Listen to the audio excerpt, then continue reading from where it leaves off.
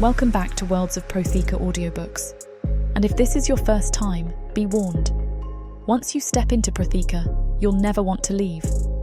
With beasts who will stop at nothing to protect the women they love, and women who are only just finding out what a real man can be, you'll lose yourself in the dark romance of these fantasy stories. To bring you these free full audiobooks, we have to listen to this platform's guidelines, and they say that Prothika's steamiest scenes aren't allowed. But you can still get them from the unabridged version of any Prothikan audiobook. All you have to do is go to worldsofprothika.com. With promo code YouTube30, we're offering you the opportunity to get 30% off of any audiobook, ebook, or bundle. We appreciate you subscribing to the channel, as it makes bringing these free full audiobooks to you possible. Don't forget to like and comment to let us know what you think. Prothika's magic is eternal, and this story is just the beginning.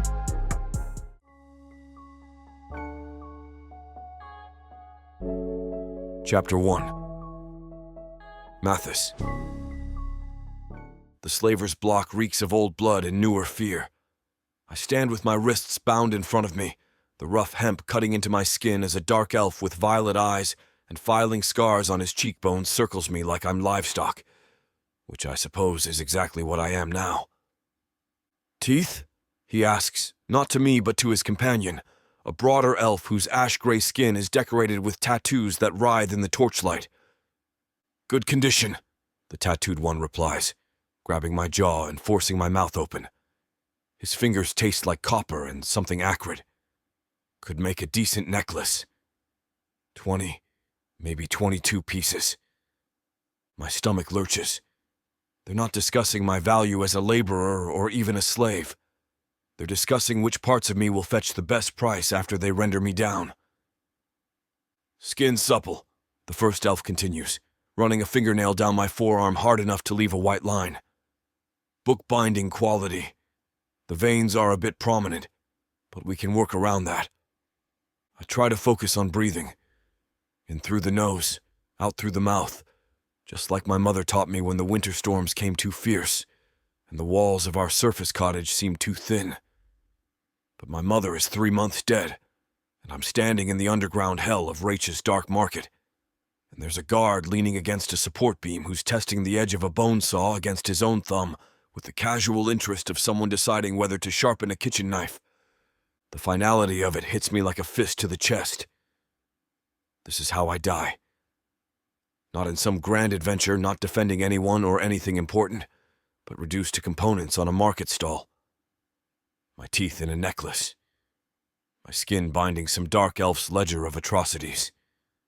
The guard meets my eyes.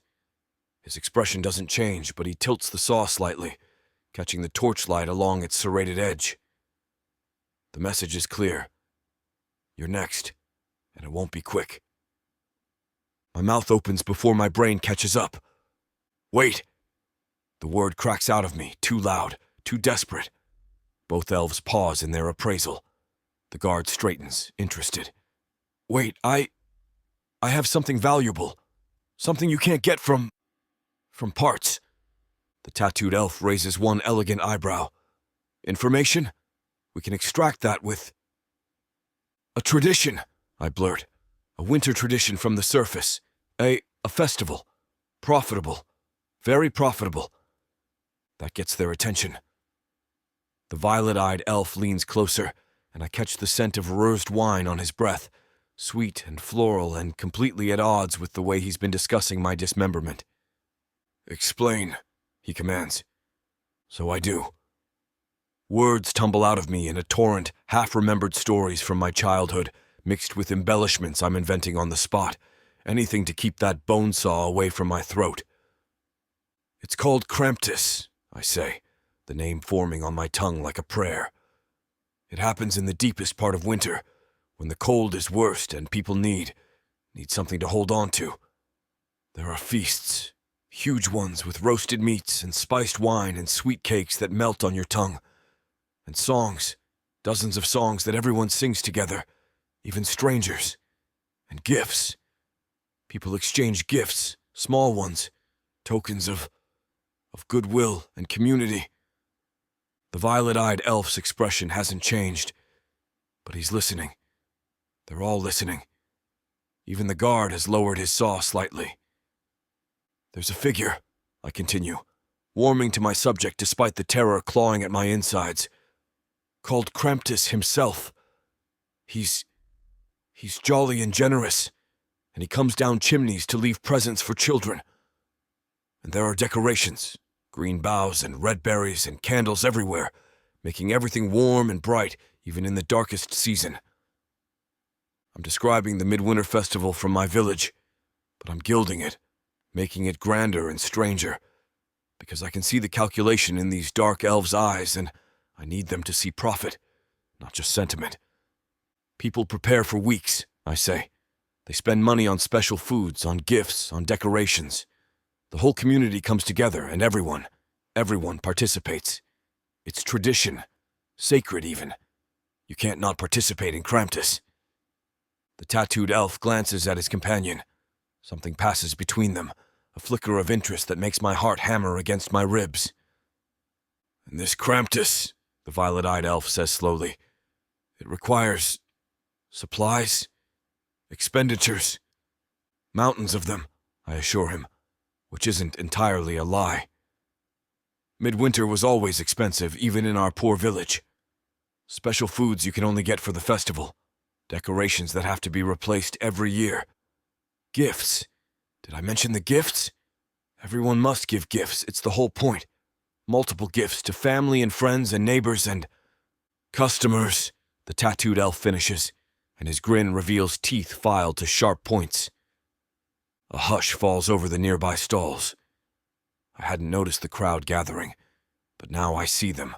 Merchants and buyers and slaves and creatures I can't even name, all pressed close, listening to my desperate rambling with an intensity that causes my skin to crawl. A hulking figure pushes through the crowd. He's broader than the others, dressed in crimson-trimmed furs despite the close heat of the underground market. And when he smiles, every tooth in his mouth has been filed to a vicious point.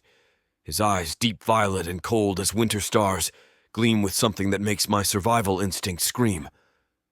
"This Kramptiss," he rumbles, his voice like stones grinding together. It sounds profitable. The word ripples through the crowd just like a stone dropped in still water. Profitable. I watch it spread, see it take root in dozens of calculating faces. Too late, I realize what I've done. I haven't saved myself. I've unleashed something. The overhead would be minimal, someone mutters. Captive audience, another agrees. Annual event, recurring revenue. The hulking merchant raises one clawed hand for silence, and the market obeys instantly. This, I realize with sinking dread, is someone important, someone powerful. "We shall Kramptiss," he declares, his voice carrying across the plaza with the weight of law. The crowd responds like a war cry. "We shall Kramptiss." The chant builds, dozens of voices taking it up, pounding through the market like a heartbeat. "Kramptiss! Kramptiss! Kramptiss!" I stand frozen on the slaver's block, my wrists still bound, my death sentence temporarily postponed, and watch as my desperate story transforms into something terrible and binding. The guard with the bone saw is nodding along, his expression thoughtful. The tattooed elf is already making notes on a strip of vellum, and the hulking merchant in crimson furs is staring with an expression of pure, avaricious delight. "You," he says, pointing one clawed finger at me. "You will teach us this, Kramptiss. Every tradition, every detail." Yes, of course I... "And if you fail," he continues, his smile widening, "or if this festival proves unprofitable..." He draws one claw across his throat in a gesture that needs no translation. The crowd is still chanting. The market has already moved on, merchants shouting orders, slaves scrambling to gather materials. Somewhere in the chaos, someone is arguing about the proper width of a chimney. Someone else is demanding to know where they can source sacred red berries in bulk. I've saved my life, at least temporarily. But standing here in the torchlight, listening to the dark market embrace Kramptiss with the fervor of zealots discovering a new god of profit, I can't shake the feeling that I've done something monumentally, catastrophically stupid. The violet-eyed elf cuts my bonds. "Congratulations," he says dryly. "You're now the market's official holiday expert." He doesn't sound like he's offering congratulations. He sounds like he's offering condolences. And as I rub feeling back into my wrists and watch the dark market transform around me, I'm fairly certain he's right.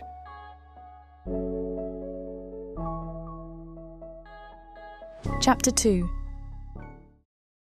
Krienne. From my stall 3 rows back, I watch the human spark a revolution he doesn't understand. I'm perched on a velvet-cushioned stool behind my counter, a cup of rersed wine cooling between my fingers, when the chanting starts. Kramptiss, Kramptiss, Kramptiss. The sound rolls through the dark market like thunder through a canyon, and I feel the vibration of it in my chest, in my teeth. Opportunity tastes like copper on my tongue. The human, Mathis, I heard him stammer the name earlier, stands on the slaver's block looking like he's not sure whether he's been saved or damned. Smart boy. In the dark market, those 2 states are often identical. His dark hair is matted with sweat and grime. His patched trader's clothes hang off a frame that's seen too many missed meals. But his eyes are sharp, clever. He's scanning the crowd with the frantic calculation of someone trying to figure out which predator will eat him first. I take a slow sip of wine and consider the angles. Bernivar is already moving through the crowd, his crimson furs billowing like blood in water. I can see the gears turning behind those cold violet eyes of his. He's thinking market domination, thinking about how to twist this Kramptiss into another stranglehold on the smaller vendors. He'll make it violent, traditional, bound up in the kind of ritual bloodletting that keeps everyone too terrified to challenge him. Unless someone introduces a different variable. I set down my wine and stand, smoothing the midnight silk of my merchant's robe. The silver beads woven into my braids clink softly as I move. A sound I've cultivated specifically because it makes people think of coins, of wealth, of power. The knives hidden in my hem whisper against my thighs as I walk, a reminder that I'm not just pretty packaging. The slaver, Vex, a mid-tier flesh trader with delusions of competence, is still standing by his block, watching the chaos with the glazed expression of someone who's lost control of his own auction. Perfect. I approach with languid grace, letting my hips sway just enough to catch attention, but not enough to suggest desperation. Vex's eyes flick to me, then widen slightly. He knows my reputation. Everyone in the market knows that Krienne doesn't waste time on bad investments. The human, I say without preamble. His contract, I'll take it. Vex's filing scarred face twists into something approximating negotiation posture. Now, Mistress Krienne, he's a valuable commodity, what with this new festival business. I withdraw a small velvet pouch from my sleeve and let it dangle between us. Inside, visible through the gap I deliberately leave open, is a jewel the colour of fresh bruises, pulsing with a faint, sickly light. Vex's pupils dilate. He knows what it is, a widow's tear, cursed to bring prophetic dreams to whoever owns it. The dreams are always true, and they always show you the manner of your death. Most dark elves would pay a fortune to avoid such a thing. Vex, I happen to know, has been searching for one for months. He thinks if he can see his death coming, he can cheat it. He's wrong, of course. The curse doesn't work that way, but greed has always been more powerful than wisdom. Done, he says, snatching the pouch before I can change my mind. I produce the contract, already prepared, because I've been watching this particular auction for the past hour, and Vex signs it with shaking fingers. The human is mine now, legally bound by market law, which is the only law that matters down here in the dark. I cross to the block where Mathis still stands, confusion and hope warring on his expressive face. Poor thing. Hope is such a dangerous emotion in the dark market. From my other sleeve I withdraw a length of silver silk, soft, expensive, utterly impractical for restraining anyone who actually wants to escape. But that's not the point. The point is the symbolism, I attach it to the worn leather collar around his neck with a delicate silver clasp, my fingers brushing his throat just long enough to feel his pulse hammering against my fingertips. I meet his eyes, brown, bright with intelligence and fear, and let my expressions say everything my words don't. You are my property now. Your survival depends entirely on my goodwill. Do not forget this. He swallows hard. Good. He understands. Come, I say, and tug lightly on the silk leash. He follows. My stall is one of the nicer ones in the market. Third tier, prime location, reinforced canvas walls that actually keep out most of the draft. I've hung lanterns made from translucent mushroom caps that cast everything in a soft violet glow, and my wares are displayed on black velvet, cursed jewellery, enchanted silks, alchemical compounds in jewelled vials. Everything is designed to look expensive, because looking expensive is the first step to becoming expensive. I guide Mathis inside and gesture for him to sit on the low cushioned bench against the back wall. He sits carefully, like he's afraid the furniture might bite him. Smart boy. I pour 2 cups of tea from the pot simmering on my portable brazier. Bitter dark leaf tea, lukewarm and slightly viscous, because I'm not wasting my good kaffir on a human who might be dead by morning. I hand him 1 cup and keep the other for myself, settling onto my stool with the practiced grace of someone who's turned every movement into a negotiation. He cradles the cup but doesn't drink, watching me with those clever eyes. You're Kramptiss, I say, letting the foreign word roll strange and sharp off my tongue, is an amusing diversion. Thank you, mistress. Crien, just Crien. I take a sip of my tea, wincing slightly at the bitterness. And I haven't complimented you. I've stated a fact. This festival is amusing. It's also chaotic, unpredictable, and almost certainly doomed to end in a bloodbath. His face pales. I didn't mean... Of course you didn't. You meant to save your skin by babbling the first thing that came into your head. I lean forward slightly, letting him see the calculation in my eyes. And it worked. Congratulations. You've sparked a market-wide obsession with a tradition none of us understand, involving customs we'll inevitably interpret in the most violent ways possible, all while Bernivar and the other power brokers are already scheming to turn your little winter festival into another tool for domination. He opens his mouth, closes it, opens it again. So, why did you buy my contract?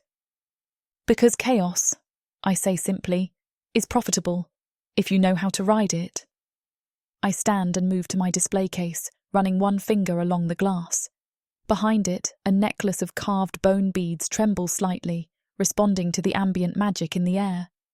Bernivar wants to make Kramptiss traditional, which means violent, hierarchical, another excuse for bloodletting and control. He's already thinking about mandatory sacrifices, about who gets to participate and who gets to be participated upon. I glance back at Mathis.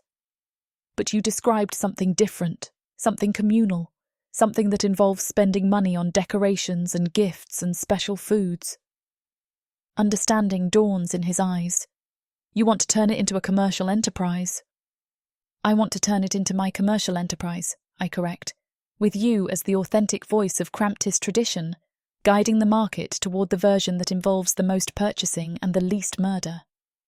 And if I fail?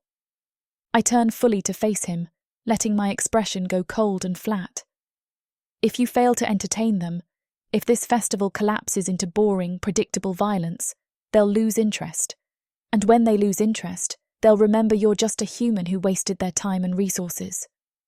I pause, letting that sink in. But worse than that, if you cost me money, if your chaos damages my reputation or my bottom line, I will personally render you down for lamp oil. It's not an idle threat. I've done worse for better reasons. He stares at me for a long moment, then takes a deliberate sip of his terrible tea. His hand trembles slightly, but he doesn't spill a drop. Lamp oil, he says flatly, not bookbinding or jewellery. Lamp oil is more profitable in winter, I reply. Better return on investment. The corner of his mouth twitches, not quite a smile, but something adjacent to gallows humour. At least you're honest about it. Honesty is good business, I say. So here's more honesty. You're going to teach the dark market how to celebrate Kramptiss. You're going to make it profitable, entertaining, and minimally fatal. And in exchange, I'm going to keep you alive, fed, and in possession of all your component parts. That's generous? That's pragmatic. I settle back onto my stool. A living, functional holiday expert is worth more than a dead one. Even rendered down, you'd only fetch maybe 30 silver.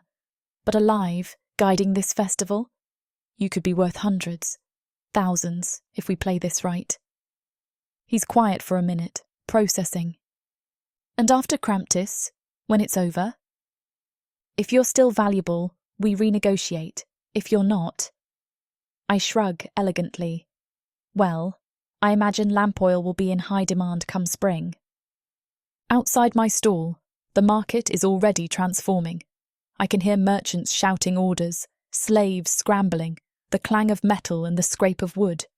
Someone is arguing about chimney dimensions. Someone else is demanding to know the theological implications of stockings. It's beautiful chaos, and it's mine to shape. Mathis sets down his empty cup. He actually drank it, the madman, and meets my eyes. I'll do it, he says. I'll make Kramptiss happen, but I need your help. He hesitates, then forges ahead. I need you to help me make sure no one dies. I laugh, a genuine sound that surprises even me. Oh, sweet summer fool, people are absolutely going to die. This is the dark market. Death is our second most profitable export after suffering. I tilt my head, considering him. But I'll help you minimize the casualties. Murder is bad for repeat business. He doesn't look reassured, but he nods. Good, I say, standing and collecting his empty cup. Now get some sleep. Tomorrow you're going to explain Kramptiss to a room full of merchants who think goodwill toward men sounds like a new form of psychological torture. It kind of is, he mutters. I hide my smile behind my teacup. This human might actually be interesting.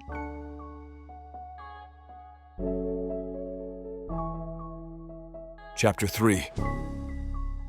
Mathis. The briefing room, if you can call a cleared space between two competing weapon stalls, a room, smells like old leather, blood, and the acrid smoke from cheap tallow candles. I stand on an overturned crate that creaks ominously under my weight, clutching a loaf of stale bread like it's a holy relic, while approximately 40 dark elves stare at me with the focused intensity of generals planning an invasion. Which, I'm starting to realize, is exactly what they think they're doing. Kriyen stands off to my left, arms crossed, watching me with an expression somewhere between amusement and assessment.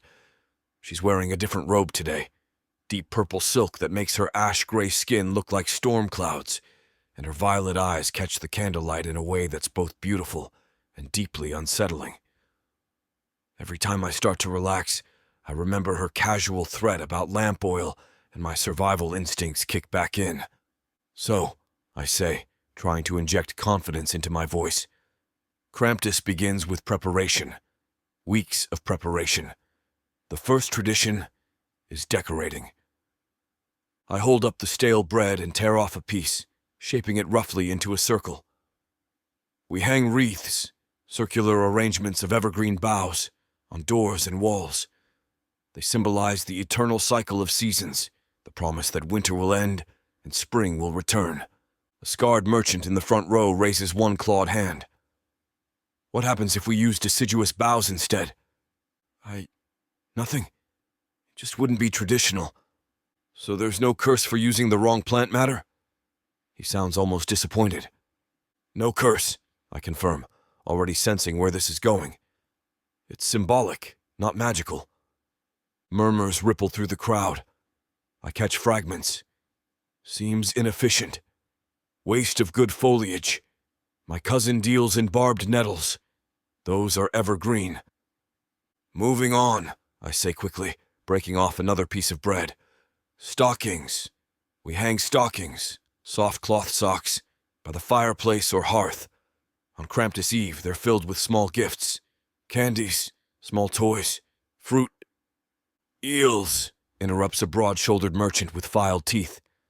I blink. I'm sorry. Eels would fit better, he continues with the earnest logic of someone solving a legitimate engineering problem. Soft cloth has poor tensile strength when wet, but if we used intestinal sacs, properly cured, of course, they'd hold significantly more eels. And eels are traditional winter food in the lower markets. Several heads nod in agreement. Someone in the back shouts, "Live or dead eels."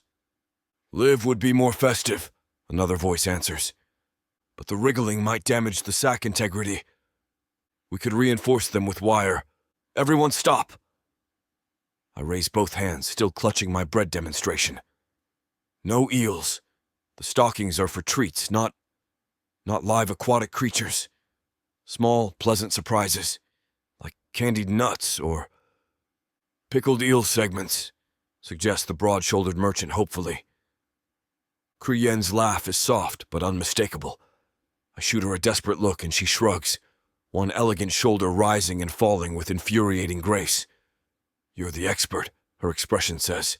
"Expert your way out of this." I take a breath and pivot. The decorations also include images of Kramptiss himself. He's the spirit of the festival, a jolly, generous figure who brings joy and gifts to everyone. I set down the bread and pull out the piece of charcoal I've been carrying, sketching on the flat side of a wooden crate.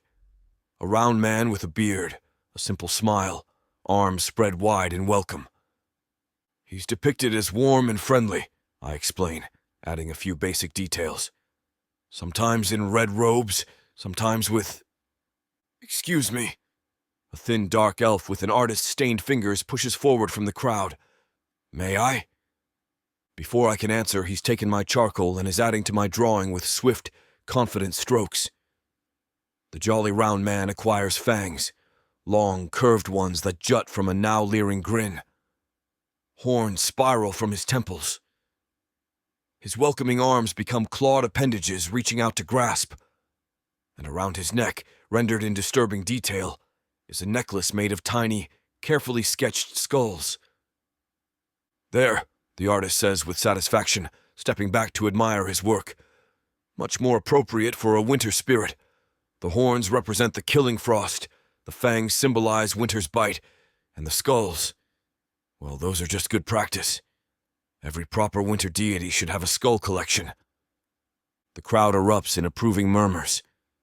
Now that's a proper Kramptiss. Much better than the bland version. I'll commission a statue immediately. That's not... I start, but I'm drowned out by the sudden surge of enthusiasm. Kriyen catches my eye again, and this time her expression is clearer. Let them have this one. Pick your battles. I swallow my protests and forge ahead. Right. So, the festival culminates in Kramptiss Eve, a night of feasting and gift-giving. The important part is that it's about community, about generosity, about giving to others without expectation of return. The crowd quiets. They're listening now with that same unsettling intensity, and I realize I've said something they consider significant.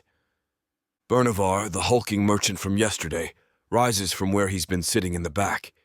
He moves among the crowd like a ship through water, people parting instinctively before his crimson-furred bulk. He's carrying a scroll and a stylus, and his expression is one of deep, thoughtful concentration. Giving, he says slowly, testing the word like it's foreign, which I suppose in the dark market it might be. Giving without expectation of return. This is the core of the ritual? Yes, I say, relief flooding through me. Finally, someone gets it. That's exactly right. It's about the joy of giving itself, not about what you get back. Fascinating. Bernavar unfurls his scroll and makes a careful notation with his stylus. His voice carries across the now silent room. Item 1. Clarify the nature and number of the required blood sacrifices. My stomach drops. What? No, that's not... Because if we're giving without expectation of return, he continues, his tone perfectly reasonable. Then clearly we're making offerings to appease Kramptiss himself. The question is, how much blood? And does it need to be human, or will mixed races suffice? Blood sacrifices aren't... And should they be distributed throughout the festival season? Bernavar rolls over my objection like it's not even there. Or concentrated on Kramptiss Eve itself for maximum potency? Item 2, calls out his apprentice, a younger dark elf taking frantic notes. Determine optimal sacrifice schedule. No! I'm nearly shouting now. There are no sacrifices! No blood! Kramptiss is about joy and community and... The joy of ceremonial bloodletting can be quite communal, observes the scarred merchant from the front row. Remember the festival of sharpened tongues? Very joyful, very communal. Dozens participated. How many survived? I ask before I can stop myself. 17, he replies. Good turnout. Kriyen steps forward then, her movement fluid and commanding. The crowd's attention shifts to her immediately, and I realize with a jolt that she has real authority here. People respect her, or fear her, which in the dark market might be the same thing. Matthias makes an interesting point about the giving, she says, her voice carrying easily. If we're spending resources on gifts and decorations and special foods, we need to ensure those expenditures generate returns. Dead customers don't make repeat purchases. Several merchants nod thoughtfully at this.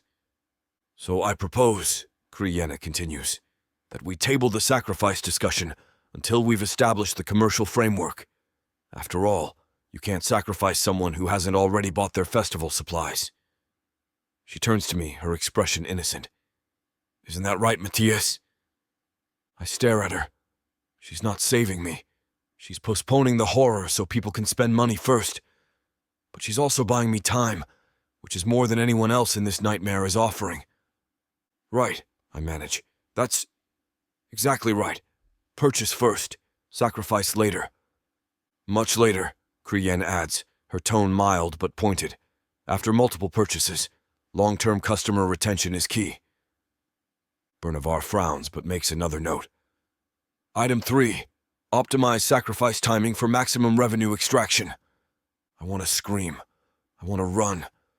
I want to wake up in my surface cottage and discover this has all been a terrible dream brought on by bad mushroom stew. Instead, I tear off another piece of stale bread and hold it up like I know what I'm doing. Now, I say, my voice only shaking slightly.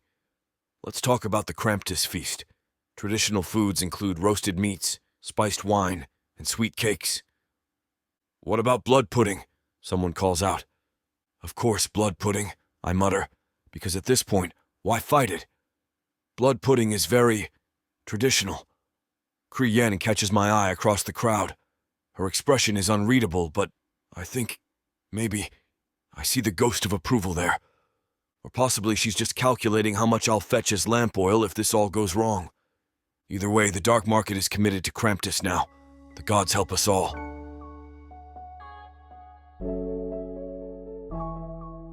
Chapter 4. Kriyen.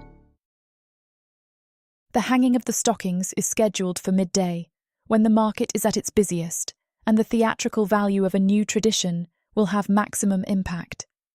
I've spent the morning in careful preparation, which in the dark market means ensuring the chaos will be profitable, targeted, and, most importantly, deniable. The eels arrive in 3 sealed barrels, courtesy of a supplier I've used before for more conventional poisons. These aren't your standard cave eels. These are deep maw ribbons, aggressive little bastards with neurotoxic venom that causes vivid, terrifying hallucinations before the paralysis sets in. Non-fatal usually, but deeply unpleasant. Perfect.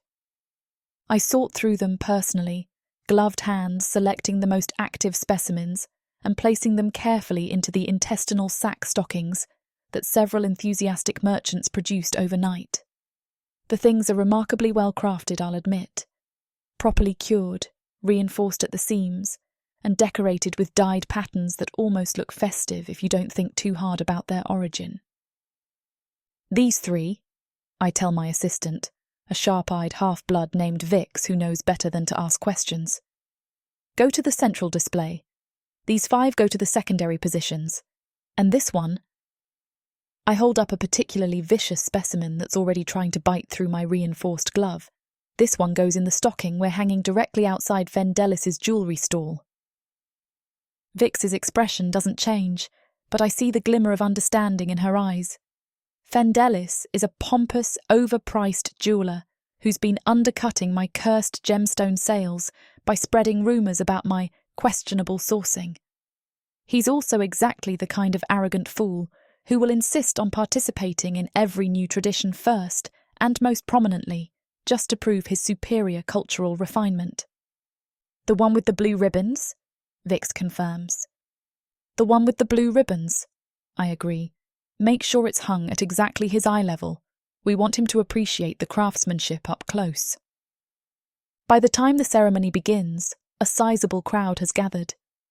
Mathis stands on his crate again, looking like he's aged 5 years in the past day. There are shadows under his eyes that suggest he didn't sleep well, probably nightmares about intestinal sack stockings and horned winter demons. He's holding a handful of notes scrawled on scraps of parchment, and I can see his hands trembling slightly. Poor thing. He still thinks he has control over this. The hanging of stockings is a sacred Kramptiss tradition, he announces, his voice carrying across the plaza with the slightly manic energy of someone who's given up on sanity and is now just committed to survival. Each household, or in this case each stall, hangs their stocking in a prominent location. On Kramptiss Eve, they'll be filled with gifts and treats. "Eels!" shouts someone from the crowd. "Eels are not..." Mathis catches my eye. I shake my head minutely. He sighs. "Sure, eels. Why not? The important thing is the spirit of anticipation and community." The merchants surge forward, each one trying to claim the best position for their stocking. It's beautifully chaotic, exactly the kind of competitive frenzy that drives up perceived value. I watch Fendellis elbow his way to the front, his silver-embroidered robes catching the lantern light as he gestures imperiously for prime placement. "Here," he declares, pointing to a support beam directly outside his stall. "The finest location for the finest stocking. Observe the quality of the curing, the elegance of the ribbons." Vix, bless her mercenary heart, is already there with the specially selected stocking. "An excellent choice, Master Fendellis. This one is particularly lively." She hangs it exactly where he indicated, the blue ribbons fluttering prettily. The eel inside shifts, sensing body heat, and Fendellis leans in to admire the craftsmanship. "Exquisite work," he pronounces. "You can almost feel the Kramptiss spirit radiating from..." The eel strikes through a cunningly concealed gap in the sack's weave, fangs sinking into Fendellis's prominent nose. His scream is immediate and gratifying. He stumbles backward, hands clutching his face as the venom hits his bloodstream. Within seconds, his eyes glaze over and he begins swatting at things only he can see. "The skulls!" he shrieks. "The skulls are singing! They know my name! They know what I did with the garnets!" 2 of his apprentices grab him, trying to drag him away as he continues to wail about singing skulls and accusatory garnets. The crowd watches with the rapt attention of spectators at a particularly good gladiatorial match. I count to 5, long enough for the lesson to sink in, short enough to maintain plausible deniability. Then step forward with a prepared scroll and a small hammer. "Attention, market patrons," I announce, my voice calm and professional. I nail the scroll to the nearest post with theatrical precision. Please note, management is not liable for eel-related injuries. All Kramptiss traditions are undertaken at participants' own risk. Thank you for your cooperation. There's a beat of silence, then laughter ripples through the crowd. They understand exactly what I've done. Eliminated a rival's credibility while establishing clear legal boundaries for the festival's inevitable casualties. It's elegant, efficient, and just vicious enough to be impressive. Bernevar, watching from his usual position at the back, inclines his head slightly. Acknowledgement from a rival. The game is afoot. Mathis is staring at me with a facial expression somewhere between horror and reluctant admiration. I meet his eyes and shrug elegantly. Welcome to the dark market, surface dweller. We give gifts and bites in equal measure. By evening the stockings are hung throughout the market, swaying gently in the draught like intestinal wind chimes. There have been 3 more bites, 2 cases of mild venom-induced prophecy, and 1 incident where someone tried to steal their rival's stocking and ended up in a knife fight that only ended when both parties agreed to settle it with a carol-singing competition instead. Progress. I find Mathis in my stall, slumped on the cushioned bench with his head in his hands. He looks up when I enter, his expression weary. A man is hallucinating about garnets, he says flatly, because of eels, in stockings, for a festival I made up to avoid being dismembered. Technically, I correct, settling onto my stool and pouring myself a cup of proper kaffa this time. He's hallucinating about his own guilt regarding garnet fraud. The eels just helped him access his subconscious.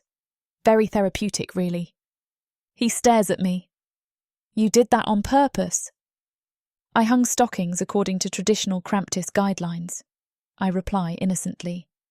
If certain merchants were foolish enough to inspect venomous creatures at close range, that's hardly my responsibility, hence the sign.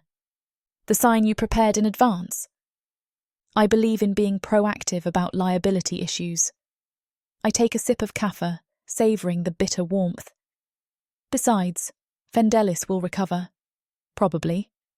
And in the meantime, his public humiliation has made everyone else considerably more cautious about the festival, which means fewer casualties overall. You should be thanking me. Thanking you? He repeats, disbelief sharp in his voice. For poisoning someone. For teaching the market that Kramptiss traditions have consequences without actually killing anyone. Yet. I set down my cup and regard him seriously. You're still thinking like a surface dweller, Mathis. Down here, a lesson delivered with venom is a mercy compared to the alternative. Fendelis will survive with an amusing story. If I'd let the festival proceed without establishing boundaries, we'd have bodies by now. He's silent for a moment, processing. Then, is everything in the dark market this calculated? Everything worth doing, I confirm. Which brings me to your next problem. I gesture, and 2 small shapes detach from the shadows near the ceiling. They drop down with a leathery flutter of wings, landing on the counter with soft thumps. They're imps, bat-winged, grey-skinned, about the size of house cats, with perpetually gloomy expressions and eyes that glow faint red in the dim light. Mathis, I say formally, meet Gloom and Gritch. They'll be accompanying you for the duration of the festival. Mathis eyes the imps warily. Gloom yawns, revealing needle-sharp teeth. Gritch picks at one of his wing claws with obvious boredom. Are they guards? Mathis asks. Guards? No, they're official holiday surveyors. I stroke Gritch's head. He suffers the attention with martyred patience. Their job is to observe the festival preparations and report back to me on any lack of festive spirit, any deviation from proper Kramptiss protocols, or any sign that our dear holiday expert might be losing enthusiasm for his project. Mathis isn't stupid. I watch the understanding dawn in his eyes. These aren't protectors, they're leashes, watchers to ensure he stays useful, stays productive, stays entertaining, and if he stops being any of those things.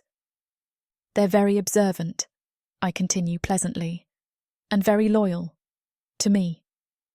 Gloom flutters over to Mathis and perches on his shoulder, tiny claws pricking through his shirt.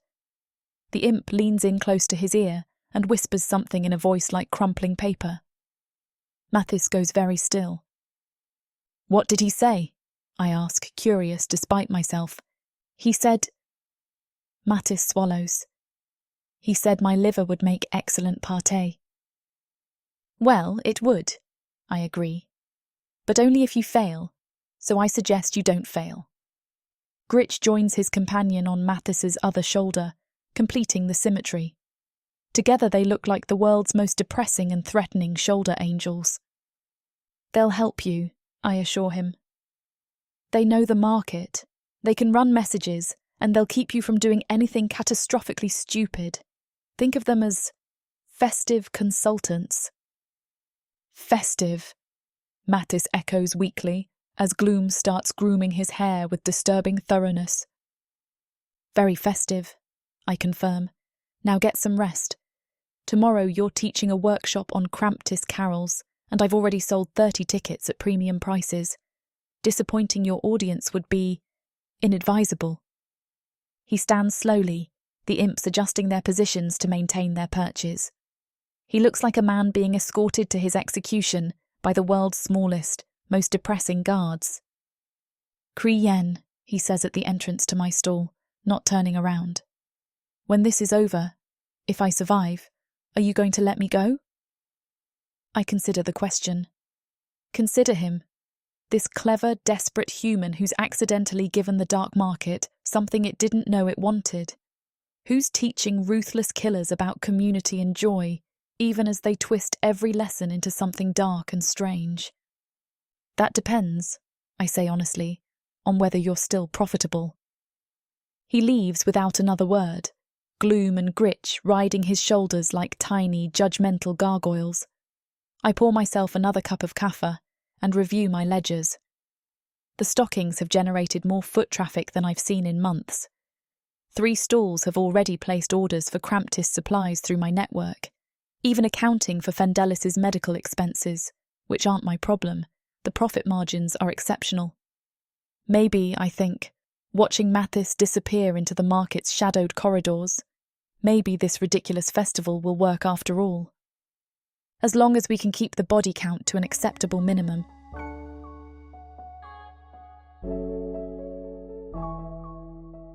Chapter 5. Mathis. The choir rehearsal is being held in what used to be a storage cavern for confiscated goods, back before someone realized the space had excellent acoustics for screaming. Now it's the Dark Market's unofficial performance venue, and I'm standing in front of 20 dark elves who kill people for a living, trying to teach them a children's song. Gloom and Gritch perch on a wooden beam above me, watching with their perpetually disappointed expressions. I've learned they report everything back to Kree Yen.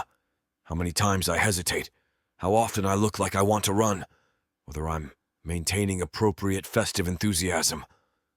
It's like being watched by the world's smallest, most judgmental accountants. All right, I say, clapping my hands together with false cheer. Let's try Dangling Bells again. It's a simple, cheerful carol about the sound of bells during winter travel. Very festive, very traditional. The assassins regard me with the focused intensity they probably usually reserve for studying their target's security routines. Their leader, a woman named Scythe with 3 parallel scars across her throat, raises one elegant hand. "The lyrics," she says in a voice like silk over razors. "You said bells. Plural. Yes, that's... But when we sing it, the tonal resonance suggests balls." She demonstrates, and several of the assassins behind her start snickering like schoolboys. Dangling balls, dangling all the way. The snickering spreads through the group. A burly male assassin in the back is actually wiping tears from his eyes. Another one elbows his neighbor, whispering something that causes a fresh wave of juvenile giggling. "It's bells," I insist, feeling heat creep up my neck. BELLS, like on a sleigh harness. "Oh, we know what you meant," Scythe says, her lips twitching with barely suppressed amusement. But the phonetic interpretation, when harmonized in the key of D minor, naturally shifts the emphasis to... "I understand," I interrupt, because I really don't want her to continue that explanation. "Can we just try to emphasize the L sounds? Really crisp L's?" They nod seriously, but I can still see several of them exchanging glances and fighting grins. "From the top," I say, resigned. 1, 2, 3. Dangling balls, they begin in unison, dangling all the way, except they're not singing it in any key I've ever heard. The melody twists and darkens, each note slightly off from where it should be, creating a harmony that makes my teeth ache and my vision blur at the edges. It's technically correct.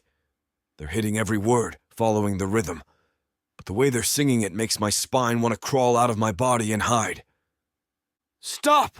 I wave my arms frantically. Stop, what are you doing to the melody?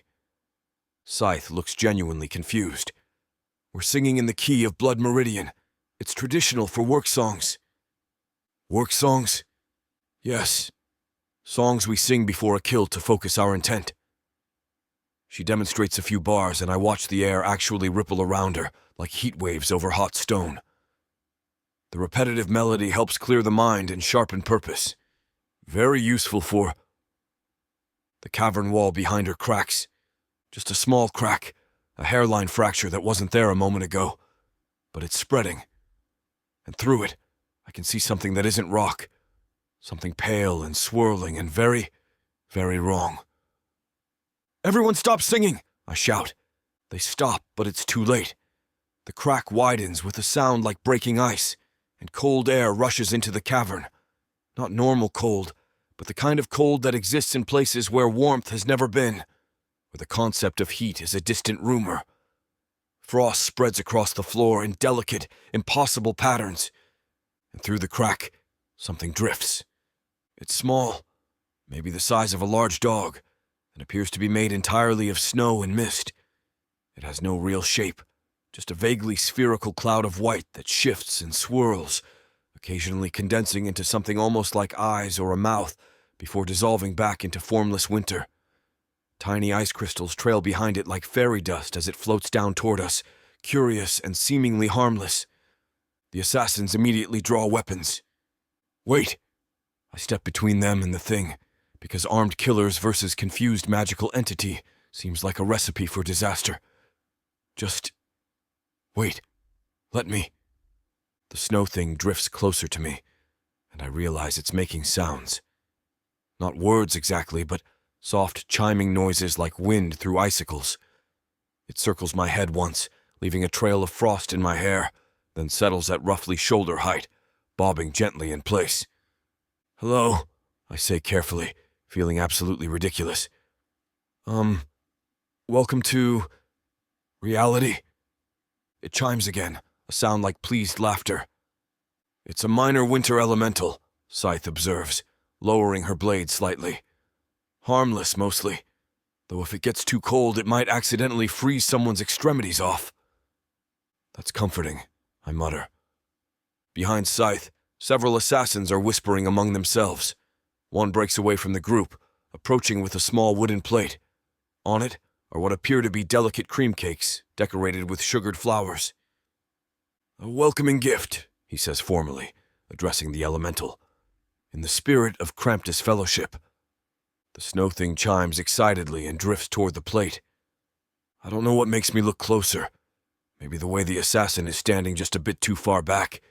Maybe the way the sugared flowers are slightly too perfect. But something about those cakes makes my survival instinct scream. No! I dive forward, tackling the plate away just as the elemental is about to touch it. The cakes go flying, scattering across the stone floor, and where they land, the frost patterns blacken and die. Poison. Of course they're poisoned.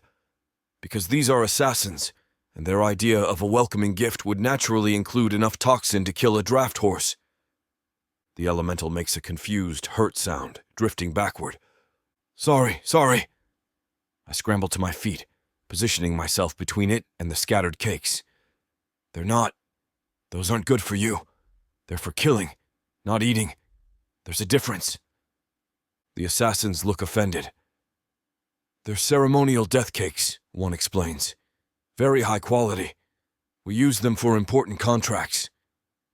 I'm sure they're lovely death cakes, but... I turn back to the elemental, which is now making sad little chiming sounds and starting to dissipate at the edges. It's upset, or scared, or both. And if it fully panics, it might either flee back to its home plane, taking a chunk of reality with it, or freeze the entire cavern solid in self-defense. I need to calm it down.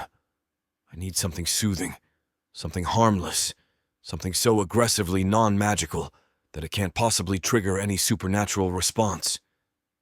So I start singing. Fluffy snow, falling nice and slow, I improvise frantically, making up the most vapid, meaningless lyrics I can imagine. White and cold and soft and round, drifting to the ground, never making any sound, la la la. It's awful. It's possibly the worst song ever created. The melody is so bland it barely qualifies as music, and the lyrics have the emotional depth of describing paint drying. But that's the point.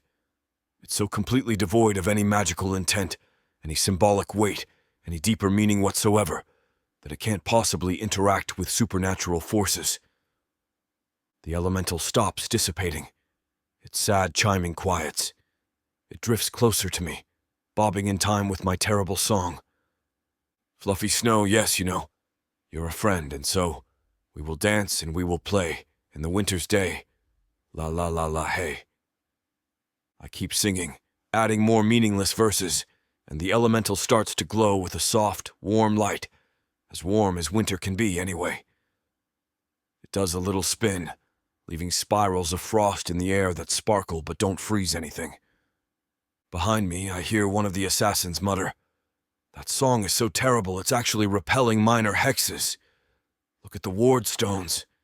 They're going dormant." Another whispers back, "Is that even possible?"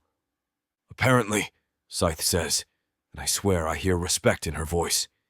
"He's created an anti-magic lullaby through sheer banality." I keep singing my horrible song, and the elemental keeps dancing, and the crack in reality slowly, gradually, begins to seal itself. By the time I run out of made-up lyrics about fluffy snow and friendly winters, the wall is solid again and the elemental is happily orbiting my head like a frozen satellite. I stop singing. The cavern is silent except for the soft chiming of my new companion. "So," I say into the quiet, "that happened." The elemental settles on my shoulder, a shoulder that's now getting very cold and slightly numb, and makes a contented sound like sleigh bells. "I think it likes you," Scythe observes. "Great." I reach up tentatively and pat the cloud of snow. My hand goes slightly numb, but the elemental chimes happily. "Does it have a name?" "Elementals don't usually have names until someone gives them one," she says. I look at the fluffy ball of snow perched on my shoulder, this tiny piece of winter that accidentally wandered into reality because assassins sang a children's song in the key of murder. "Puff," I say. "Your name is Puff." The elemental, Puff, glows brighter and does a little flip in the air, scattering harmless sparkles of frost. From their perch above, Gloom makes a disgusted sound and Gritch mutters something about increasing complications to report. I don't care. I've accidentally summoned a winter elemental, nearly gotten it poisoned, and invented a song so aggressively terrible it repels magic. And somehow, impossibly, I'm still alive. "Right," I say to the assembled assassins, who are now watching me with expressions ranging from confusion to grudging respect. "Let's try Dangling Bells again, but maybe in a key that won't puncture reality. Something in, I don't know, cheerful C major?" "That sounds boring," someone complains. "Boring is good," I snap. "Boring means we don't accidentally summon anything else. Boring means no more holes in the walls. Boring is the entire point." Scythe considers this. "A valid tactical approach. We'll try boring." They launch into the carol again, and this time it actually sounds like music instead of an eldritch summoning. Puff bobs along happily, occasionally sneezing tiny snowflakes. As we sing, I catch Kriena watching from the cavern entrance. She's been there for who knows how long, observing. When our eyes meet, she raises one elegant eyebrow and makes a small notation in the leather journal she carries. I don't know if that's good or bad. But Puff chimes contentedly on my shoulder. The assassins are harmonizing without destroying reality, and I haven't been turned into lamp oil yet. In the dark market, I'm learning. You take your victories where you can find them, even if they come with frostbite and a permanently numb left shoulder.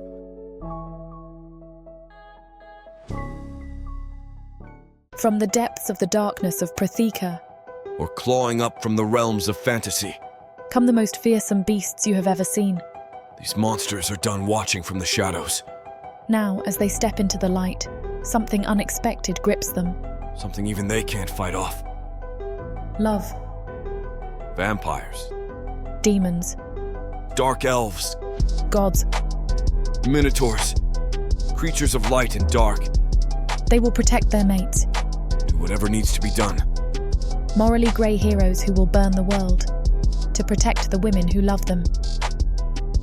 10 audiobooks, Fall into over 60 hours of fantasy romance. 20 ebooks, Over 1 million words of these brutes who will protect their women. even if they might destroy themselves in the process. Get the immersive Prothika fantasy romance bundle. For 80% off, right now, dive into Prothika at a once-in-a-lifetime discount. The first bundle to offer both ebooks and audiobooks on worldsofprothika.com. Prothika's magic is eternal, and this romantasy bundle will make it endless.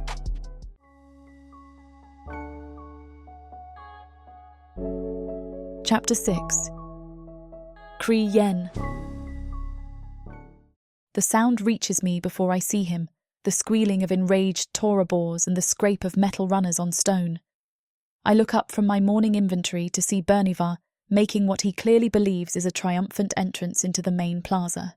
He's riding a sleigh, an actual sleigh, cobbled together from what looks like weapons-grade iron and the bones of something large and predatory. It's being pulled by 4 massive cave boars, each one fitted with spiked tusks and a harness that's clearly causing them considerable discomfort, which is probably the point. The beasts foam at the mouth, their small red eyes rolling with fury as they drag the contraption across the uneven cavern floor. It's loud, dangerous, and deeply impractical, which means it's exactly Bernivar's style. He stands in the sleigh like a conqueror, his crimson furs billowing dramatically despite the lack of any actual wind. In one clawed hand, he holds a scroll. In the other, what looks like a ceremonial mace made entirely of chestnuts, welded together with iron bands.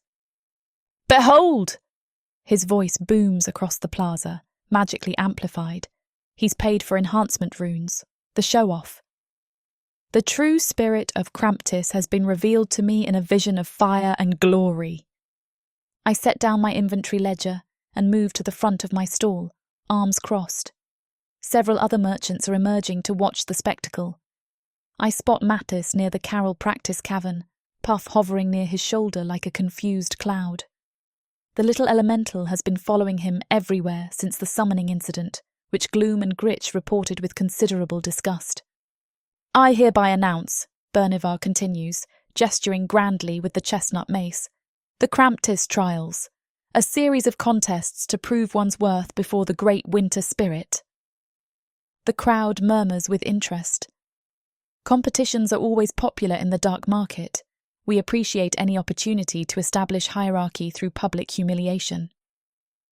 "The first trial," Bernivar declares, "shall be the chestnut roast. Participants will enter the arena, and heated chestnuts will be launched at them from catapults." He gestures to where several of his workers are already assembling what are quite clearly actual siege weapons. Those who catch the flaming projectiles without being burned or maimed will be deemed worthy of Kramptiss's favour. Several assassins in the crowd actually applaud. Of course they do. It's exactly the kind of violent, pointless spectacle they enjoy. I watch Mathis's face go pale from across the plaza.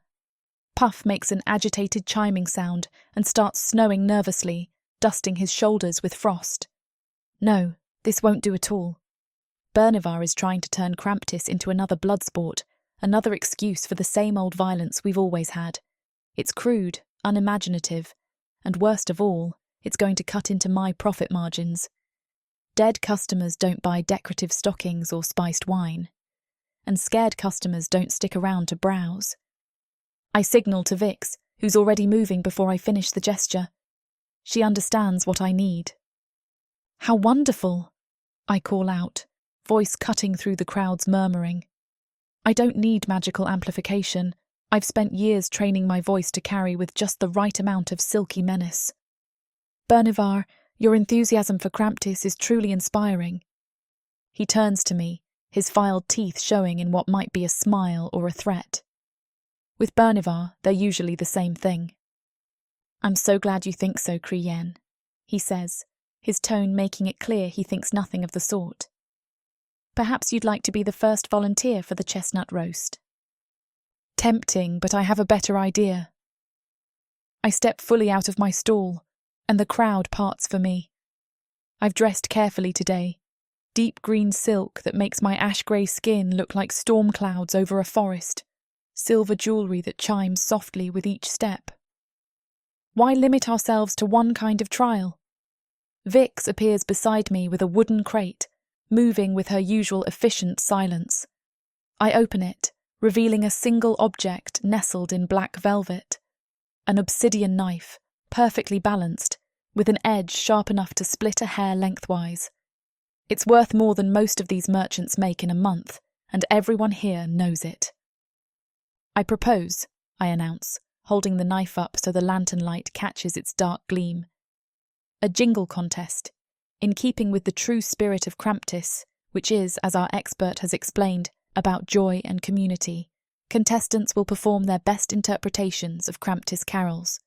The winner receives this blade. The crowd's attention shifts. I can feel the calculation happening in dozens of minds. A quality weapon versus the risk of being hit by flaming projectiles. An opportunity for clever ridicule versus blunt trauma.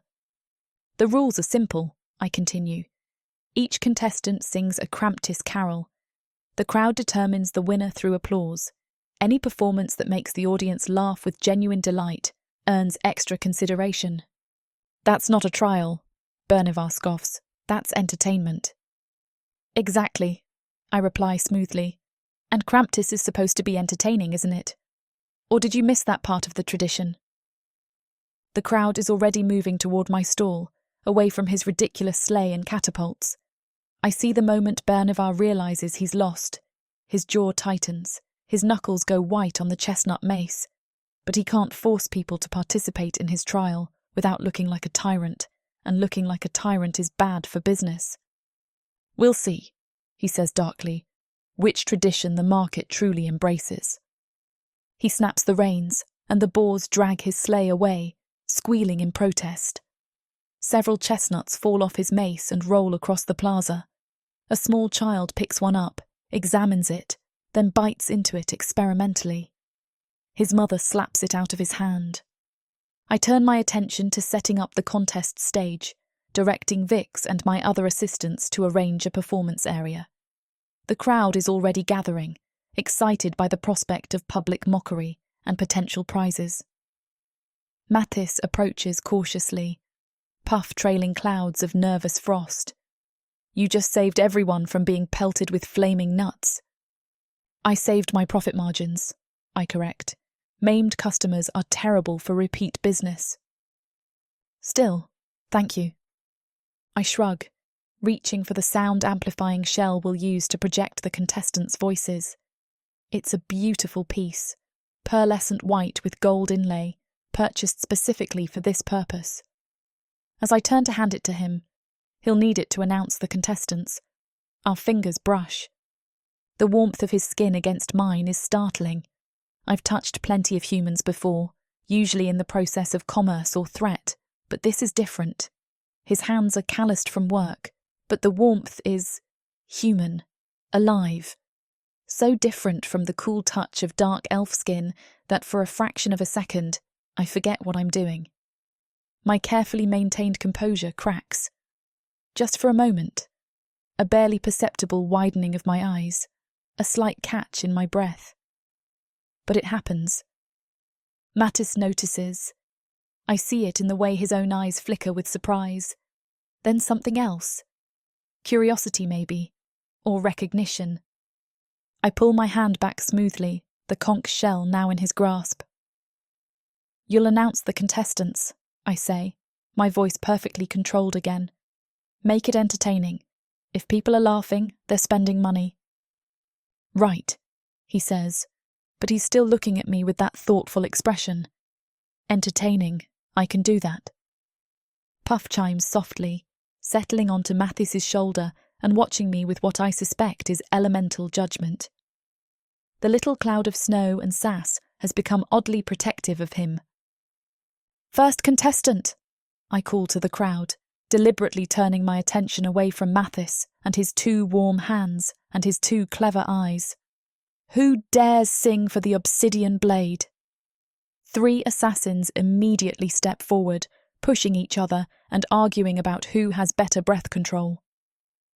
As the contest begins and Mathis announces the first singer with his dry humour and surface world wit, I catch myself watching him more than the performance, watching the way he handles the crowd, turning potential violence into laughter, the way Puff bobs in time with his movements, a loyal companion made of winter itself, the way his fingers had felt against mine, warm and human and unexpectedly grounding. I force my attention back to the contest, to the ledger I'm mentally keeping of increased foot traffic and projected sales. This is business. This is strategy. This is about profit and power and maintaining my position in the market's delicate hierarchy.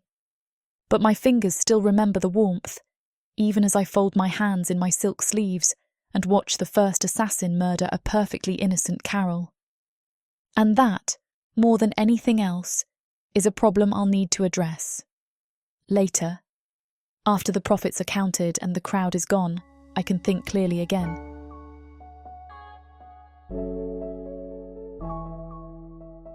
Chapter 7. Mathis. The gift wrapping demonstration seems like it should be the safest lesson yet. No singing to accidentally puncture reality. No eels, just paper, twine, and the simple art of making something look nice. I should have known better. I'm standing in the main plaza with a table full of supplies, sheets of thin parchment in various colors, spools of twine, a few dried flowers for decoration. Puff hovers near my shoulder, occasionally sneezing tiny snowflakes onto the demonstration materials, which actually adds a nice festive touch. The key to gift wrapping, I explained to the assembled crowd of about 30 merchants, is simplicity and intention. You take your gift, center it on the paper, fold the edges neatly. "What about live gifts?" interrupts a merchant I don't recognize, a stocky dark elf with burn scars covering half his face. "I'm sorry. Live gifts. Creatures. How do we wrap those?" "You don't," I say carefully. Kramptiss gifts are typically non-living items, small tokens, sweets, handmade crafts, useful tools. But what if we want to give something that breathes? He's genuinely curious, not being difficult, which somehow makes it worse. "Then you put it in a nice cage?" I offer. "With a bow on top?" This sparks immediate debate. Half the crowd thinks cages are too pedestrian. The other half starts arguing about optimal bar spacing for different species. Puff makes a worried chiming sound and drifts closer to my head, as if trying to hide in my hair. "Let's just focus on paper wrapping," I say loudly, trying to regain control. "Here, I'll demonstrate with this simple wooden box." I wrap the box with practiced movements. My mother taught me years ago, back when we'd exchange humble gifts during midwinter. Fold, tuck, secure with twine, tie a simple bow. The finished product is neat and unpretentious. "Beautiful," I say, holding it up. "Now you try. Practice on any small, non-living objects you've brought." They immediately produce items from their pockets and pouches. I see a few promising starts. Someone's wrapping a vial of something probably poisonous, another's tackling a small knife. But then I notice a commotion near the back of the crowd. 3 merchants are gathered around a large wooden crate, arguing animatedly about technique. One of them has already started wrapping paper around one corner of the box, which seems ambitious but harmless, until the crate moves. "What's in the box?" I ask, my survival instinct suddenly screaming. "Juvenile kraken," one of them answers absently, trying to get the paper to stay on the increasingly agitated crate. "Good gift, very practical. My cousin runs a seafood stall." "Take the kraken out of the crate first," I shout, already moving toward them. Too late. The kraken, apparently offended by the wrapping attempt, punches one tentacle through the wooden slats. Then another. Then all of them simultaneously, exploding the crate outward in a shower of splinters and incredibly foul-smelling seawater. The creature itself is maybe 3 feet across, small for a kraken, but still possessing 8 very active tentacles and a beak that could probably take off a finger. And it is not happy about the gift-wrapping situation. It launches itself at the nearest merchant, wrapping tentacles around his head. He screams, stumbling backward into someone else's stall, bringing down an entire display of ceramic urns. The urns shatter, releasing some kind of preserved fish that immediately starts attracting every scavenger creature in a 50-foot radius. The kraken, now even more agitated, sprays a jet of black ink across the crowd. People scatter, shouting, slipping on the ink-slicked stone floor. More stalls collapse. Someone's trying to fight the kraken with a broom. Someone else is trying to capture it with a fishing net, but keeps catching other people instead.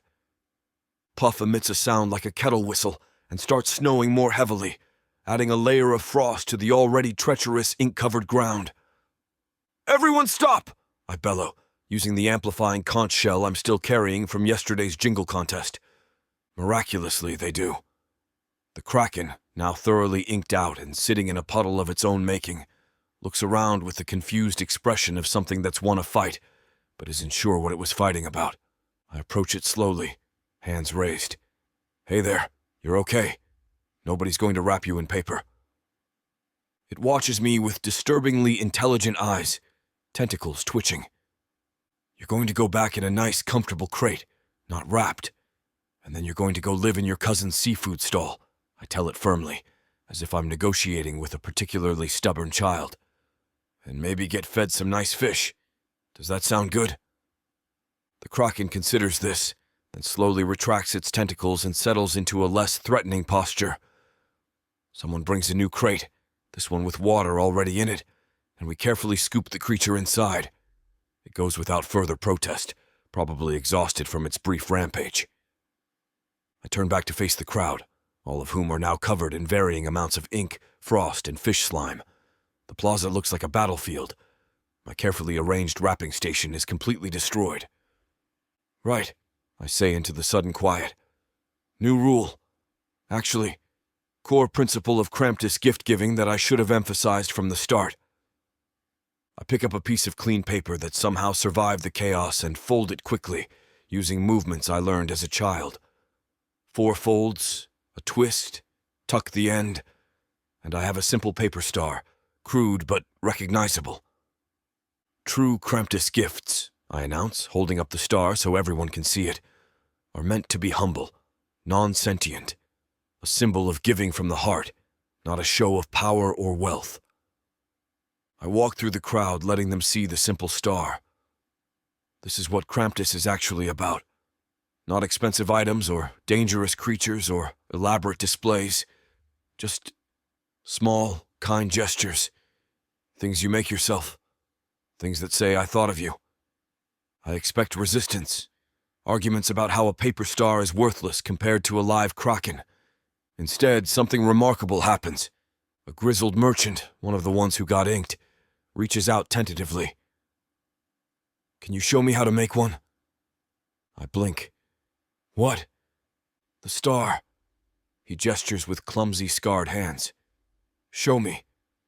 So I do. I walk him through it step by step, and he follows with the intense concentration of someone defusing a bomb. His first attempt tears. His second is lopsided. His third is recognizable as a star if you're generous in your definition. He holds it up with an expression of wonder I've never seen on a dark elf's face. "I made this," he says quietly, "with my own hands." Around us, other merchants are picking up paper, trying to recreate what they saw. A woman who deals in cursed jewelry folds with surprising delicacy. An assassin I recognize from the choir produces a nearly perfect star on his second try. Even the burned merchant who started the kraken disaster is attempting one, his tongue sticking out in concentration. The plaza fills with the soft sound of paper folding, of people murmuring instructions to each other, of small victories celebrated when a star actually holds its shape. These are merchants and killers and cynics who've spent their lives dealing in blood and coin, and they're completely captivated by making paper decorations. I feel something warm and impossible expand in my chest. Across the chaos, past the ink puddles and broken urns and frost-covered ground, I catch sight of Kriene standing at the entrance to her stall. She's been watching, probably taking notes for her report on my performance. But then something changes in her expression. Her carefully maintained composure just melts. Her mouth quirks up, then splits into a genuine smile, and then she throws her head back and laughs. It's not her usual controlled laugh, the calculated sound she uses to put people at ease or off balance depending on her intention. This is real, unguarded and bright and completely unexpected. It transforms her face, makes her look younger and less dangerous and breathtakingly beautiful in a way that has nothing to do with her silk robes or silver jewelry. The sound of her laughter carries across the plaza, and my chest does something strange and warm and terrifying. Like something in me recognizes something in her, some capacity for joy hidden underneath all the calculations and threats. She catches me staring and sobers slightly, but the smile lingers. She holds up her hands and applauds, a slow, deliberate clap that's somehow both mocking and genuine. Puff chimes excitedly and does a little spinning dance, scattering sparkles of frost that catch the lantern light. Around us, the merchants keep folding. Someone started hanging their finished stars on their stall awning. Someone else is already planning to sell star-folding kits.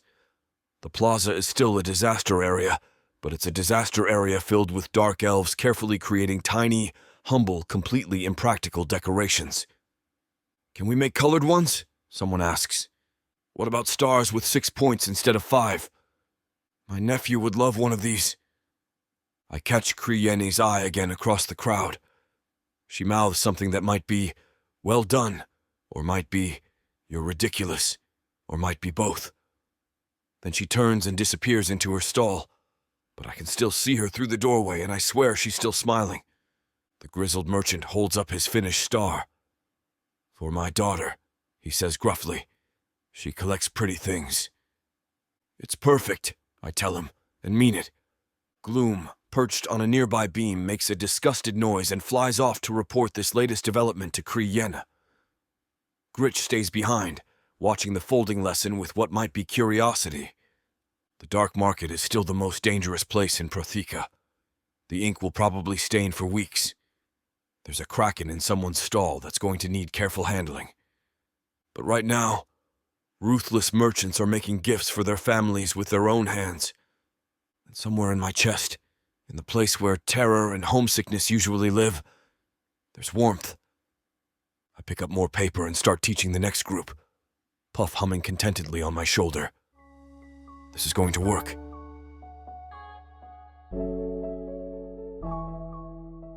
Chapter 8. Kriene. The parade route map is spread across my counter, weighted down at the corners with various cursed trinkets. I study it with the same focus I'd give to a contract negotiation, because in many ways that's exactly what this is, a negotiation between festive chaos and actual survival. Bernivar's people drew up the original route, which tells me everything I need to know about his intentions. The path winds through every dangerous location in the market, past the open-air acid refinement pits, where one wrong step means dissolving alive, through the narrow passage where the gloom-fang spiders nest in the ceiling shadows, directly beneath the unstable overhang where cave-ins happen monthly. It's not a parade route. It's a killing floor with festive decorations. I dip my stylus in silver ink and begin making adjustments. A small curve here to avoid the acid pits. Better sight lines for spectators on the western stalls, I note in the margin. A wider berth around the spider den. Allows for larger crowd gathering, increased vendor access. The unstable overhang gets bypassed entirely. More dramatic approach to the central plaza builds anticipation.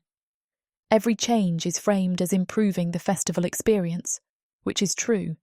It's just that improved experience includes significantly reduced chance of mass casualties.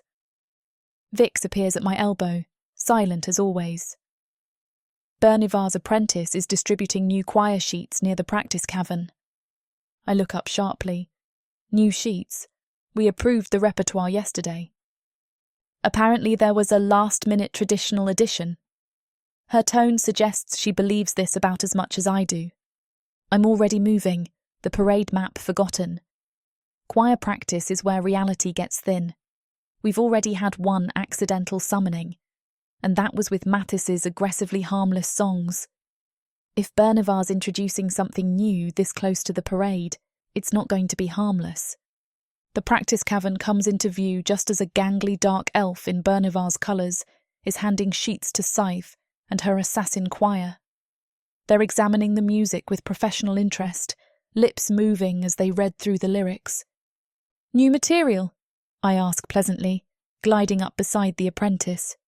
He startles, nearly dropping his stack of parchments. "Mistress Crienne. Yes, Master Bernivar felt the repertoire needed something more traditional, more in keeping with proper winter observances." How thoughtful. I pluck one of the sheets from his hands before he can protest. Let me see what he's selected. The music is written in standard notation, the melody bouncing along with deceptive cheer. But I've been reading magical texts since I was old enough to hold parchment, and I recognise a summoning structure when I see one. The lyrics are arranged in 3 verses that build in power, each one a layer of invocation. The final chorus isn't a chorus at all, it's a binding phrase. If the choir performs this at full voice with their natural magical resonance, they won't be summoning a confused snow elemental or a pair of harmless ghosts. They'll be tearing open a gateway to one of the ice hells and inviting everything on the other side to join the festivities. "This is lovely," I say, my voice honey-sweet. "But I believe there's been a mix-up. This isn't the version we approved." The apprentice's expression goes carefully neutral. Master Bernivar said, "Master Bernivar isn't managing the choir schedule. I am." I produce the corrected sheet from my sleeve. I've been carrying Mattis's approved carols with me specifically for situations like this. This is the version we're using, fluffy snow, very traditional, very safe.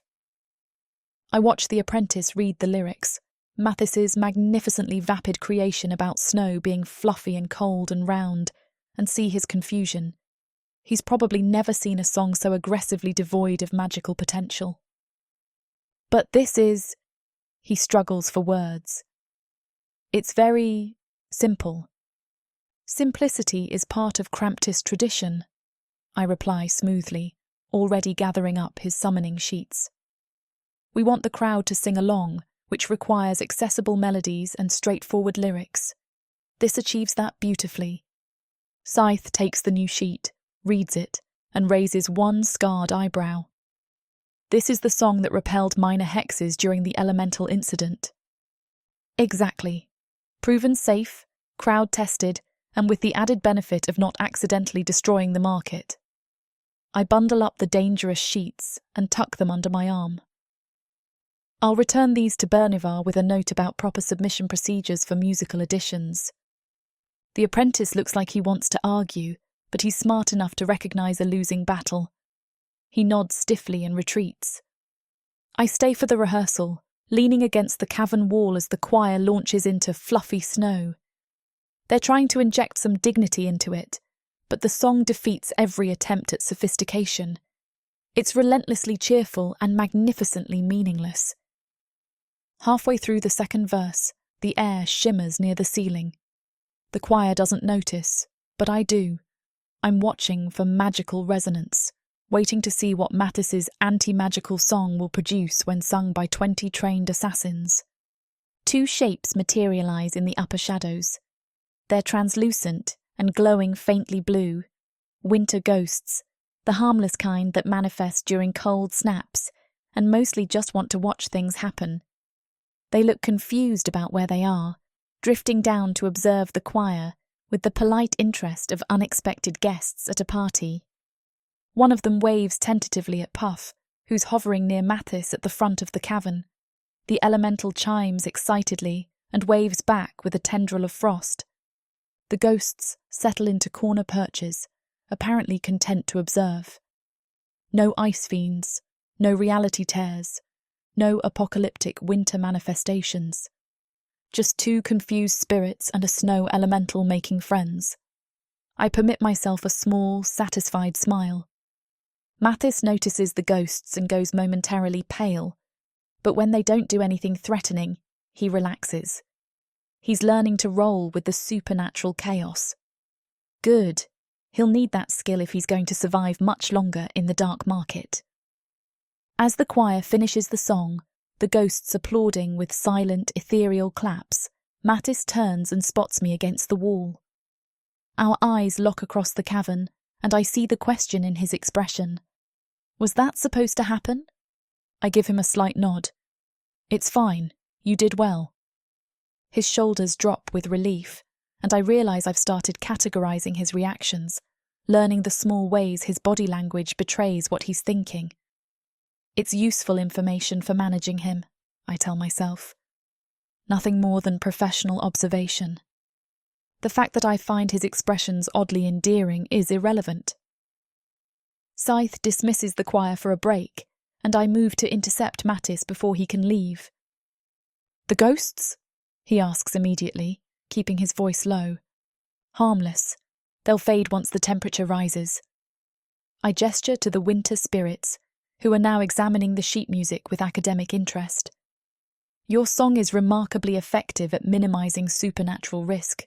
Bernivar tried to substitute a summoning incantation that would have opened a gateway to the ice hells. His face goes white. He what? I intercepted it. I show him the bundled sheets. Your vapid jingle about fluffy snow just prevented a demonic invasion. I thought you'd like to know. He stares at the dangerous music, then at his own harmless creation, then at me. So the terrible song I made up to calm Puff is actually the safest thing we could possibly have the choir perform. Yes. I tuck the sheets more securely under my arm. I'm beginning to think your complete lack of magical training might be your greatest asset. You create things so devoid of supernatural resonance that they act as natural wards. That's the strangest compliment I've ever received, he says. I don't compliment, I observe. But I can't quite keep the amusement out of my voice. Puff drifts over, bringing one of the winter ghosts with him. The spirit examines Mathis with translucent curiosity, then makes a sound like wind through empty corridors. Puff chimes something in response, and they both swirl away to investigate a particularly interesting stalactite. Your elemental is making friends, I observe. Should I be worried about that? Only if they start planning things together. I watch Puff and the ghost attempt to lift a small pebble. They're not corporeal enough to manage it, but they seem to be having fun trying. Though honestly, compared to Bernivar's schemes, a conspiracy of friendly winter spirits seems refreshingly benign. Mathis laughs, a quick, surprised sound. Is that what we're aiming for now? Refreshingly benign chaos instead of apocalyptic chaos? In the dark market, you take your victories where you can find them. I start to leave, then pause. The parade route has been finalised. I've made some adjustments to improve safety, and before you thank me, understand that I did it because corpses don't spend money. Of course, he says, but his expression suggests he doesn't entirely believe my cynical reasoning. He shouldn't. I'm not sure I can believe it myself anymore. I walk back to my stall, the dangerous choir sheets heavy under my arm. I'll burn them later, after documenting the incident for potential leverage against Bernivar. But for now, I find myself thinking about Mathis's terrible, wonderful, magically inert songs. About how his earnest attempts to preserve life keep accidentally creating the exact tools we need to prevent disaster. About how his brand of chaos, life-threatening and ridiculous and unexpectedly effective, is proving more useful than any weapon or strategy I've employed in years. I settle onto my stool and pull out my ledger to update the profit projections. The numbers are good. Better than good. Kramptiss is generating revenue I hadn't anticipated. But as I write, I catch myself smiling at the memory of two confused ghosts applauding a terrible song about fluffy snow. Gloom returns from his patrol and settles onto the counter with a disgusted huff. "Report?" I ask. He makes a series of sounds that roughly translate to, "The human continues to survive through ridiculous luck and weaponized incompetence. The elemental has adopted him. The market is inexplicably charmed. Recommend continued observation. Also, there are now 3 winter spirits. The third one arrived during the second chorus." I glance toward the practice cavern. Sure enough, I can see a third translucent figure drifting near the ceiling, drawn by the promise of harmless magic and paper starcrafts. "Noted," I tell Gloom. "Maintain surveillance." He grumbles but doesn't argue.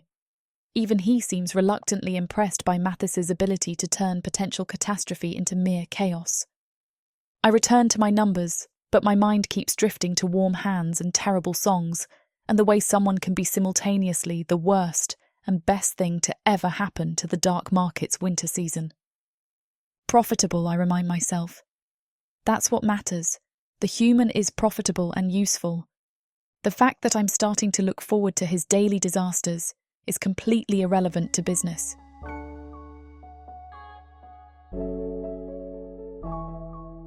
Chapter 9. Mathis. I'm explaining the traditional image of Kramptiss, the jolly figure in red who brings gifts, when someone asks the question I've been dreading. But how does he deliver the gifts? A merchant with elaborate tattoos covering his bald head leans forward with genuine curiosity. "You said he comes to every household in one night. That's impossible unless he has access to portal magic or temporal displacement." "Well, he doesn't actually—" I start, then catch myself. In the dark market, admitting something as metaphorical feels dangerous. "He comes down the chimney." The reaction is immediate. "The chimney!" someone shouts. "Of course! Direct access past all security measures! Brilliant infiltration technique! We need chimneys immediately!" Before I can clarify that this is decorative tradition, not tactical advice, the sound of hammering erupts across the plaza. Merchants are attacking their own stall roofs with enthusiasm and zero planning. Canvas tears. Wooden support beams crack. Stone dust rains down from several ill-advised attempts to punch through solid rock. "No, wait!" I'm shouting, but nobody's listening. Puff makes alarm-chiming sounds and hides behind my head, snowing anxiously. Within minutes, there are at least 15 new chimneys of varying sizes and structural integrity. Most are just holes that lead directly to the cavern ceiling.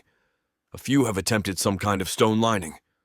One ambitious merchant has constructed what seems to be a spiral tunnel system that goes nowhere. "I volunteer!" A stout merchant with a bristling beard pushes forward, already stripping off his outer robe. "I shall be the first Kramptiss. I shall demonstrate the sacred chimney descent." "That's really not necessary," I begin. Too late. He's already climbing a ladder someone helpfully provided, positioning himself above the largest of the new chimney holes. The crowd gathers below, excited murmurs building.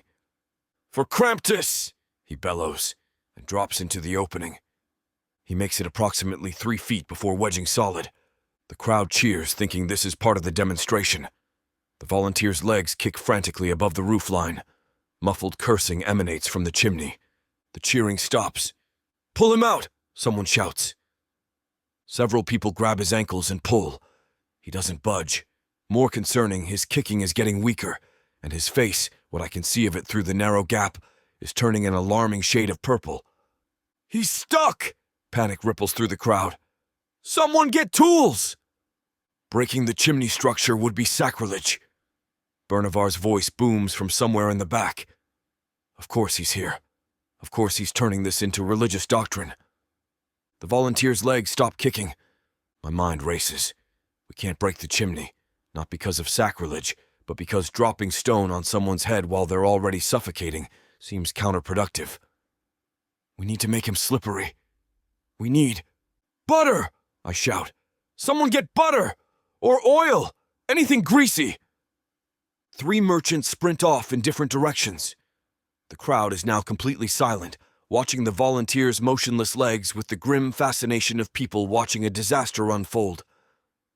A merchant returns with what looks like a vat of butter. I don't ask where he got it or how old it is. The smell suggests it's been rancid for at least a month. Perfect. Rope, I call. Long rope, at least 20 feet. More people scatter. Puff is now completely hidden in my hair, reduced to a small, trembling cloud of worried frost. The rope arrives. Actually, several ropes hastily knotted together, but it'll do. I tie one end around the butter vat and the other around my own waist, then climb the ladder beside the chimney hole. When I pour this, you all pull him out as hard as you can, I instruct the people holding his ankles. On 3. 1, 2, 3. I upend the vat of rancid butter into the chimney gap, aiming for the spaces around the wedged volunteer.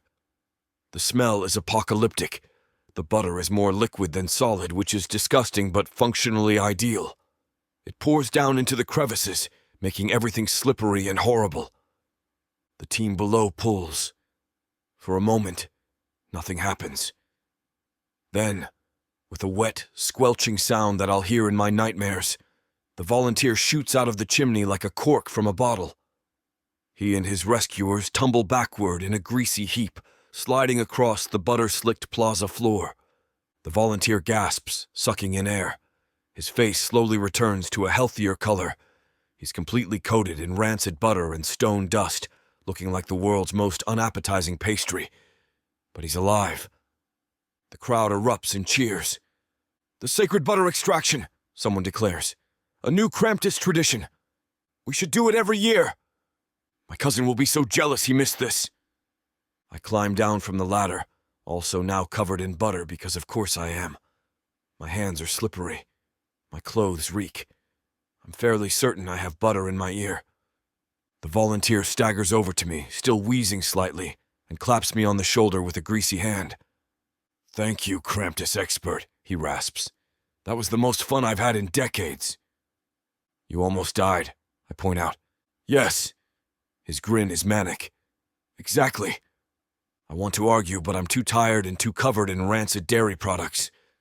Instead, I turn to address the crowd, trying to project confidence despite smelling like a spoiled cheese shop. "Right, so," I say loudly, "this incident teaches us an important Kramptiss lesson about portion control. If Kramptiss himself is too large for the chimney, he adjusts. He doesn't force it. He finds another way." I'm making this up as I go, but the crowd is nodding seriously. So maybe we should focus on decorative chimneys, symbolic ones, that don't actually require people to fit through them. "Symbolic," someone repeats thoughtfully. "Yes, that makes more sense." "Much safer for the merchandise," another merchant agrees. "But we keep the butter extraction as a backup tradition?" the volunteer asks hopefully. "Sure," I say, because what else can I say at this point? Emergency butter extraction for anyone who ignores the portion control lesson. This is somehow acceptable to everyone. The crowd begins to disperse, already planning decorative chimneys and debating the proper ceremonial uses of rancid butter. The volunteer is being helped to a water barrel for cleanup, still grinning like a madman who's found enlightenment through near suffocation. I stand in the middle of the plaza, exhausted and greasy, trying to figure out how I've survived another day in this nightmare market. Then I see her. Kriene is standing at the edge of the dispersing crowd, arms crossed, watching me. She's immaculate as always in her midnight silk, not a hair out of place, while I look like I've been wrestling butter-covered batlas. Our eyes meet over the square. She raises one elegant eyebrow, then, deliberately, clearly, mouths 2 words. "Nice save." It's not effusive praise. It's not even spoken aloud.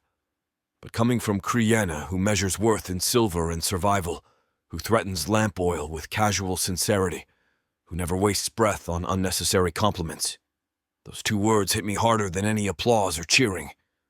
I feel heat flood my face that has nothing to do with exertion or embarrassment about the butter incident. My chest does that strange warm thing again, like something important just shifted into place. She sees my blush. I know she does, because her expression shifts into something that might be amusement, or might be satisfaction, or might be something else entirely. Then she turns and walks away, her silk swishing, leaving me standing in a puddle of rancid butter with my heart doing complicated things I really don't have time to analyze. Puff finally emerges from my hair, surveying the damage. He chimes something that sounds distinctly like laughter. "Don't you start," I mutter, but I'm smiling. Gloom and Gritch materialize from wherever they've been lurking, landing on my shoulders with matching expressions of disgust. "The human," Gloom reports in his papery voice, presumably speaking into whatever magical communication link he has with Kriena, has prevented a death by deploying expired dairy products. The crowd has declared it a tradition.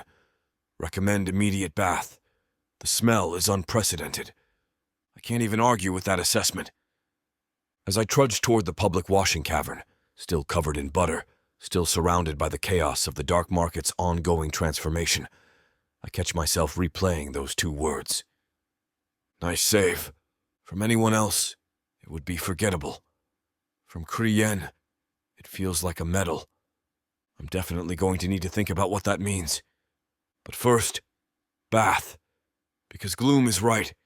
The smell is truly unprecedented. And somehow I'm still alive to complain about it.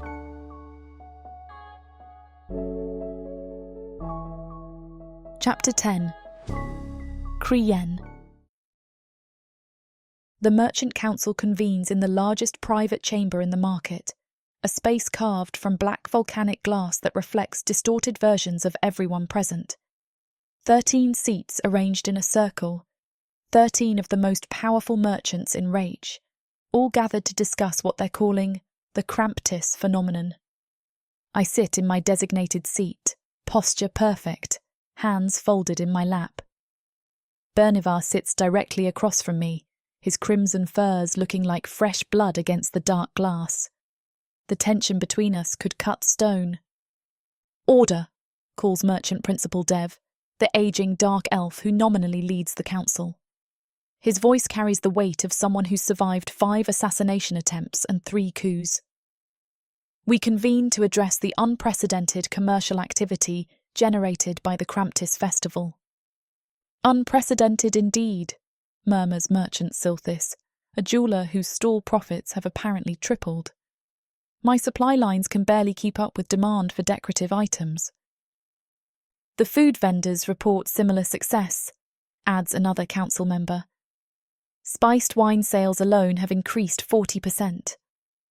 I watch the numbers being discussed, the profit projections, the predictions for future years. Kramptiss has exceeded even my optimistic estimates. The festival has become a genuine economic force in less than a week." Bernivar clears his throat, the sound like stones grinding. "Which is why I propose we formalise the tradition with a proper competition. A grand Kramptiss Eve contest to determine who has most honoured the winter spirit." Several council members nod with interest. I feel my jaw tighten. "The prize," Bernivar continues, his filed teeth showing in what he probably thinks is a smile, "should reflect the significance of the achievement. I suggest a vault key, full access to the market's auxiliary treasury, and a century of tax abatement." The chamber goes silent. That's not just a valuable prize. That's power. Real, lasting, dynasty-building power. The kind of prize people kill for without hesitation. "Seconded," says Merchant Thorn, one of Bernivar's allies. "The motion is on the floor," Dev announces. "Discussion?" I lean forward slightly. Such a prize would incentivize extreme measures. Violence, sabotage. We risk turning Kramptiss Eve into a bloodbath, which would undermine the commercial viability we've worked to establish. "Commercial viability built on what?" Bernivar counters. "On a human's fairy tales?" "The market respects strength, Kriena. If Kramptiss is to become tradition, it must be proven through competition. The strong will prevail, as they always do." "The strong will kill each other," I reply coolly. "And dead merchants don't generate recurring revenue." "Perhaps," Bernivar says, his voice dropping to a dangerous purr. "You're concerned about your pet human's survival.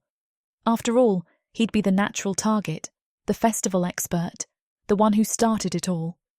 My expression doesn't change, but internally, I'm already running calculations. He's right. Mathis would be the primary target. Eliminate him, and whoever did it could claim to have defeated the spirit of Kramptiss itself. It's the kind of symbolic victory that would carry enormous weight in the competition. My concerns are purely economic, I say. But if the council wishes to proceed with a competition, I won't oppose it. I simply recommend clear rules about what constitutes acceptable tactics. The vote proceeds. The competition is approved unanimously. Even I vote in favour, because opposing it would make me look weak and wouldn't stop it anyway. Better to seem confident and work behind the scenes. The meeting adjourns. As we file out, Bernivar positions himself beside me in the narrow corridor. "Your human has been useful," he says conversationally. "It would be unfortunate if something happened to him before Kramptiss Eve." It's not a threat. It's a statement of fact wrapped in false courtesy, which is somehow worse.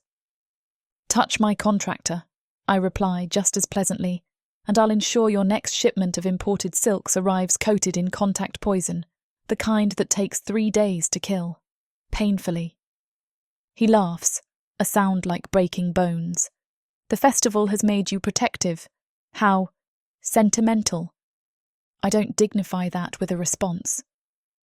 I simply walk away, my mind already working on solutions. I find Mathis in the main plaza, teaching a group of merchants how to arrange evergreen boughs into wreaths. He's still slightly damp from his earlier bath. The butter incident has become legendary in the past few hours, and Puff is helping by adding decorative frost to the finished wreaths. "Mathis," I call. "A word!" He excuses himself from the group and joins me near my stall, where we have relative privacy. Up close, I can see the exhaustion in his eyes, the way his shoulders slump when he thinks no one's watching. He's been running on adrenaline and terror for days now. "The council has declared a grand Kramptiss Eve competition tomorrow night," I tell him without preamble. "The prize is significant enough to guarantee violence. You'll be a target." His face pales. "A target? Of course. Why wouldn't I be?" "Because you're visible, vulnerable, and symbolically valuable." I reach into my pocket and withdraw the charm I prepared this morning, after Gloom reported on the butter incident. It's a small thing, a piece of carved bone on a leather cord, no bigger than my thumb. The bone is etched with protection runes so subtle they're nearly invisible. "Here." I press it into his palm, my fingers closing around his hand to make sure he's actually holding it. His skin is warm against mine, that same startling warmth I felt before. For luck. He examines the charm, turning it over in his fingers. "This is beautiful. Is it expensive?" "It's practical," I correct. "Keep it on you. Don't take it off." "What does it do?" I could tell him.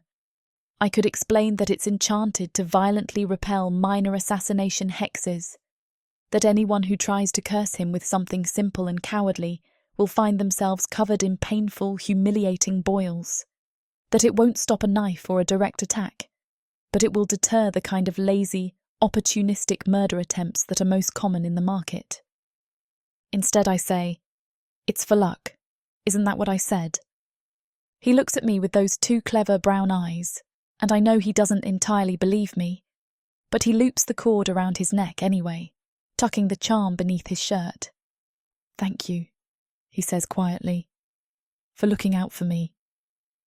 "I'm protecting my investment," I reply automatically. "You're more valuable alive than dead. Simple economics." Right, economics. But the way he says it suggests he's stopped believing my purely mercenary motivations, which is inconvenient because I don't know if I believe them anymore either. Puff drifts over, curious about the charm. The elemental makes a pleased chiming sound and settles onto Mathis's shoulder, apparently approving of my protective measures. I watch him test the weight of the charm against his chest. his expression showing that peculiar mix of gratitude and wariness he gets when I do something unexpectedly helpful. He's learning to read between my words, to see the actions I won't acknowledge aloud. That should concern me. Mystery is a useful tool, but instead I find something warm and uncomfortable settling in my chest, something that feels uncomfortably like concern. This human was supposed to be a pawn, a useful chaos agent I could deploy against rivals and then discard when convenient. A temporary amusement that would generate profit and then fade back into irrelevance.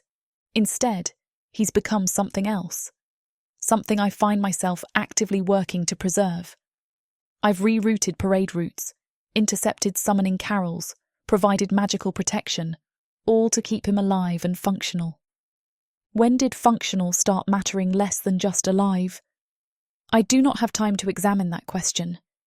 Mathis doesn't seek out danger, but he has an unfortunate tendency to throw himself into it when he thinks it will help someone else. It's going to get him killed, unless I can prevent it. I retreat to my stall and begin making preparations. Extra smoke bombs for crowd control, healing potions disguised as festive beverages, backup charms for various protection spells. I send Vix out with specific instructions to gather intelligence on who's planning what for tomorrow's competition. Gloom and Gritch return from their patrol, settling onto the counter with matching expressions of concern. As much concern as imps are capable of showing anyway. Report, I say. Bernavar has hired 3 contract killers, Gloom rasps. 1 poison specialist, 1 blade artist, 1 chaos mage, all targeting the human. Anyone else? The Candled Spine Guild is planning something with animated corpses. The Merchants' Brotherhood wants to use the crowd as cover for an accident. At least 7 independent contractors have been approached about various schemes. I make notes, adding names to my mental list of people who will need to be dealt with, permanently, if necessary. The human, Gritch adds quietly, asked Puff if elementals can shield people from harm. He's planning to protect others tomorrow. Of course he is. Because Mathis, despite being surrounded by assassins and cutthroats, despite being targeted for murder, still thinks his job is to keep other people safe. It's noble. It's stupid. And it makes my protective instincts flare with uncomfortable intensity. I dismiss the imps and sit alone in my stall, surrounded by my carefully curated goods and my meticulously kept ledgers. I've built this life through calculation and control, through seeing every person as a potential asset or threat, every situation as an opportunity for profit or loss. But somewhere in the past week, a terrified human telling stories to save his skin has become more than an asset. He's become someone I actively want to survive, not just because he's profitable, but because the alternative is unacceptable. I pull out my emergency reserves, the things I keep hidden for true crises. A ring that creates a momentary shield, a vial of antidote that works on most common poisons, a small knife carved from blessed silver that disrupts hostile magic. I'll get them to him tomorrow, quietly, without explanation. Because if Mathis dies tomorrow night, it won't just be bad for business. I don't let myself finish that thought. Instead, I return to my preparations, working through the night to ensure the dark market's ridiculous, fragile, unexpectedly precious holiday expert lives to see Kramptiss Eve end. Even if I have to burn half my resources and call in every favour I have to make it happen.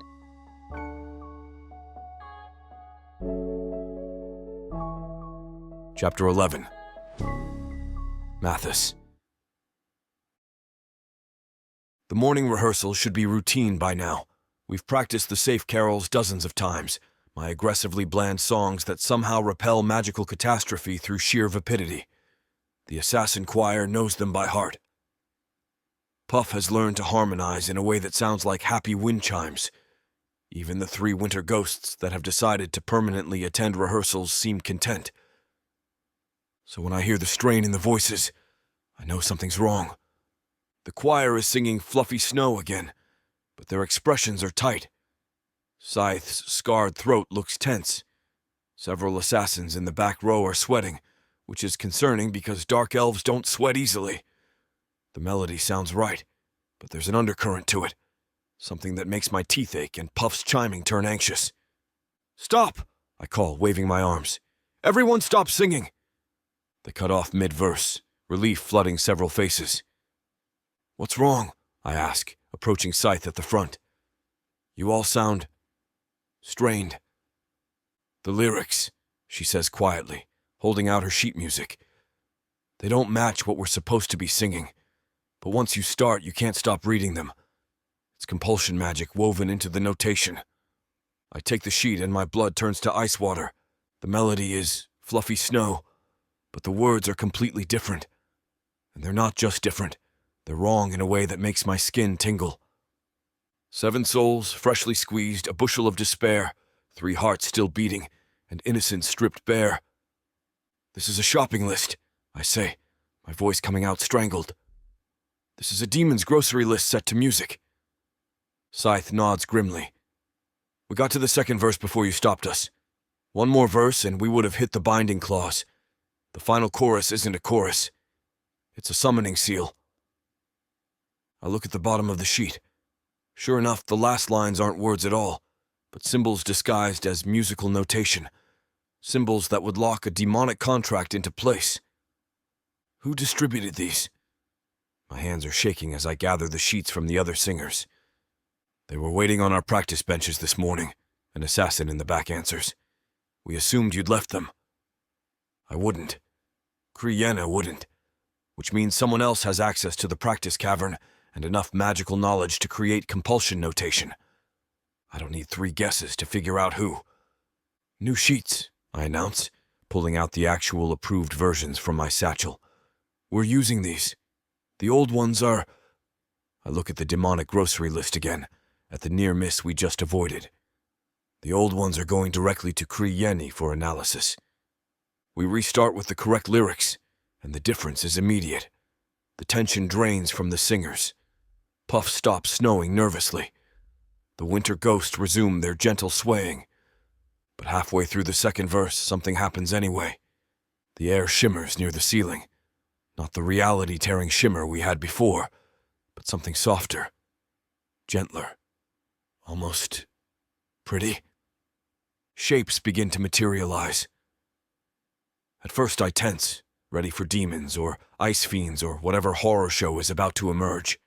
But what appears instead is a swarm of small, translucent creatures that look like a cross between moths and tiny deer. They're about the size of my fist, with delicate wings that shimmer with spectral light and tiny antlers that branch like frost patterns. They flutter down toward the lanterns, drawn to the light, making soft chirping sounds. The choir has stopped singing, everyone staring at the new arrivals.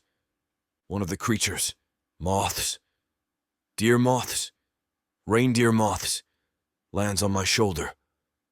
It's weightless, barely there, but it nuzzles against my neck with what feels like affection. Puff chimes excitedly and reaches out a tendril of frost to gently touch the creature's antlers. "They're harmless," Scythe observes, watching as several reindeer moths investigate her hair. "Minor winter spirits, probably attracted by the festival energy and the safe magical resonance." I look at the swarm. There must be 24 of them now, fluttering around the lanterns and perching on the choir members with gentle curiosity. They're actually kind of beautiful, in a ghostly, otherworldly way. "Kramptiss's little helpers," I declare, because if I've learned anything in the dark market, it's that you have to name things before someone else names them something worse. They're drawn to the festival spirit. They'll help spread cheer and light. The choir accepts this immediately, several members already petting the reindeer moths with surprising gentleness. One assassin has 3 of them perched on his shoulders like ethereal epaulets. "Can we keep them?" someone asks. "They're spirits," I point out. "They'll probably disappear after the festival." This causes genuine disappointment. An actual assassin just made a sad face about potentially losing his ghost deer moths. The dark market continues to surprise me. We finish rehearsal with our new spectral companions fluttering around, adding an unexpectedly festive atmosphere. As everyone disperses, I tuck the demonic grocery list sheets into my satchel. Kriyenna needs to see these. She needs to know how close we came to summoning something genuinely terrible. The afternoon brings a different kind of chaos. The children's candy distribution. Somehow, I'm not sure how it happened, I've become responsible for entertaining the dark elf children while their parents conduct business. There are maybe 20 of them gathered in a cleared section of the plaza, ranging from toddlers to surly preteens, all watching me with the unnerving focus that dark elf children specialize in. Kramptiss, I explain, standing before them like the world's most nervous teacher, is also about sharing treats with children, simple candies and sweets that bring joy. I pull out a bag of candied roots, actually purchased from a legitimate market vendor, checked 3 times for poison, and begin passing them out. The children accept them with surprising politeness, immediately biting into them with their sharp little teeth. The gnawing sounds are intense. These children attack candy like wolves attack prey. One little girl is making sounds that would be disturbing coming from an adult assassin. But they seem happy, so I'm calling it a success. "More candy!" a small boy shouts, holding up his empty hands. "The holiday demands more candy!" Several other children take up the chant. "More candy! More candy!" I turn toward my supply station, really just a crate where I've stashed extra materials, and realize I'm running low. I need to restock, and I need someone to help manage the increasingly sugar-fueled mob of tiny dark elves. Kriyenna is standing near her stall, watching the scene with that expression she gets when she's simultaneously amused and calculating profit margins. "Kriyenna!" I call out without thinking. "My chief elf, we need more candy!" The words leave my mouth before my brain catches up. Chief elf. I just called her my chief elf, in front of everyone, like she's my assistant, like we're partners in this ridiculous festival operation. She freezes. Just for a fraction of a second, her perfect composure cracks.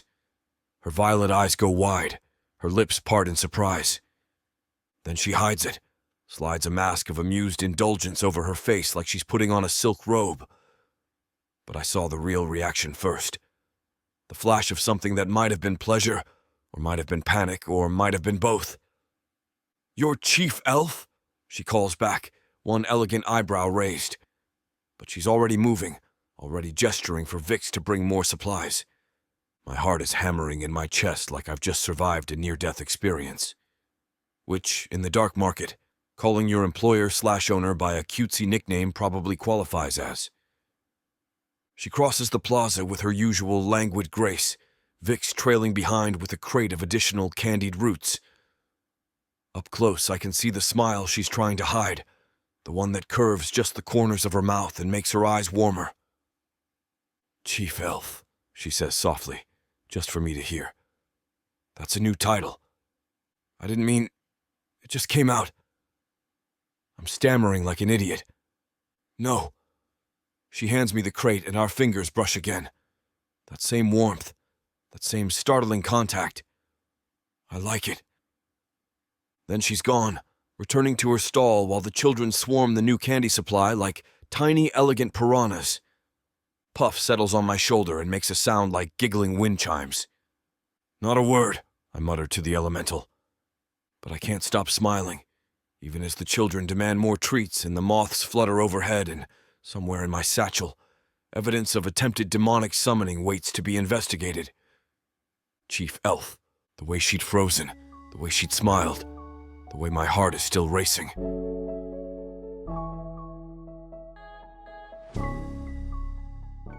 This huge orc brings out the animal in me. In a world where humans have been driven underground, living like rats is the only way to stay safe from the marauding orcs. All my life, my only job has been to make sure I have enough to eat. These orcs of the Burning Sun clan will vow to keep their human mates safe. There is a nobleness to these giant savages, alpha male warriors who will protect their women at all costs.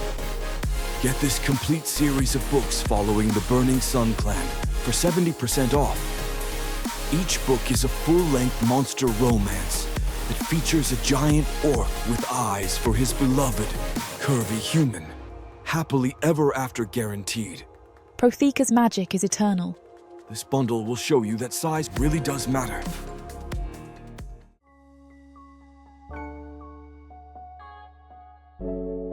Chapter 12. Kriyen. Chief Elf. The words keep echoing in my head as I make my morning inspection rounds. Not assistant or contractor or even partner. Chief Elf. Like we're running some kind of joint operation. Like I'm his second in command in this festival operation instead of the merchant who owns his contract. I should be offended. I should have corrected him immediately, reasserted the power dynamic, reminded everyone watching that he's my property. Instead, I hid a smile and told him I liked it. I'm losing my edge. This is what happens when you let a human with warm hands and terrible ideas get under your skin. I shake off the thought and focus on the task at hand. Quality control. Kramptiss Eve is getting near, and every stall, every decoration, every detail needs to meet standards. My standards, which means they need to be profitable, safe enough to avoid mass casualties, and elegant enough to reflect well on my organisational skills. The first stop is a bakery stall run by a gnomish merchant named Crick. He set up a display of what he's calling gingerbread gargoyles, small architectural sculptures meant to be decorative and edible. I pick one up and immediately wrinkle my nose. The texture is wrong, dense and crumbly. I break off a wing and examine it. This is compressed blood bread, I say flatly. Crick shifts nervously. Well, yes, but it's shaped like gingerbread. It's crude. I set the gargoyle down with a decisive thunk. Blood bread is a functional food. Using it for decorative purposes is like wrapping gifts in butcher's canvas. Technically possible, but aesthetically offensive. But the structural integrity is irrelevant if customers find them repulsive. I gesture to his back inventory. What else do you have? He produces a different batch, these made from hollow sugar shells filled with some kind of aromatic compound. When I tap one gently, a puff of cinnamon-scented steam emerges from tiny holes in the design. Now this, I say, is elegant. The sugarwork is delicate, the scent is pleasant, and the steam effect is genuinely novel. These are approved. The blood-bread gargoyles are not. Crick looks like he wants to argue, but he's smart enough to recognise a final decision. Yes, Mistress Kriyen. I move on, mentally noting which stalls are meeting standards and which need intervention. A fabric merchant has created beautiful hanging decorations from dyed silk. A weaponsmith is offering ceremonial Kramptiss blades that are actually quite lovely and only slightly dangerous. Everything is coming together. Until I reach my own stall and see two of Bernivar's thugs crouched near my decorative stocking display. I don't announce myself. I simply watch from the shadows as they carefully plant something among my beautiful glass eels. Small, pearl-like objects that I recognise immediately as venomous eel eggs. The same kind that caused Fendelis's hallucination incident, but in concentrated form. Enough to cause serious injury or possibly death if someone handles them. The thugs finish their sabotage and slip away, congratulating themselves on their stealth. I wait until they're gone, then signal to Gloom and Gritch, who've been observing from the rafters. Replace them, I say quietly. Use the reserve stock from the vault. The imps move with silent efficiency, carefully removing each planted egg and replacing it with my own creation. Hand-blown glass eels that I commissioned specifically as backup inventory. These glow with a soft internal light, powered by harmless luminescent fungus. They're more expensive than the original decorations, but they're also more beautiful. And they're completely, absolutely safe. By the time I'm finished, my stocking display is even more impressive than before. The glass eels cast a warm, inviting glow that draws immediate attention from passing merchants. Several stop to admire the craftsmanship, asking where they can purchase similar decorations. I make notes of their interest. Bernivar's sabotage has accidentally created a new revenue stream. Vix approaches with a wrapped package. The figs, as requested. Perfect timing. The package is beautiful, wrapped in cream-coloured paper with a silver ribbon, looking every bit like a generous holiday gift.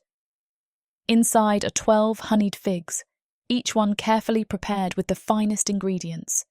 They're also infused with a powerful but ultimately harmless laxative I acquired from an alchemist who owes me favours.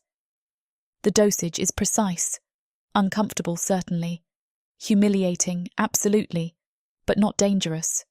Just enough to keep Bernivar distracted and indisposed for a few hours while I make final preparations for tomorrow. Take this to Bernivar's stall, I instruct Vix. Tell him it's a gesture of Kramptiss goodwill from a fellow merchant. Play it sincere. She nods and departs. I return to my stall and position myself where I can observe Bernivar's section of the market without being obvious. It takes 20 minutes. Bernivar receives the package with suspicion, but Vix's performance must be convincing because he opens it. He examines the figs. They're genuinely high quality because I'm not going to insult his intelligence with obvious poison. He sniffs one, checking for toxins. Finding nothing immediately concerning, he eats one. Then another. Then a third, because the honey coating is genuinely delicious and I spared no expense on the base ingredients. I watch him return to his business, shouting orders at his workers, gesturing dramatically about tomorrow's competition plans. About 15 minutes later, I see his expression change, a flicker of discomfort, a subtle shift in posture. He dismisses his workers with a curt wave and hurries toward the public facilities with increasing urgency. I allow myself a tiny, satisfied smile. Mistress Crienne. Gloom lands on my counter. The human is asking for you. Something about a demonic grocery list. My smile disappears. What? He has sheets from the morning rehearsal, says you need to see them immediately. I find Mathis near the practice cavern, Puff hovering anxiously nearby while a swarm of what appear to be translucent deer moths flutter around the lanterns. He looks shaken, holding a bundle of sheet music like it might explode. What happened? I ask. He hands me the sheets without a word. I read through them, my blood chilling with each line. This isn't amateur sabotage. This is professional curse work, carefully disguised, with a binding seal hidden in the notation. If the choir had completed this song. You caught it in time? I ask sharply. Barely. They were 2 verses in when I noticed something was wrong. He runs a hand through his hair. Crienne, this could have summoned something catastrophic, something that would have killed everyone in the cavern. I study the magical notation, recognizing the style. Expensive, contracted work. The kind of curse that costs serious money to commission. Bernivar's work, almost certainly, but proving it would be difficult, and more importantly, I have a better solution in mind. Keep these, I tell Mathis, handing the sheets back. Hidden. We'll present them to the Merchant Council after Kramptiss Eve. This violates several market safety protocols, and Bernivar can be fined heavily for endangering communal spaces. That's it. A fine. He looks incredulous. A very large fine, and public acknowledgement of the violation, which will damage his reputation and standing. I meet his eyes. In the market, destroying someone's reputation is often more effective than destroying their body. Dead merchants can't suffer. Disgraced ones can't. He considers this, then nods slowly. All right.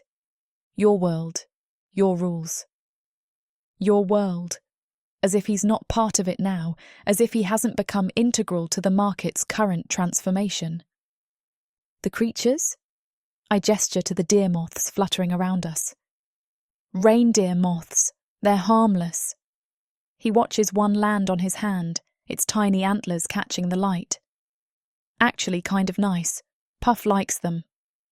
The elemental chimes agreement, playing with a small group of the moths like they're old friends. Chief Elf, I say softly, testing the title again. He blushes, actual colour flooding his face, and I feel that same warm satisfaction I felt earlier in the plaza. I should get back to preparations, he says, not quite meeting my eyes. Tomorrow's the big night. Tomorrow, I agree. Try not to accidentally summon anything else before then. I make no promises. He leaves with his entourage of spirits and moths, and I return to my stall to review tomorrow's security arrangements. The protection charm I gave him will help, but it's not enough. Not with Bernivar actively trying to kill him. I'll need to assign additional protection. Discreet, deniable, but effective. Because somewhere between buying his contract and watching him teach ruthless killers to fold paper stars, Mathis has stopped being just an asset. He's become someone I'm genuinely invested in protecting. My chief elf, apparently. The phrase makes me smile despite myself. Tomorrow night will be chaos. But it will be our chaos. And I'll be damned if I let Bernivar or anyone else ruin it.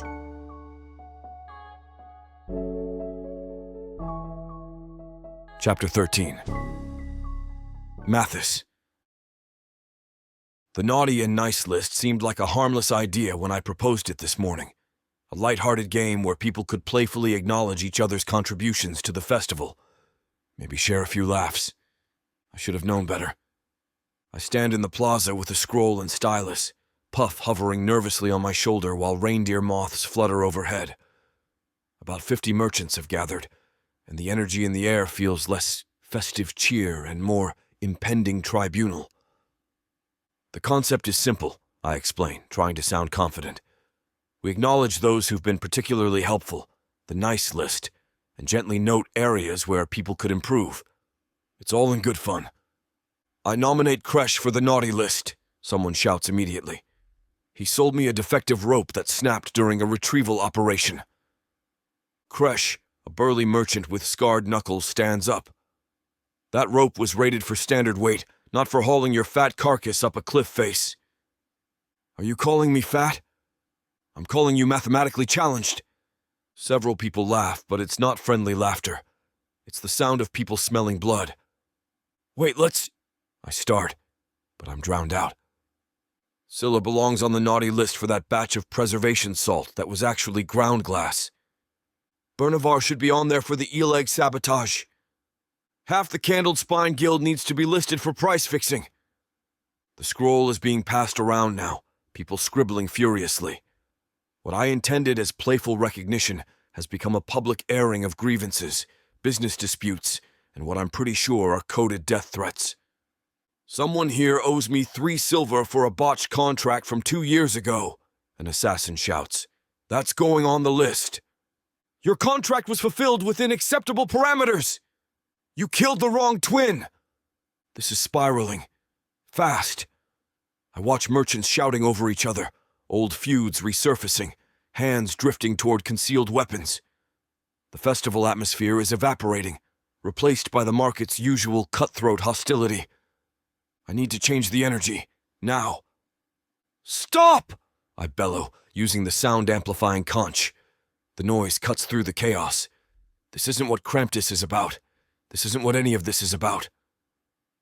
The crowd quiets, but the tension remains. Hostile eyes turn toward me.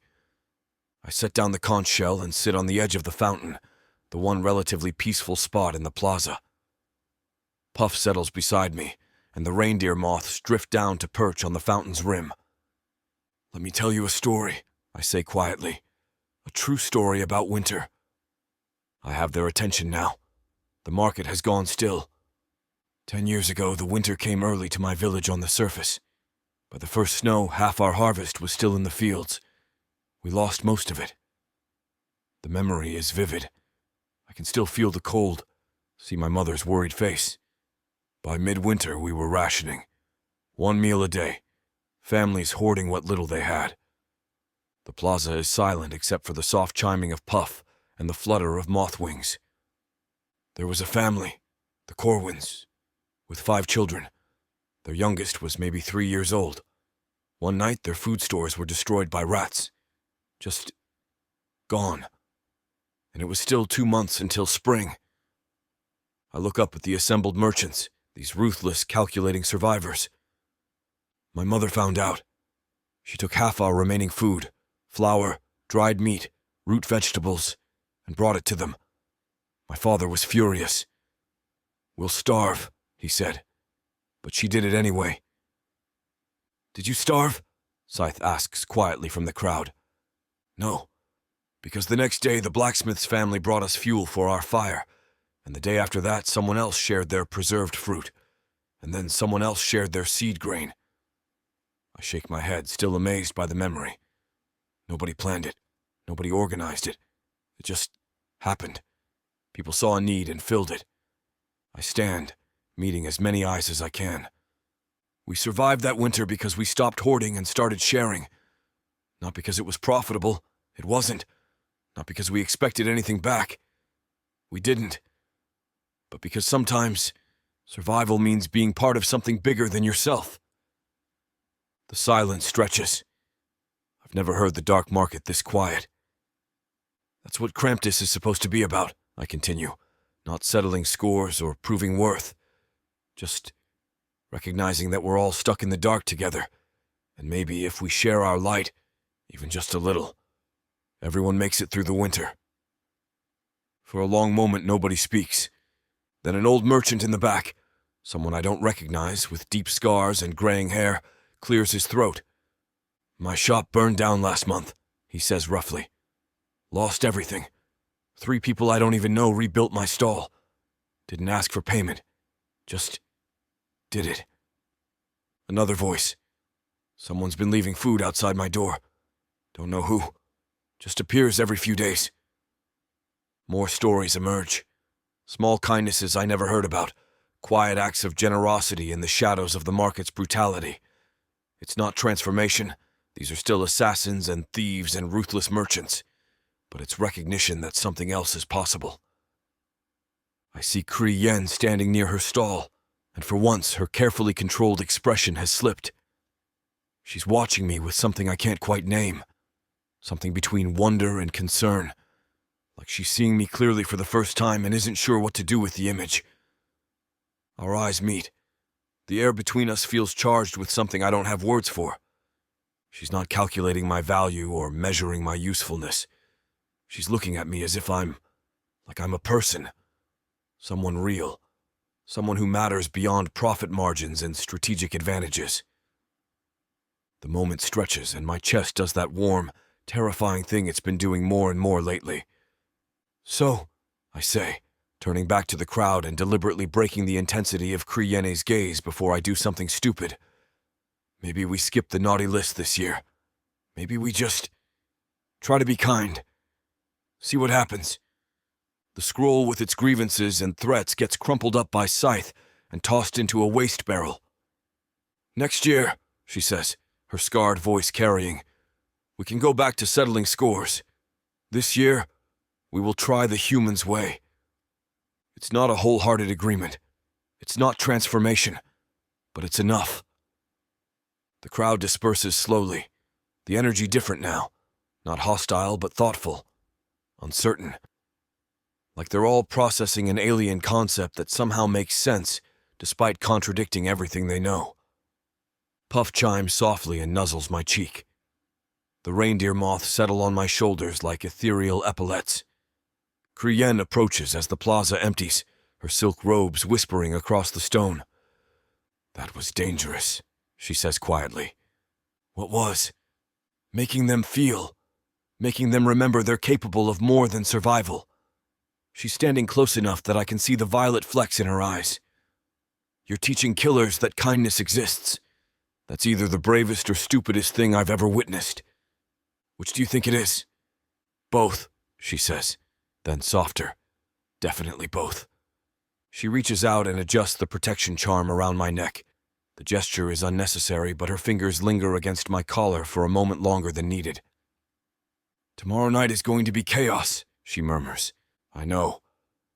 Stay close to me during the competition. Please." The please catches me off guard. Kramptiss doesn't say please. She commands, negotiates, threatens, but she doesn't ask. "I will," I promise. She nods once, then turns and walks away, her composure restored. But I saw the crack. I saw the concern, and that warmth in my chest spreads like summer sun on winter snow.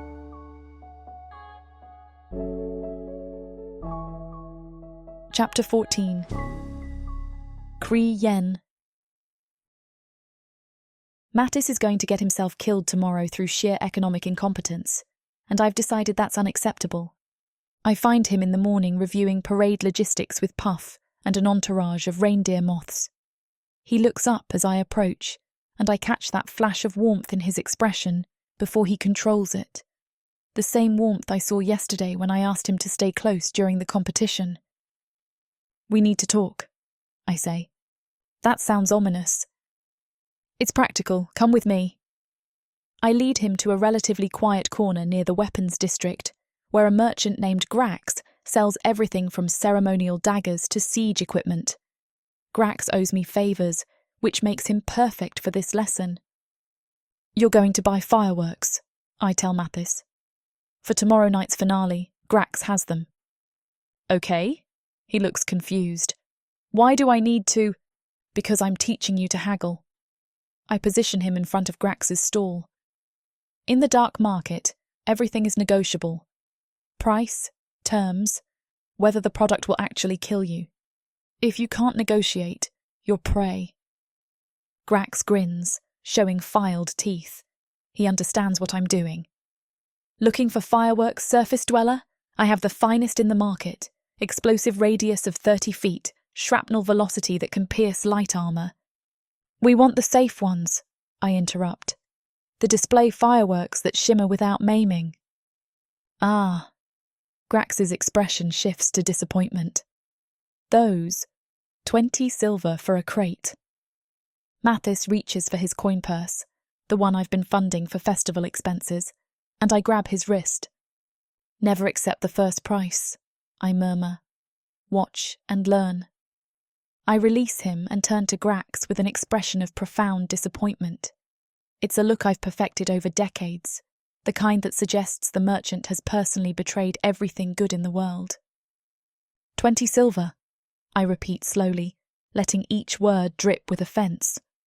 "For fireworks that won't even wound anyone. Grax, I thought we had an understanding about reasonable pricing." "The shimmer enchantments are expensive." "The shimmer enchantments are basic light magic that any competent mage could produce for 3 silver worth of components." I lean against his counter, casual but pointed. "Unless you're admitting your supplier is incompetent." Grax bristles. "My supplier is perfectly competent." "Then explain why you're charging 7 times the material cost." I examine my nails, the gesture of someone with all the time in the world. "Unless the real cost is your desperation to move inventory that nobody wants because they'd rather buy the dangerous fireworks." 15 silver, Grax counters. 8. 12, and I'll throw in 3 sparklers. 9, and you'll throw in 6 sparklers plus a basic ignition charm. I finally look at him directly. "And you'll remember that my recommendation carries weight in this market. Imagine how many festival organisers will want safe fireworks after tomorrow's success." Grax considers. I watch him calculate potential future business versus current profit margins. 10 silver, 6 sparklers, ignition charm, and you mention my stall by name during the finale. He counters. "Done."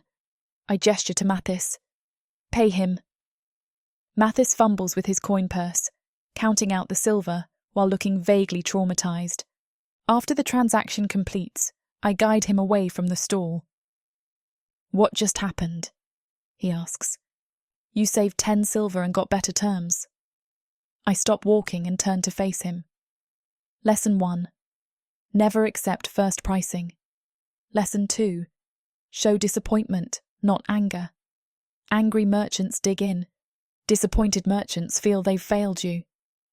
That seems manipulative.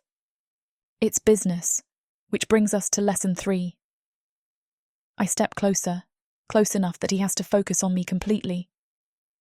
In a negotiation, you have 3 weapons: your words, your body language, and your ability to walk away. I demonstrate each point. Words. Be specific, cite facts, suggest alternatives. Your price is high is weak. Your price is 7 times material cost is strong. Body language. Control your face. Use strategic silence. Never fidget. Looking bored implies you have better options. Looking desperate implies you'll accept anything. I pause, watching him process this information. And walking away, he asks. That's the nuclear option. It says you'd rather have nothing than accept bad terms. Use it sparingly, but credibly. I pull a small knife from my sleeve, one of 3 I keep hidden at all times. Lesson 4. Carry insurance. Not for threats, but for confidence. Knowing you can defend yourself changes how you negotiate. I hand him the knife. It's simple but well balanced, the blade sharp enough to be useful but not so ornate as to attract thieves. I can't accept. You can and will. Consider it a festival bonus. I produce a second knife, then a third, displaying them briefly before returning them to their concealed sheaths. Never negotiate unarmed. Even if you never draw the blade, knowing it's there changes your posture. He tucks the knife into his belt with clumsy care, then looks at me with those 2 perceptive eyes. You're teaching me to survive without you, he observes quietly. The accuracy of his statement catches me off guard. I am, aren't I? Teaching him skills he'll need when he's no longer under my protection. I'm teaching you to be useful, I correct, but the deflection sounds weak even to my ears. We return to collect the fireworks crate. On impulse, I select one of the sparklers and ignite it with a minor cantrip. It fountains soft light, painting the cavern ceiling with shifting auroras of green and gold. Mathis watches the display with undisguised wonder. Puff chimes excitedly, and the reindeer moths float up to investigate the light. Beautiful, he murmurs. I'm not watching the lights. I'm watching him, the way the aurora reflects in his eyes, the way his face softens with genuine joy at something so simple. My family hated winter, I say suddenly. The words surprise me even as I speak them. My mother saw it as nothing but poor business and frozen pipes. She'd calculate lost revenue from reduced foot traffic and curse every snowfall. Mathis turns to me. That sounds lonely. It was practical, I reply. But hearing myself say it, I'm not sure I believe that anymore. Warmth is good business, Mathis says, echoing an argument he's made before. He gestures toward the plaza, where crowds are gathering around festival stalls. Look at those lines. Hot cocoa, roasted nuts, warm spiced wine. People are paying premium prices for comfort. Your mother was wrong. Winter isn't bad business if you're selling what people actually need. I follow his gesture. He's right. The warming stations I established are generating consistent revenue. The comfort food stalls are thriving. Even the decorative items are selling because they represent warmth and community. You've turned winter into profit, he continues, but you've also turned it into something people want to experience. That's actually brilliant. The praise shouldn't affect me. I'm used to compliments. They're a business tool, a manipulation technique. But this feels different. Mathis isn't flattering me for advantage. He's recognizing something real. My mother would have hated you, I say, surprised by my own honesty. You're everything she warned against. Impractical, sentimental, more concerned with feelings than profit margins. Is that a compliment? I'm not sure. I watch the sparkler burn down to its end, the last glimmers fading. But I think she was wrong about a lot of things. The admission hangs between us, heavier than it should be. Tomorrow night, Mathis says quietly, when we light the fireworks and everyone's watching the sky, that's going to be your moment, your success. You built this.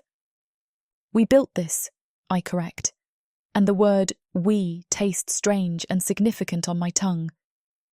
His smile is warm enough to melt the frost puff is perpetually generating. Chief Elf, he says, testing the title again.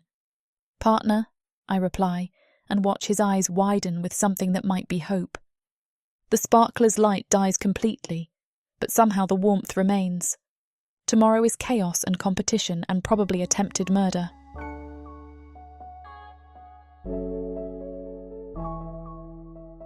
Chapter 15. Mathis. The sound reaches me before I see the actual event. A distinctive thwunk followed by screaming. Not the playful kind of screaming.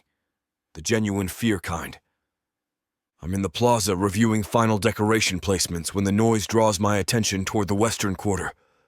A crowd has gathered in a wide circle, the kind of formation people make when they want to watch something dangerous from a safe distance. "What now?" I mutter, already moving toward the commotion. Puff makes a worried chiming sound and the reindeer moths scatter nervously. I push through the crowd and freeze.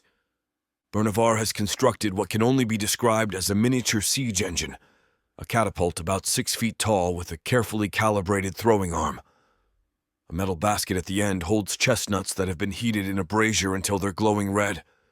As I watch, one of his workers loads the catapult and releases it. The flaming chestnut arcs through the air like a tiny meteor and slams into a wooden target dummy.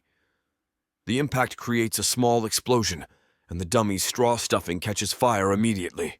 3 contestants are standing in what appears to be a marked combat zone, trying to dodge the projectiles. One is already on the ground, clutching his shoulder where a chestnut has burned through his shirt. Another is shouting creative curses while batting at smoldering patches on his clothes. "Welcome," Bernavar bellows, his voice magically amplified, "to the traditional Kramptiss chestnut roasting combat. Prove your worth by surviving the sacred firenut barrage." "This is insane!" someone in the crowd yells. "This is tradition!" Bernavar counters. Another chestnut launches. This one catches a contestant in the leg. He goes down screaming, and his companions drag him out of the combat zone before the next volley. The crowd is divided. Half are cheering the violence, half look genuinely disturbed. Children are watching with wide eyes. This isn't festival entertainment. This is exactly the kind of gratuitous brutality that will undermine everything we've built. I spot Kriyen near her stall, already moving toward the scene with murder in her violet eyes. But if she intervenes directly, Bernavar will claim she's suppressing his right to celebrate tradition. The conflict will turn political and ugly. Unless someone redirects the energy first. I run back to my supply station and grab the first useful thing I see, a stack of padded oven mitts we've been using to handle hot cocoa pots.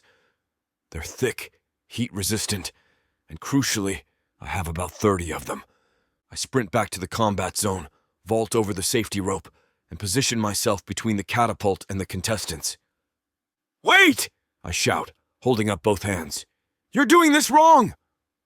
Bernavar's worker pauses mid-reload. The crowd goes quiet. "The traditional chestnut roast," I announce, making this up as frantically as possible, "isn't about dodging. It's about catching." I hold up the oven mitts. In my homeland, the greatest honor goes to those brave enough to catch the sacred firenuts with their bare hands. Well, padded hands. The point is catching, not running away like cowards. Bernavar's expression shifts from smug to uncertain. I've just implied his version of the tradition is for cowards, and half the crowd is nodding along because catching flaming projectiles does sound braver than dodging them. "These," I say, distributing mitts to anyone who'll take them, "are the sacred catching mitts. The game is simple. Catch the chestnuts without dropping them. Most catches wins. No one gets maimed. Everyone has fun." "That's not..." Bernavar starts. "Unless you're afraid of a proper contest," I call up to him. "One that requires actual skill instead of just better armor." The crowd murmurs with interest. Several assassins are already strapping on mitts, their competitive instincts engaged. "Fine," Bernavar snarls. "But if they catch them, we launch faster." "Deal!" What follows is possibly the most ridiculous spectacle the dark market has ever witnessed. The catapult launches chestnuts at increasing speed, and mitt-wearing merchants scramble to catch them. Most drop immediately. Hot chestnuts are difficult to hold even with padding. But the assassins, with their trained reflexes, start making catches. The crowd erupts in cheers each time someone succeeds. The energy shifts from voyeuristic horror to genuine entertainment. People are laughing, placing bets, shouting encouragement. I'm narrating the action from a small raised platform, and Scythe makes her third catch. The assassin's reflexes are unmatched. When someone catches a chestnut badly, it ricochets off their mid and bounces across the platform toward me. I lunge to catch it, overextend, and my foot catches on a loose board. I'm falling backward off the platform, arms windmilling uselessly when something impacts me from the side. Kriyenna has moved with speed I didn't know she possessed, intercepting my fall. But my momentum carries us both backward into a pile of empty grain sacks stacked near the edge of the plaza. We land in a tumbling heap, grain dust puffing up around us. I end up half on top of her, completely tangled in silk robes and sacking, our faces inches apart. For a moment, neither of us moves. Her violet eyes are wide with surprise, her normally perfect braids disheveled. There's grain dust on her cheek. I become acutely aware that my hand is pressed against her waist, that I can feel her breathing, that her lips are right there. Then I start laughing. I can't help it.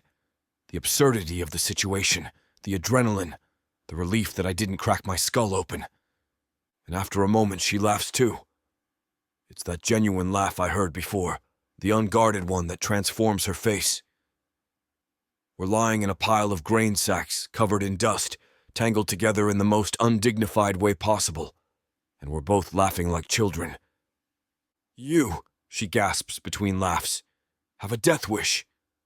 "I have terrible balance," I correct, equally breathless. "Same thing in the dark market." We're still inches apart. Her hand has somehow ended up on my shoulder, gripping my shirt.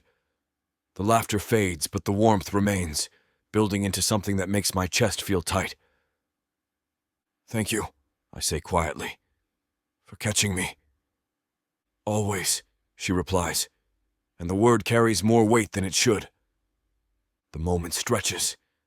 I'm very aware of how close we are, how her breath is warm against my face, how easy it would be to close those last few inches.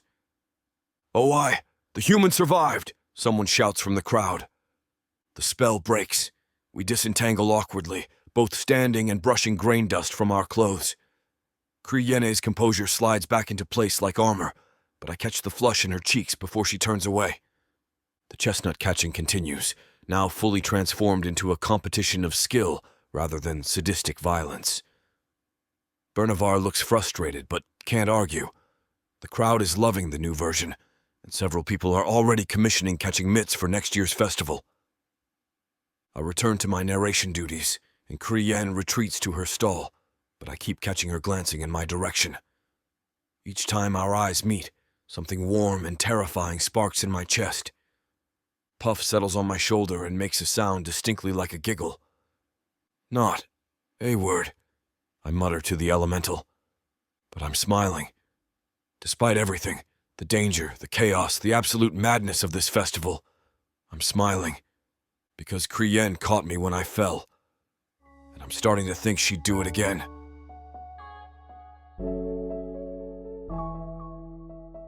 Chapter 16.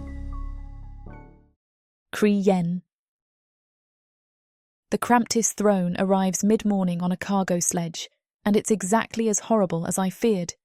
It's a monstrosity of jagged iron spikes and sharpened blades, welded together in a shape that vaguely resembles a chair if chairs were designed by someone who actively hated sitting. Every surface is a threat. The armrests have serrated edges. The back is adorned with what appear to be actual weapons, swords, axes, morning stars, all pointing inward. Bernivar's work, obviously. His vision of Kramptiss as a violent winter deity made manifest in furniture form. "Absolutely not," I say to the delivery workers. "Take it back." "Already paid for, mistress," one replies nervously. "Contract says it's the official festival centerpiece." I examine the invoice. Bernivar commissioned it 3 days ago, before I'd finalised the plaza layout. The contract technically predates my organisational authority, which means removing it will require challenging him directly. I smile. Good. "Leave it," I tell the workers. but don't assemble it yet. I've been preparing for exactly this kind of power play. 2 days ago, I commissioned my own throne from a fungi cultivator in the lower caverns, an artist who specialises in shaping the rare crimson fungus velvet that grows in the deepest, dampest chambers. The result is a masterpiece. Plush, comfortable, deep red like fresh blood, but soft as silk. Carved with organic curves that suggest winter without threatening it. Elegant, commanding, and completely non-lethal. I pay 2 cave trolls an obscene amount of silver to make the swap tonight after the market closes. They're professionals, strong, discreet, and expensive enough that they won't be tempted by counter-offers.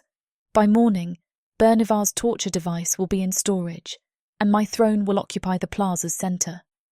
The afternoon brings the ceremonial weapon presentation.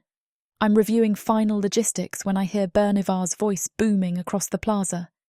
He's standing on a raised platform, holding something wrapped in blood-stained cloth. "The moment has arrived," he announces. "Behold, Kramptiss's traditional bloodletting axe." He unwraps the cloth with theatrical flourish, revealing an enormous double-bladed axe. The metal is dark iron, the edges honed to razor sharpness, the handle wrapped in what I strongly suspect is dried intestinal cord. It's impressive in a brutal, unsubtle way. "This sacred weapon," Bernivar continues, "represents the true nature of winter. Harsh, unforgiving, demanding sacrifice." Several merchants applaud. The more traditional elements of the market appreciate his vision of Kramptiss as something violent and hierarchical. I signal to Vix, who's been waiting with a covered pot near my stall. "According to ancient tradition," Bernivar declares, raising the axe high, "this blade must be consecrated with—" "A moment!" I yell out, my voice cutting through his speech. I believe there's been some confusion about traditional implements. I walk toward the platform carrying my own ceremonial item, a large wooden ladle beautifully carved from aged oak, its bowl deep and polished to a warm shine. "This," I announce, holding the ladle aloft, "is Kramptiss's ceremonial stew ladle." According to the actual traditions that Mathis has shared, Kramptiss isn't about bloodletting. He's about feeding people, about sharing warmth through food. I gesture, and Vix brings forward the large cauldron she's been tending.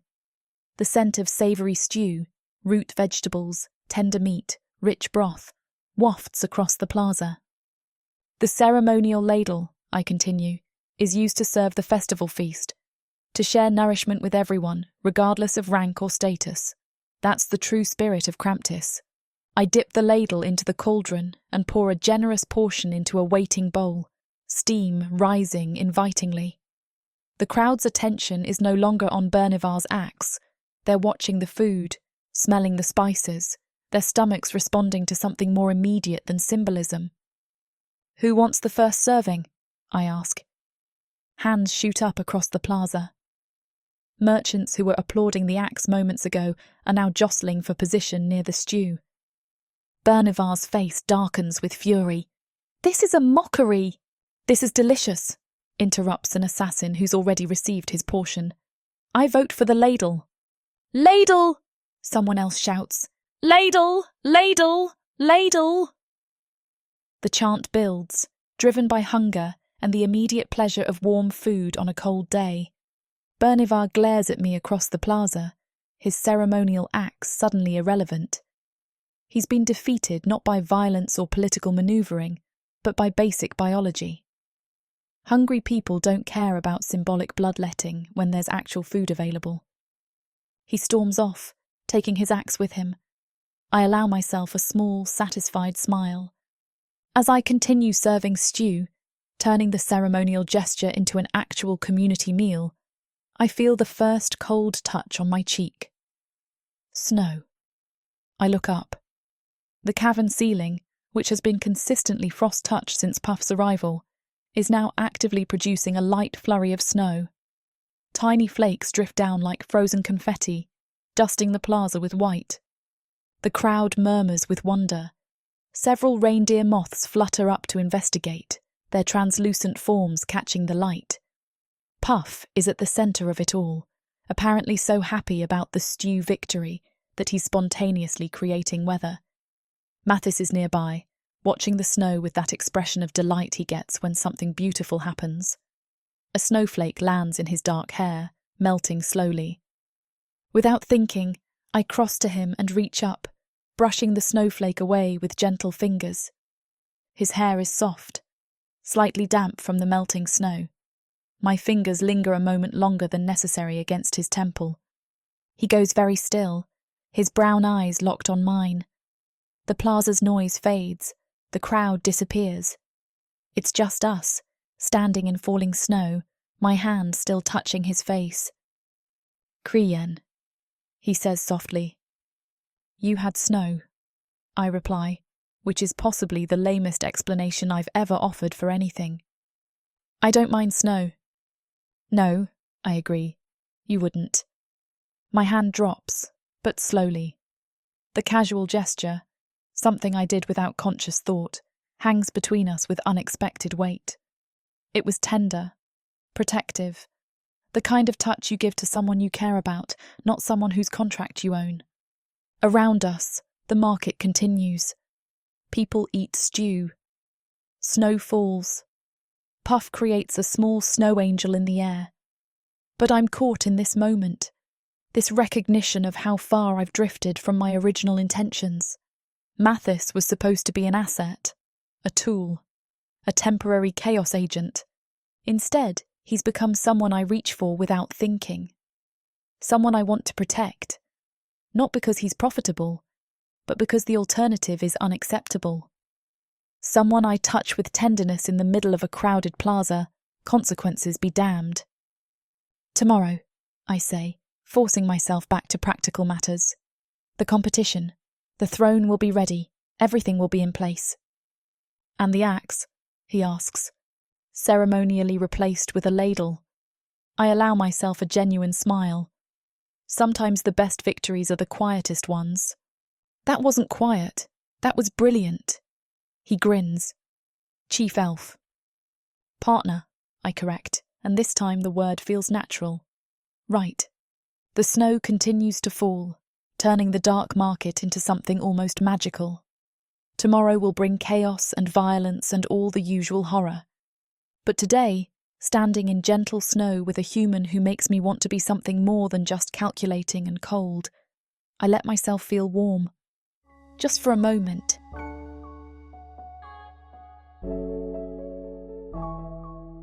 Chapter 17. Mathis. The shuttered stall envelops us like a secret cavern, the air heavy with the remnants of the day's commerce. Spices that tickle my nose, the faint metallic tang of enchanted wares, and the earthy undertone of the furs piled high around us. Kriyen pours the cocoa into 2 chipped mugs, her long, elegant fingers steady as she stirs in the powdered mushrooms. "Just a touch," she says, her voice a low purr that sends a shiver down my spine. "Enough to peel back the layers, human. Let's see what's underneath that clever mask of yours." I take the mug from her, our fingers brushing, and that simple contact ignites something in me. The cocoa is bitter, dark as the abyss of the market's underbelly, with a subtle, earthy bite from the mushrooms. It slides down my throat, warm and insidious, uncoiling in my belly like a serpent awakening. We sit on the low cushions, the silk bolts draped around us like forgotten treasures, and already I feel the edges of the world softening, colors bleeding a little brighter in the lantern's glow. She watches me sip, her silver eyes gleaming with that predatory intensity, her dark skin flawless under the dim light, her pointed ears adorned with silver hoops that catch the flicker. She's imposing, taller than me even seated, her body a sculpture of lethal grace, curves that promise both pleasure and pain. I shift, suddenly aware of my own humanity, shorter, less defined, my skin pale and marked by the scars of capture. But here, in this moment, it's not about power. Or is it? The mushrooms whisper through my veins, loosening the knots of fear I've carried since the auction block. "Kriyen," I murmur, the words tumbling out as the hallucinogen takes hold. My vision swims slightly, the patterns on the silks dancing like living things. I'm terrified, not just of dying down here, though that's a shadow that never leaves. It's being erased, forgotten. My body hacked apart, turned into trinkets. A finger for a necklace, my skin stretched over some merchant's ledger. No grave, no name, just pieces scattered in the stalls. What if that's all I am? Disposable. She sets her mug down with a soft clink, her composure cracking just a fraction. Her lips part, and for the first time, I see vulnerability in those sharp features. The cocoa's warmth spreads through me, making my skin tingle, heightening every sensation. Weakness, she confesses, her voice barely above a whisper, laced with a tremor I didn't think she was capable of. That's my chain, Mathis. My family was powerful once, until a rival struck. One deal, one betrayal. He stripped us bare, left us begging in the gutters. I clawed my way up, so no one could ever expose me again. To be seen as fragile, it would unravel everything. Her words hang in the air, thick as the spice-scented fog. The mushrooms amplify it all, the way her chest rises and falls, the subtle scent of her skin, like night-blooming flowers mixed with leather. I lean forward, drawn by an invisible thread, my hand reaching out to touch hers. Her skin is cool, smooth as polished obsidian, but warm where our palms meet. The contact sends sparks up my arm, the hallucinogen turning touch into fire. Sorry for the interruption. I know you were gearing up for a steamy scene, but it's way too hot for this platform. If we want to keep sharing our stories for free, we have to abide by this platform's guidelines. To get the full, unabridged audiobook, go to worldsofprothika.com. Browse through unabridged audiobooks, countless ebooks and bundles offered at a discount. If the thought of me whispering all the dirty details into your ear isn't enticing enough, use discount code YouTube30 to get 30% off of all digital products. Story after story, audiobook after audiobook, the worlds of Prothika are waiting for you. Prothika's magic is eternal. But unabridged, it's unforgettable.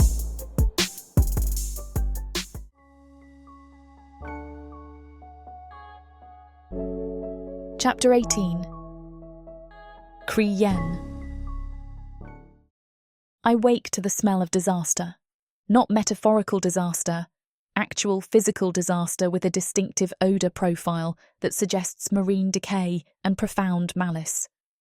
I'm dressed and out of my private quarters in seconds, following the stench to my festival stall. The morning shift workers are standing around my cocoa station with expressions of barely contained horror. The vats, 3 large copper vessels that should contain rich, spiced cocoa, have been drained and refilled with something black and viscous that reeks like a kraken's digestive system. Squid ink, gallons of it. I examine the sabotage with clinical detachment. The cocoa is completely ruined. There's no salvaging it. The vats will need thorough cleaning. This represents hours of work and significant material loss, all timed to cause maximum disruption on Kramptiss Eve morning. Bernevar's revenge for the ladle victory, obviously. My workers are waiting for my reaction. Panic, anger, visible distress would all confirm that the sabotage succeeded. Instead, I smile. Fetch me paintbrushes, I tell Vix. 20 of them, various sizes, and send someone to announce that we're now offering complimentary Kramptiss face painting. Vix blinks. Face painting? Traditional dark elf celebration art, using authentic squid ink. I gesture to the vats. Free for all children. First come, first served.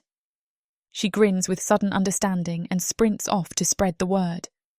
Within 10 minutes, I have a line of dark elf children eager to have elaborate designs painted on their faces.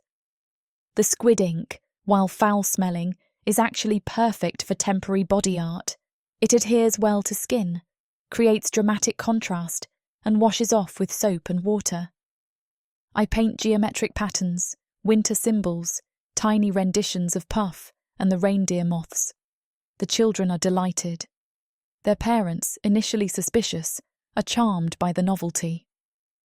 By the time Bernivar walks past, clearly expecting to see me in distress, I'm surrounded by giggling children sporting elaborate squid ink designs, with more waiting in line. His expression darkens with frustrated rage. "Good morning," I call cheerfully. "Would you like a complimentary face painting? I'm particularly good at rendering disappointment." He storms off without responding. Several merchants watching the exchange chuckle. Crisis averted. Sabotage transformed into opportunity. Mid-morning brings a different kind of satisfaction. I'm restocking decorative supplies when I notice Mattis in conversation with Assessor Creek, a notoriously ruthless tax collector who's made 3 merchants bankrupt this year alone. Creek is examining a shipment manifest with the expression of someone who's found a technical violation and intends to exploit it mercilessly. "The import fee on festival spices," Creek says in his dry, precise voice, "appears to have been calculated using the standard rate rather than the seasonal festival rate, which is 20% higher. That's a discrepancy of 12 silver plus penalty fees." "Actually," Mattis interrupts, and I watch with interest as he pulls out a different document. "The spices were imported before the festival season officially began. The Market Council's seasonal designation took effect 3 days after this shipment arrived. So technically, the standard rate is correct." Creech frowns, examining the dates. "Furthermore," Mattis continues, his tone friendly but firm, "the spices are being distributed free as part of festival hospitality. No profit is being generated, which means they qualify for the charitable exemption under Market Code, Section 14. I didn't teach him that. He researched Market Tax Code on his own. "The charitable exemption requires," Krish begins. "3 witnesses to verify non-commercial use," Mattis finishes.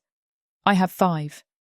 He gestures to a cluster of merchants who've apparently agreed to testify, plus documentation of every distribution, signed and dated. Krish stares at him. The tax assessor has built a career on finding loopholes and exploiting technicalities. Now he's being outmaneuvered by a human using the same tactics. "The documentation appears in order," Creek finally admits, his tone suggesting he's swallowed something unpleasant. "The import fee stands as calculated. No penalties." He stalks away, and Mattis releases a breath he's been holding. Something fierce and unfamiliar surges through my chest. Pride. Not the calculating satisfaction of a successful business move, but genuine pride in watching someone I care about demonstrate competence.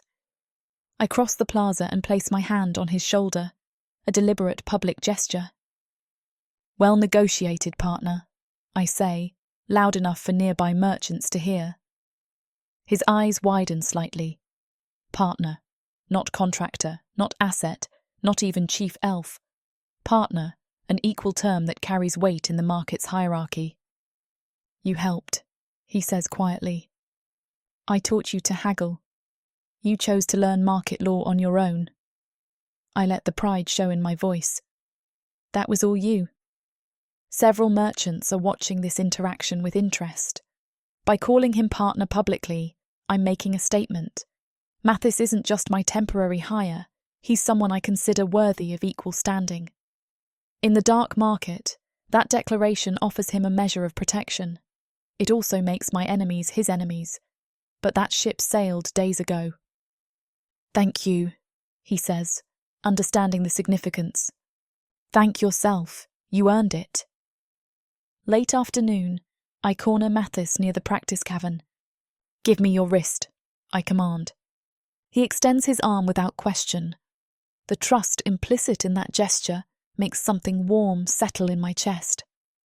I remove the original protection charm and replace it with a new one. This charm is more powerful, expensive, the kind of warding that repels not just minor hexes, but directed curses, magical tracking, and even some physical projectiles. It cost me 3 months of saved profit, and a favour owed to a charm maker who doesn't like me. Worth every copper. As I fasten the leather cord around his wrist, the charm activates with a faint tingle of magic. Mathis jerks slightly. It tickles. That means it's working, I reply, my voice deliberately flat even as my eyes soften. The sensation is the ward interfacing with your natural energy. It'll fade in a few minutes. What does this one do? More than the last one. I adjust the cord, ensuring it sits securely. Try not to die tonight. I'd hate to waste the investment. He laughs, but it's gentle rather than bitter. He knows I'm deflecting. He sees through my sardonic armour to the concern underneath. I'll do my best, he promises. Your best is chaotic and terrifying, I observe. But it's also kept you alive this long, so I suppose I can't argue with results. Puff chimes from Mathis's shoulder, and several reindeer moths flutter around us like ethereal chaperones. The winter spirits have become protective of him too. He collects loyal companions the way I collect profitable contracts. Tonight, I say quietly, stay where I can see you. The competition will bring out the worst in people. Will you be competing? In my own way. I meet his eyes. My goal is keeping both of us alive while ensuring Kramptiss succeeds. If I manage all three, I'll consider it a victory. All three, he repeats. Not just the festival's success. All three, I confirm. He smiles, warm and genuine and directed entirely at me. Partner. Partner, I agree. The new charm pulses once against his wrist, settling into its protective function. It won't stop everything. Nothing can in the dark market. But it'll help. And tonight, with Bernivar plotting and half the market looking for opportunities to prove themselves through violence, every advantage matters. I return to my final preparations, the weight of responsibility sitting heavy but not unwelcome on my shoulders.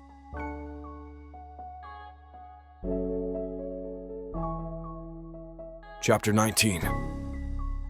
Mathis. The final schedule is spread across 3 sheets of parchment, color-coded by event type, cross-referenced for timing conflicts, and annotated with crowd flow patterns. It looks like a military campaign plan, which is essentially what it is. I've been working on it for hours and my eyes are starting to blur. Parade starts at sunset, I mutter, tracing the timeline with one finger. That gives us natural lighting transition into lantern displays. Carols begin immediately after, while people are still gathered, no gaps for brawling. Puff hovers beside me, occasionally chiming suggestions that I can't actually understand but appreciate anyway.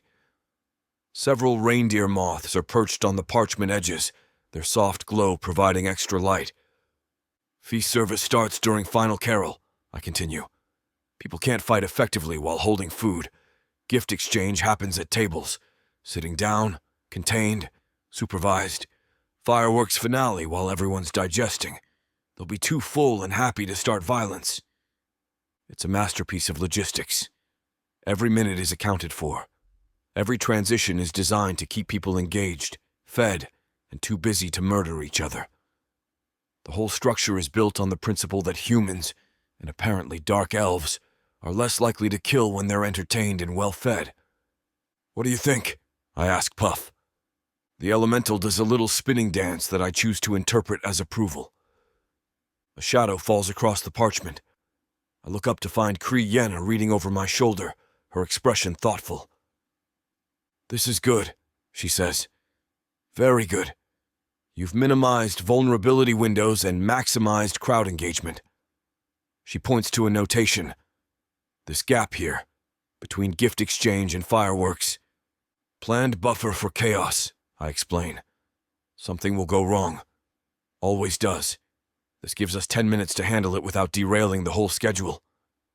She smiles. Not her calculating merchant smile, but the real one.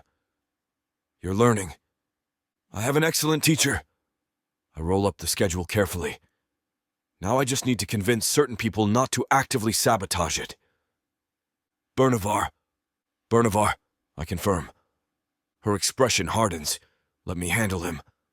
No, I stand, tucking the scroll into my satchel. If you confront him, It becomes a power struggle. He'll dig in on principle. But if I ask him, human to dark elf, festival expert to skeptic, maybe he'll at least consider not ruining everything. He's dangerous, Mathis. I know, but I have to try. I touched the new charm on my wrist. You gave me better protection. You've taught me to negotiate.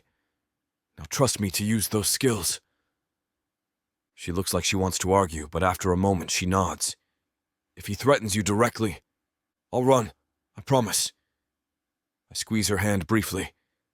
I'm not brave, just desperate for this to work. I find Bernavar in a narrow alley between storage chambers, reviewing what looks like inventory lists with two of his workers. When he sees me approaching alone, he dismisses them with a gesture. The human expert, he says, his voice like grinding stone. Come to beg? Come to ask, I correct, stopping a respectful distance away. Tomorrow night is Kramptiss Eve, the culmination of everything we've built this week. Everything you've built.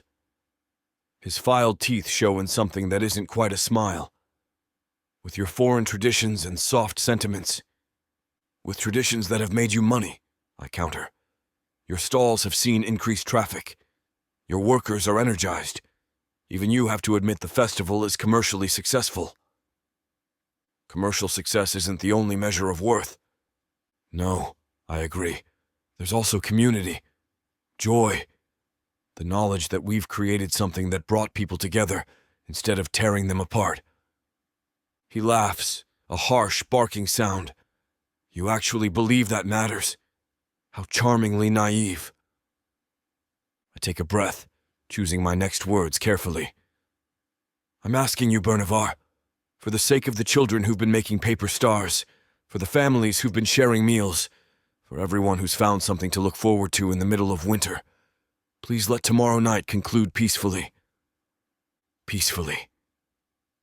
He tastes the word like it's foreign.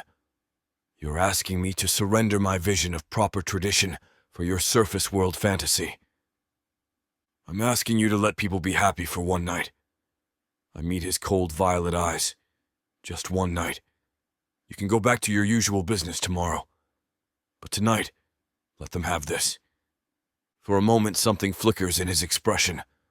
Not agreement, but consideration. Like he's actually weighing my request against his pride. Then his face settles into a smile that makes my blood run cold. Every filed tooth is visible, sharp and deliberate. But of course, he says with unnerving sincerity, I would never dream of interfering with such a meaningful celebration. The pause before meaningful is loaded with threat. I promise you, Mathis, he continues, his voice taking on a formal quality that's somehow worse than his usual aggression. This Kramptiss will be one for the books, an event no one will ever forget. My survival instincts are screaming. His tone is too agreeable, his smile too wide. The promise sounds sincere, but it's wrapped in menace like a blade in silk. Thank you, I say carefully, because what else can I say? I appreciate your cooperation. Oh, I'm very cooperative when it suits me. He steps closer and I force myself not to retreat. I'm curious to see how your little festival handles unexpected developments. What kind of developments?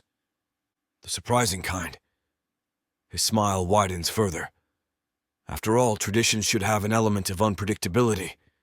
Keeps things interesting. He walks past me, his crimson furs brushing my shoulder. I stand very still until his footsteps fade. Puff emerges from where he's been hiding in my hair, making anxious chiming sounds. I know, I mutter. That went badly. The new charm on my wrist is warm against my skin. Not the pleasant warmth of activation, but the urgent heat of warning. Whatever Bernavar is planning, it's bad enough that protective magic is already responding. I need to tell Kriena. Need to warn the others. Mathis? Scythe appears at the alley entrance, her scarred face concerned. Are you all right? We saw you talking to Bernavar. I'm fine, but I need to find Kriena. Now. She nods and leads me back toward the main plaza, where preparations for tomorrow are reaching fever pitch. Decorations are being hung, Food is being prepared. Merchants are setting up their competition displays. Everything looks festive and hopeful and completely unprepared for whatever Bernavar has planned. I spot Kriyen near her stall, reviewing inventory with Vix. When she sees my expression, she dismisses her assistant immediately. What happened? I tell her everything. The conversation, the promise, the threats wrapped in cooperation. Her face goes very still. One to make the history books. That's what he said. That's not a promise to behave. That's a promise of spectacle. She's already thinking. I can see it in her eyes. He's planning something big. Something that will either make or break the festival in a single moment. Can we stop him? We can prepare. She starts making a mental list, I can tell. Extra security, contingency plans, emergency supplies positioned strategically. Kriyen. I touch her arm. We can't prevent every possible disaster. We can only respond when it happens. That's not good enough. It has to be. I meet her eyes. We've done everything we can. The schedule is solid. The protections are in place. Now we trust that people want this festival to succeed more than they want chaos. That's optimistic. That's all I have left. I manage a smile. Optimism and terrible ideas. My two main skills. She doesn't laugh, but her expression softens slightly. Your terrible ideas have kept you alive this long. And let's hope they work one more night. Tomorrow is Kramptiss Eve. Tomorrow, everything we've built either stands or falls. And somewhere in the shadows, Bernavar is planning something that will be one for the books. I just hope we survive to read about it.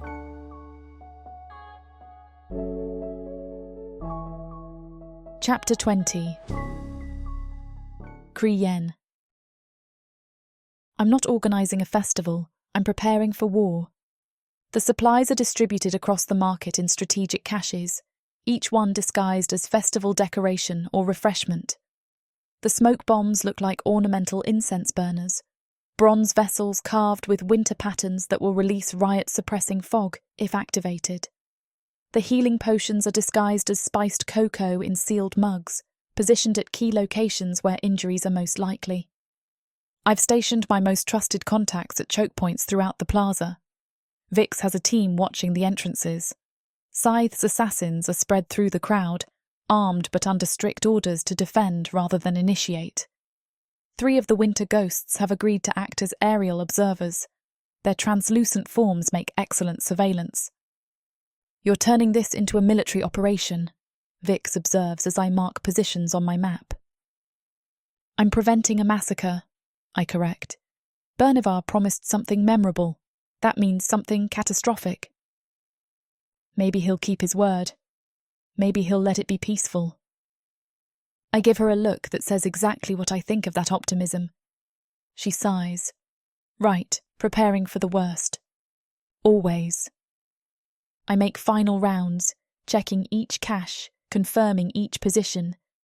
The market is transforming around me, lanterns being hung, decorations arranged, the scent of festival foods filling the air. It looks magical, festive, completely unprepared for violence. But underneath the cheerful surface, I've built a skeleton of response capability. If something goes wrong, we'll be ready. I find Mathis near the parade staging area, reviewing his notes one last time. Puff hovers beside him, and a small swarm of reindeer moths flutters overhead like a glowing escort. He's wearing simple, dark clothes, practical for movement, and his hair is neatly combed for perhaps the first time since I've known him. Mathis. He looks up, and his expression does that warm thing it's been doing lately when he sees me. Like I'm not just his employer or partner, but something more. Final preparations? He asks. Security check. I gesture to his wrist. Let me see the charm. He extends his arm without question, and I examine the ward carefully. The magic is holding strong, the leather cord secure. But the strap has loosened slightly. Movement throughout the day has stretched it. I tighten it, my fingers working the leather with practiced efficiency. Businesslike. necessary. Except my touch lingers after the adjustment is complete. My fingers rest against his wrist, feeling his pulse steady and warm beneath my touch. Kriyen. His voice is quiet. I force myself to release him, to step back to professional distance. The charm is secure. Keep it on no matter what happens. I will. And stay visible. Stay where I can see you. You've told me that already. I'm telling you again. I meet his eyes. Bernivar's planning something. I don't know what, but it's going to be bad. And you're the most visible target. I know. He touches the charm, then looks at me with an expression I can't quite read. But running away won't stop whatever he's planning. Someone needs to keep the festival on track. That's my job. Your job is to survive. My job, he corrects gently, is to make sure this works. For everyone who's invested in it. For the merchants who've changed their routines. For the children making paper stars. For... He stops, but I hear the unspoken ending. For you. Mathis! The bells interrupt whatever I was going to say. The great iron bells that mark time in the market begin to chime. Deep, resonant sounds that echo through the cavern. It's the traditional sunset bell sequence, announcing the transition from day commerce to evening activities. But tonight, it's announcing something else. The beginning of Kramptiss Eve. Around us, the market responds. Lanterns flare to life in coordinated waves. First the central plaza, then spreading outward like ripples of light. The effect is stunning, transforming the dark cavern into a constellation of warm gold and soft white. Merchants emerge from their stalls in festival attire. Families gather with children. The choir assembles near the staging area, their voices beginning a soft warm-up that sounds almost holy in the lantern light. I take a deep breath, my hand instinctively moving to the hidden dagger in my sleeve. The weight is reassuring, a reminder that I'm prepared for violence even in the midst of celebration. It's beautiful, Mathis says softly, watching the light spread. It is. Despite everything, despite the danger, the sabotage, the constant threat of disaster, what we've created is genuinely beautiful. The parade begins in 10 minutes, I tell him. Last chance to back out. Not a chance. He grins, and even with catastrophe looming, I feel that warmth in my chest. We're partners, remember? We see this through together. Together, I agree. The bells continue to chime. The crowd grows larger. Somewhere in the shadows, Bernivar is watching, waiting for his moment. But right now, in this moment before chaos, I stand beside my partner and watch the dark market transform into something worth protecting. The show is about to begin.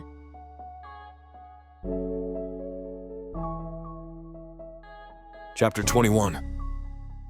Mathis. The parade launches exactly on schedule, which is the first miracle of the evening. I'm standing on a raised platform near the starting point, sound-amplifying conch shell in hand, watching the procession form. The volunteer Kramptiss, a stout merchant named Grell, who won the honor through an elaborate catching mitt competition, is dressed in improvised red robes with a crown of winter berries. He's riding on a small cart pulled by two surprisingly cooperative cave goats. Behind him, the choir processes in formation, carrying lanterns. Behind them, families with children bearing paper stars. Behind them, merchants displaying their best festival wares. The whole thing stretches back through the plaza in a line of light and color. Puff hovers beside me, so excited he's generating a constant snow flurry. The reindeer moths are everywhere, darting through the air, perching on people's shoulders, creating moving patterns of spectral light. "People of the Dark Market," I announce through the conch shell. "Welcome to the first annual Kramptiss Eve parade." The crowd roars. The parade begins moving forward, and immediately something goes wrong. Grell's cart approaches a decorative archway we constructed this afternoon, a beautiful structure of woven branches and winter flowers. Except Grell is wider than we estimated, and the archway is narrower than it looked during testing. He gets stuck, completely wedged. The cart stops moving. The goats bleat in confusion, and Grell flails in his robes trying to extract himself. For a moment, disaster looms. Then someone in the crowd laughs. I make a split-second decision and lean into it. And here we have the traditional Kramptiss stuck-in-doorway ceremony, I announce. A reminder that even winter spirits sometimes overindulge in festival treats. The crowd laughs harder. Grell, bless him, commits to the bit. He pats his belly dramatically and calls out, "Too much stew! Someone fetch the butter!" That gets genuine roars of laughter. The butter extraction has already become legendary. Several people rush forward with actual butter, which we absolutely do not need, and the resulting slapstick rescue becomes performance art. We extract Grell with exaggerated effort. The archway gets adjusted, demolished, and the parade continues with the crowd in stitches. "The parade continues," I narrate. "Notice how Kramptiss perseveres through obstacles, teaching us all valuable lessons about portion control and doorway measurements." Every mishap becomes a feature. When the choir's formation breaks because someone trips over a decorative ribbon, I announce it's the traditional Kramptiss stumble, symbolic of winter's unpredictable nature. When a child's paper star catches fire from a too-close lantern, quickly extinguished, it becomes the phoenix star rising, representing hope renewed. The reindeer moths seem to understand they're part of a show. They perform aerial loops, chase each other through the crowd, land on children's heads to delighted squeals. Puff conducts them like an orchestra, and the combined effect is magical, literally and figuratively. I watch it all unfold, narrating and improvising, turning chaos into choreography. And then I see something that makes my heart flutter. Families are laughing together, not the sharp, cutting laughter of the market's usual cruelty, but genuine joy. A pair of assassins I recognize from the choir are grinning as they help a child whose star lantern got tangled. Merchants who've been rivals for years are walking side by side, pointing out details to each other. Even Scythe, with her scarred throat and killer's eyes, has a reindeer moth perched on her shoulder and is smiling. The dark market, this place of violence and exploitation and ruthless survival, is celebrating, really celebrating. Not as a business transaction or power display, but as a community sharing joy. For one perfect, fleeting moment, I believe it. I believe we've actually done it. I believe Kramptiss is real here, that we've created something that will last beyond tonight, that we've changed something fundamental. The parade completes its circuit and returns to the central plaza. The crowd applauds, thunderous, genuine applause that echoes off the cavern ceiling. Grell dismounts his cart, waves to his admirers, and gets mobbed by children wanting to touch his sacred robes. I'm about to announce the next event, the carol service, when I notice the change. The applause fades. The energy shifts. It's subtle at first, just a slight cooling of the atmosphere, but it spreads like frost. The crowd isn't dispersing naturally. People are being redirected, subtly pushed and guided into tighter formation. And around the edges of the plaza, I see them. Bernavar's people. At least 24 of them, positioned at strategic points. Not obviously threatening, but present. Watching. Waiting. The strange quiet deepens. Even the children sense something wrong and stop their chatter. I scan the crowd and find Kriena near her stall. Our eyes meet, and I see the same recognition in her face. This is it. Whatever Bernavar planned, it's about to happen. My hand moves to the charm on my wrist. It's warm, not the pleasant tingle of normal function, but the urgent heat of active warning. Bernavar himself emerges from the shadows near the eastern archway. He's dressed in his finest crimson furs, and he's carrying something wrapped in dark cloth. The crowd parts for him automatically. He walks to the middle of the plaza with measured steps, each one deliberate. When he reaches the space directly in front of the new throne, Kriena's elegant fungus velvet creation, he stops. "People of the dark market," he says, his voice carrying without magical amplification. What a delightful parade. So festive. The way he says festive makes it sound like an insult. The human expert has taught us much about his surface traditions, Bernavar continues. About community, about sharing, about peace and goodwill. He unwraps the cloth, revealing what he's been carrying. It's an axe. Not the ceremonial one from before, but something older, darker. The blade is etched with symbols that hurt to look at directly, and the handle appears to be made from bone that's too white, too smooth. But some of us remember older traditions, Bernavar says softly. Darker ones. Winter traditions that predate human sentiment. Traditions that demand balance. The plaza is completely silent now. Even Puff has stopped snowing. This, Bernavar holds up the axe, is the midwinter equalizer. An ancient tool used to settle debts, to restore balance, to ensure that those who rise too high are brought back down. He turns to look directly at me. And I invoke its right, he declares, to challenge the Kramptiss expert, to test whether his soft traditions can withstand the market's true nature. My mouth goes dry. The protection talisman on my wrist is burning now. This is what he promised. One for the history books. He's challenging me to ritual combat, in front of everyone, with a weapon that radiates malice. The peace is well and truly broken, and I have absolutely no idea how to survive what comes next. Escape this world and step into one where romance and magic intertwine across realms, with stories that are not just standalone tales, but part of a vast, interconnected universe. Imagine not just one, but 100 stories, where characters, destinies, and legends cross paths in unexpected ways. 100 audiobooks from the Romantasy 100 book bundle. These aren't just isolated stories.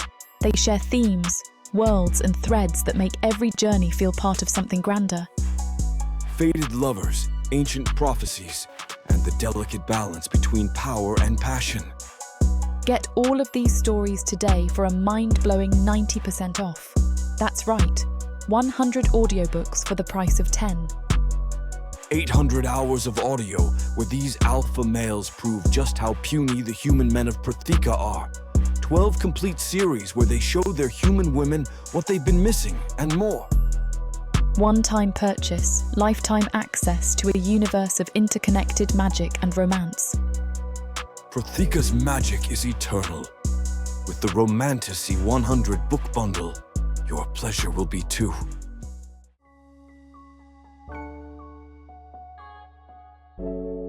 Chapter 22. Krien. The ritual challenge hangs in the air like poison gas. Bernavar stands with his cursed axe, the crowd frozen in shock, and Mattis looking like he's just been sentenced to execution. Which, functionally, he has been. I'm already moving, already calculating responses, when Bernavar's cronies make their secondary move. They emerge from positions throughout the crowd, carrying wicker baskets filled with small, wrapped parcels. Their expressions are artificially cheerful as they begin distributing them. "Free Kramptiss meat pies," one announces. "A gift from Master Bernavar to celebrate the festival."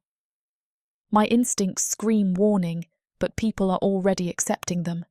The pies smell delicious, savoury meat and spices, still warm from the oven. After the parade's exertion, the crowd is hungry and distracted by Bernavar's challenge. The first person takes a bite, then another, then dozens. Suddenly, the screaming starts. Not pain screams. Worse, terror screams. The kind that come from seeing something that shouldn't exist. A merchant drops his pie and stumbles backward, swatting at the air. "The walls are bleeding! The walls are bleeding and they're whispering my name!" A woman clutches her ears. "The voices, so many voices. They know what I did." Across the plaza, panic spreads like wildfire. People are hallucinating, seeing and hearing things that aren't there. Some curl into defensive balls, others run blindly, crashing into stalls and each other. Howling peppers. Bernavar has poisoned the crowd with howling peppers. rare chili peppers that cause terrifying auditory and visual hallucinations. Not fatal, but psychologically devastating. The chaos they're creating will destroy any semblance of festival order. This is his move. Not just the challenge to Mathis, but wholesale disruption of the entire event. I don't hesitate. I sprint toward the stage platform, vault onto it with momentum-aided grace, and seize the sound-amplifying conch shell from the volunteer announcer. Attention! My voice booms across the plaza, cutting through the screams. The trial by spice has officially begun. Some people still lucid enough turn toward me, confused. This is a Kramptiss tradition, I announce, making it up as frantically as Mathis does. The brave volunteers who consumed the sacred pepper offerings are now undergoing the trial by spice, a test of mental fortitude and inner strength. I signal to Vix, who understands immediately. She sprints toward our emergency supply cache. The hallucinations you're experiencing, I continue, my voice calm and authoritative, are temporary and harmless. They are meant to test your courage, to see if you can face your fears. Those who endure the trial with dignity will receive prizes. A merchant who's been cowering against a wall looks up, still seeing whatever horror the peppers conjured, but now with confusion mixed with the fear. What kind of prizes? Someone calls out.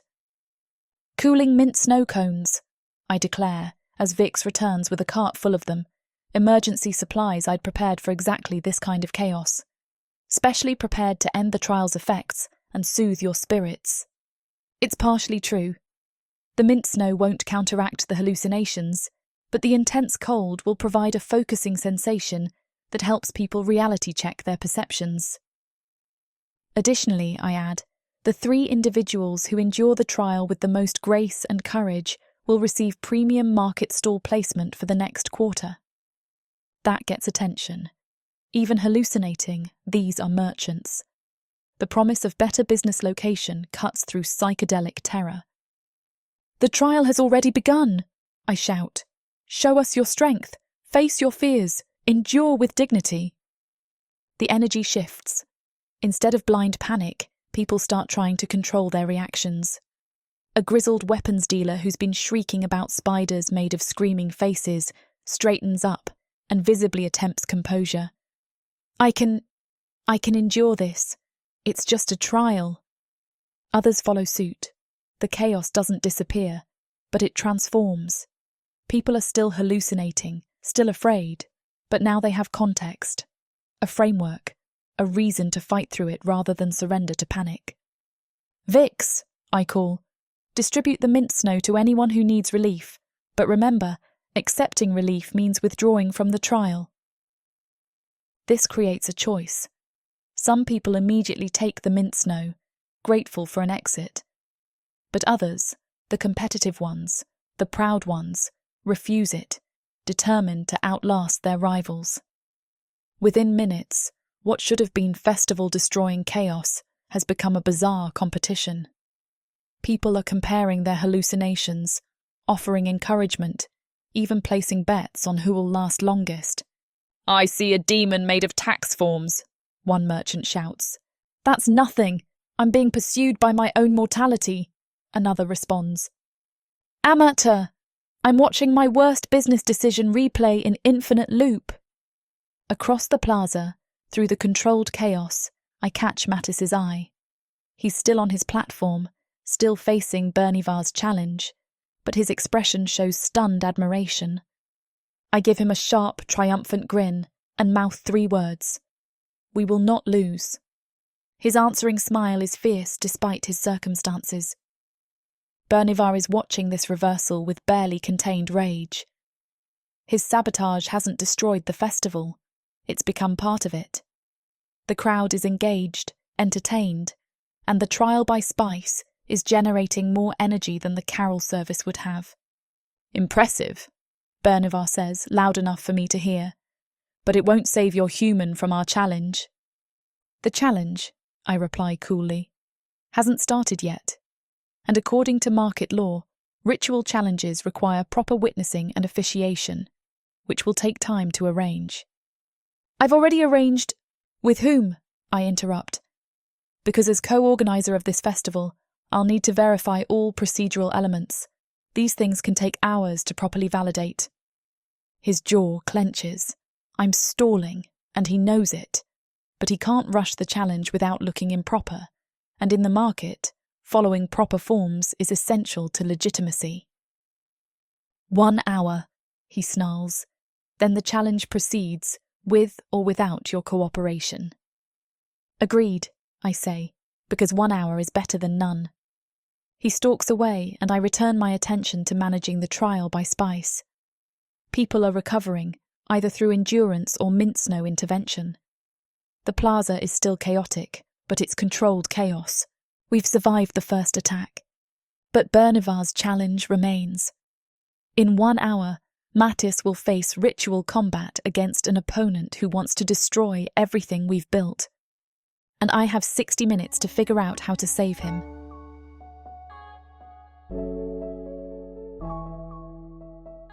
Chapter 23. Mathis. The gift exchange begins while Bernivar's challenge hangs over us like an executioner's blade. I have 1 hour. 1 hour before I face ritual combat with a cursed axe against someone who spent decades perfecting violence. But the schedule says gift exchange happens now. So gift exchange happens. I refuse to let fear derail what we've built. The rules are simple, I announce, trying to keep my voice steady. Small gifts, kind intentions, no curses. We're celebrating generosity, not showing off wealth or power. The crowd, still recovering from the trial by spice, some still seeing mild hallucinations, gathers around the designated gift exchange area. People have brought wrapped packages, most following the paper and twine aesthetic we demonstrated. The first exchanges are genuine and touching. A child gives her father a paper star she folded herself. A merchant gives his rival a small carved figure. Puff and the reindeer moths flutter around, adding sparkles of frost and light. Then I see it. A beautifully carved wooden spoon emerging from expensive wrapping paper. The craftsmanship is exquisite. Detailed etchings, polished to a warm shine. The merchant receiving it gasps with appreciation, reaching out to touch it. I recognize the style immediately, the slightly too perfect symmetry, the way the light seems to bend wrong around the handle. A spoon of kleptomania. Anyone who touches it becomes compelled to steal things. Small things at first, then escalating. It's a curse disguised as a gift, and if that merchant touches it, the gift exchange will devolve into chaos. I don't think. I just move. Oh, what a beautiful... I'm saying as I rush forward, deliberately catching my foot on a decorative ribbon. I stumble dramatically, arms windmilling, and my flailing hand knocks the spoon out of its wrapping. It goes flying, arcing through the air, and lands perfectly in a drainage gutter running along the plaza's edge. Oops. I recover my balance, reaching into my pocket. I'm so sorry. Here, let me replace that with... I pull out a simple carved whistle I made this morning during a moment of nervous preparation. It's crude compared to the spoon, just a piece of hollow wood with finger holes, but it's genuine and harmless. A gift for a song, I declare, pressing it into the merchant's hands. Traditional Kramptiss whistles carved by hand. Try it. The merchant, still confused by the rapid sequence of events, raises the whistle to his lips and blows. It produces a clear, pleasant note. The crowd applauds. The moment passes. The cursed spoon sits in the gutter, and I mentally mark it for retrieval and destruction later. Crisis averted through tactical clumsiness. The gift exchange continues. I watch carefully for more sabotage attempts, but either Bernivar's people have been discouraged or they're saving their energy for the challenge. People exchange handmade items, small useful tools, decorative objects without magical properties. And something remarkable happens. A grizzled weapons dealer, someone I've seen threaten murder over pricing disputes, unwraps a gift to find a child's drawing of a flower. Crude, made with charcoal on scrap parchment. Completely useless. His scarred face crumples, not with anger but with something that looks like wonder. He clutches the drawing carefully and looks around for the child who made it. An assassin receives a pair of knitted mittens, impractical for her profession, but warm. She puts them on immediately and flexes her fingers, her expression soft. A merchant known for ruthless business practices gets a small carved figure of a cat. He holds it like it's precious crystal, stroking the wood grain with surprising tenderness. These people, killers, thieves, merchants who would sell their own families for profit, are being touched by simple kindness, by gifts given without expectation of return, by the radical concept of generosity. My vision blurs. I'm actually tearing up, watching the dark market discover something it's never experienced before. Community. Real community, not based on fear or profit, but on shared humanity. A hand grips my shoulder, firm, grounding, familiar. I don't need to turn to know it's Kramptiss. Her presence is solid beside me, her touch saying everything words can't. I'm here. You're not alone. We did this. They're crying, she murmurs, and I realize she means me. Happy tears, I manage. Look at them. I'm looking. Her voice is soft, unguarded. You did this. You taught them this was possible. We did this, I correct. Her hand tightens on my shoulder. Partner. The word carries so much weight now. Not just business partnership, but something deeper. Trust. Affection. The bond forged through shared impossible tasks. The gift exchange winds down. People clutch their silly, useless, precious treasures. Children show off their acquisitions. Even the 3 winter ghosts are examining gifts they somehow received, ribbons tied to their translucent forms like ethereal decorations. And then the bells chime again. The hour is up. Bernavar emerges from the crowd, his cursed axe gleaming with malevolent light. Behind him, official market witnesses take their positions. This is happening, legitimized by tradition and law. Krien's hand leaves my shoulder. I feel the absence immediately. Mathis Corvin, Bernavar announces formally. You are challenged by ancient right to defend your festival's legitimacy. Do you accept it? Every eye in the plaza turns to me. I could refuse. It would end the festival immediately, destroy everything we've built, but I'd survive. Probably. Or I can accept. Face almost certain death or maiming, but give our creation a chance to continue. I touch the protection charms on my wrist.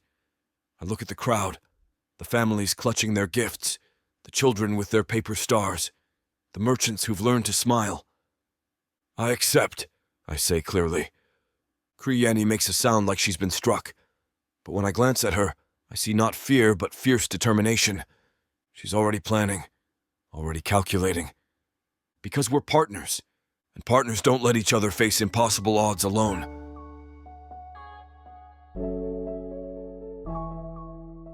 Chapter 24. Krien. The ritual challenge is accepted.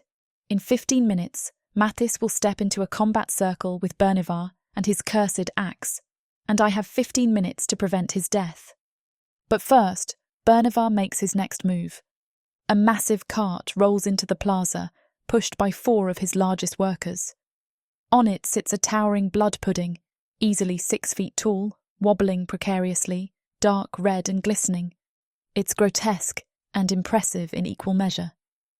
Before the challenge begins, Bernavar announces, we must consecrate the feast. Ancient market law demands a sacrifice to bless the food and ensure prosperity. He's pulling out every traditional precedent he can find. The challenge, the sacrifice, all the old violent customs that Kramptiss has been systematically replacing. The Feast of First Blood, he continues, gesturing to the pudding, requires... I step directly into his path, physically blocking him from the feast tables. New traditions supersede old ones, I declare loudly. The Kramptiss law of no bloodshed, established this week, witnessed by all, explicitly forbids sacrifices during festival events. That's not a real law. It is now. I turn to the crowd. All in favour of the Kramptiss law of no bloodshed? Hands shoot up across the plaza. People who've spent the evening experiencing community, exchanging gifts, laughing together. They don't want blood. They want more of what they've had. The vote is clear, I say. No sacrifices, no blood. The feast will be consecrated by shared joy, as Kramptiss intended. Bernivar's jaw clenches so hard I hear his teeth grind. You cannot simply invent laws. We invented this entire festival, I counter. What's one more tradition? The crowd murmurs agreement. Even his own supporters look uncertain. They've enjoyed tonight, and the old ways suddenly seem less appealing than continued celebration. But I catch movement in my peripheral vision. Bernivar's apprentice, slipping toward the choir staging area where musicians are preparing for the pre-challenge performance. He's carrying new sheet music. The pudding is a distraction. The real attack is about to happen through the choir. I excuse myself smoothly, circling through the crowd. The apprentice doesn't see me coming. He's focused on his task, confident in his stealth. I intercept him just as he's swapping the sheets on the lead singer's stand. New material? I ask pleasantly. He freezes. Master Bernivar requested an update. I snatch the sheets from his hands and his stand simultaneously. One glance confirms my suspicions. These aren't carols. They're summoning incantations set to deceptively cheerful melodies. The final verse would tear open a portal to something cold and hungry. How interesting, I say, replacing them with the approved sheets, Mattis's safe, vapid jingles. Unfortunately, all musical changes require my authorization, which they don't have. But, return to Bernivar, I interrupt, my voice dropping to something dangerous. Tell him that if he attempts one more sabotage before the challenge begins, I will invoke the right of grievance and have him barred from market business for a month. It's a bluff. I probably don't have that authority, but my tone suggests I do, and his uncertainty works in my favour. He retreats. I distribute the correct sheets to the choir with urgent whispers. Only sing these. If anyone tries to give you different music, refuse it. Scythe nods understanding. We'll guard the sheets with our lives. The choir begins their performance. Mattis's terrible, wonderful, magically inert songs about fluffy snow and friendly winter. The melody is so bland it couldn't summon a minor breeze, let alone an ice demon. Bernivar realizes he's been countered again. His expression is thunderous. But the challenge clock is still running. And in 10 minutes, Mattis steps into that circle. I return to his side, my mind racing through options. Legal challenges, technicalities, anything to delay or prevent what's coming. Yen, he says quietly. If this goes wrong, it won't. But if it does, it won't. I meet his eyes. Trust me, please. He nods, though we both know I'm making promises I might not be able to keep. The choir finishes. The plaza falls silent. The challenge hour has concluded, Bernivar announces. Let the combat begin.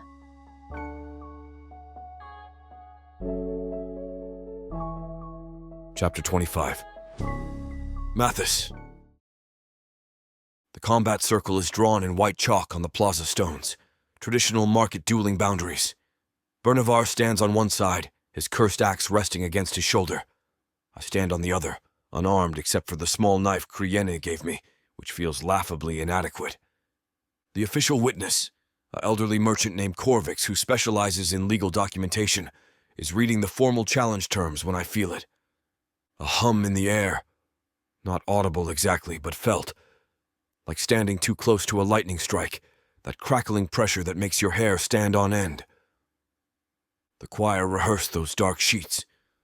Only for a few moments. But magic doesn't care about duration.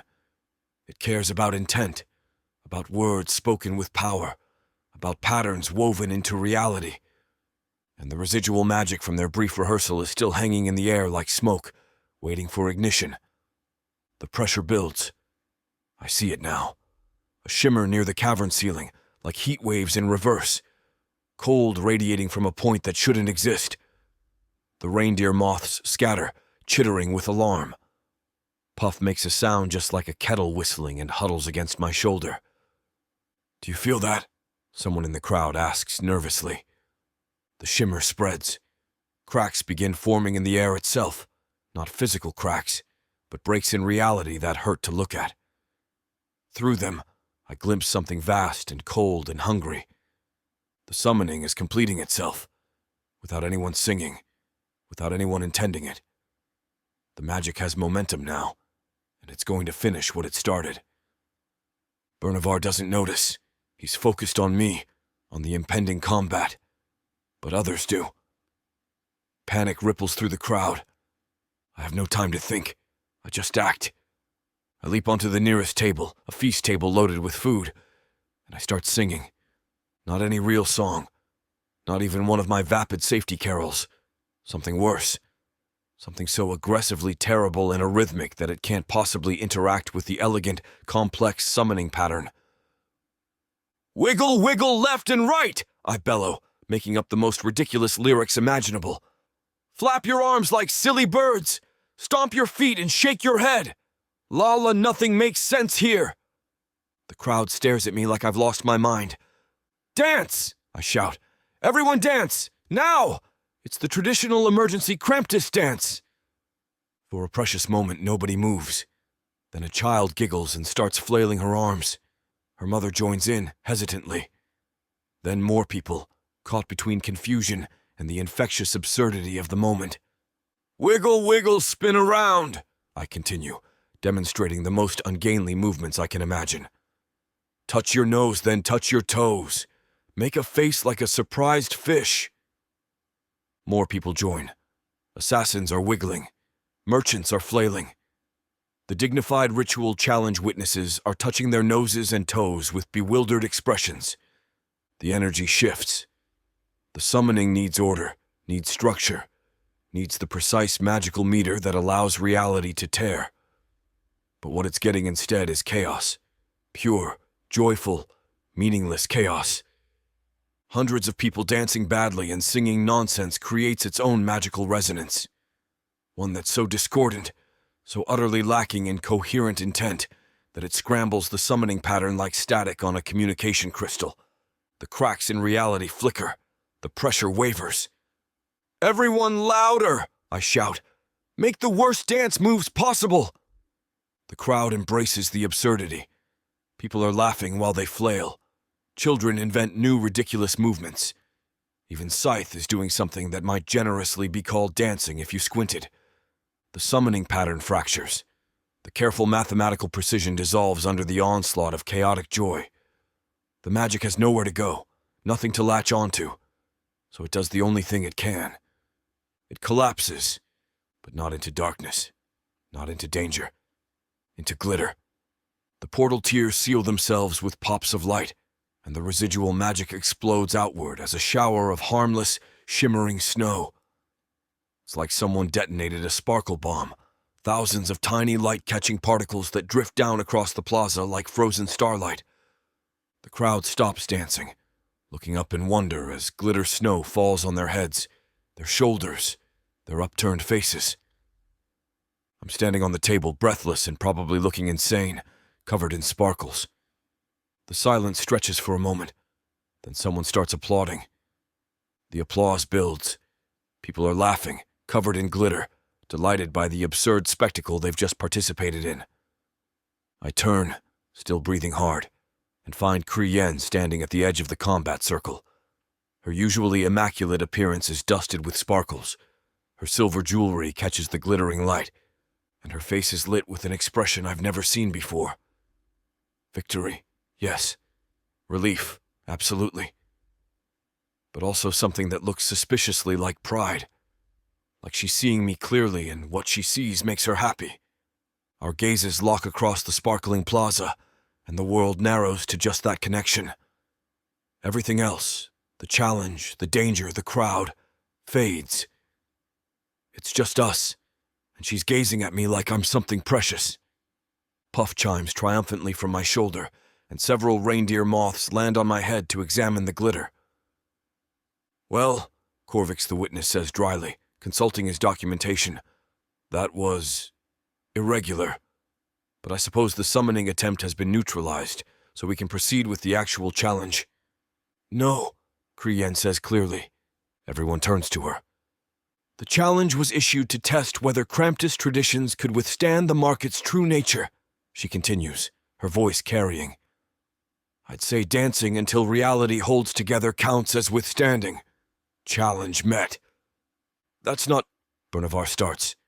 "The human," Scythe interrupts, still dusted with glitter, "just prevented a demonic incursion through interpretive dance. That's more impressive than any axe fight could be." "Agreed," calls another merchant. "The dance was terrible but effective. I want to learn the surprised fish face move." The crowd's energy has shifted completely. They don't want combat anymore. They want more ridiculous dancing and glitter snow. Bernavar stands in the combat circle, his cursed axe raised, but his audience has abandoned him for sparkles and absurdity. He's lost, not through violence or legal maneuvering, but through being outmaneuvered by joy. His expression is murderous as he storms away, his thugs trailing behind. I climb down from the table on shaking legs. Kriyen is there immediately, her hand steadying my elbow. "That," she says quietly, "was the most ridiculous thing I've ever witnessed."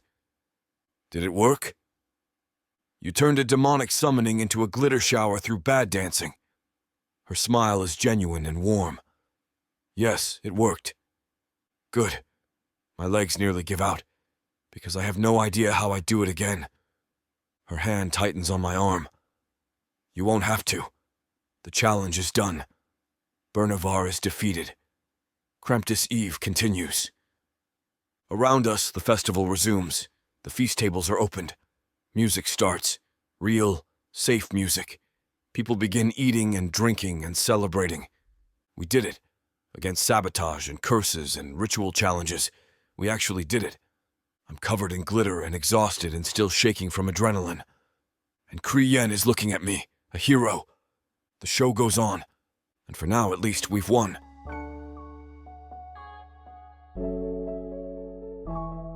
Chapter 26. Kriyen. The festival's chaos fades as I pull Mattis into the storeroom. Adrenaline surges from our triumph over Bernavar. The air is a heady mix of sharp cinnamon and earthy cloves, stirring ancient memories. Bolts of vibrant cloth surround us, casting long shadows in the lantern's glow, making the space feel secretive, like a forbidden temple. He's flushed, hazel eyes blazing with exhilaration. His human scent, salty sweat, loamy earth, and a thick masculine musk intoxicates me. I yank him close by his collar, our bodies colliding. His heat seeps through, his heartbeat thundering.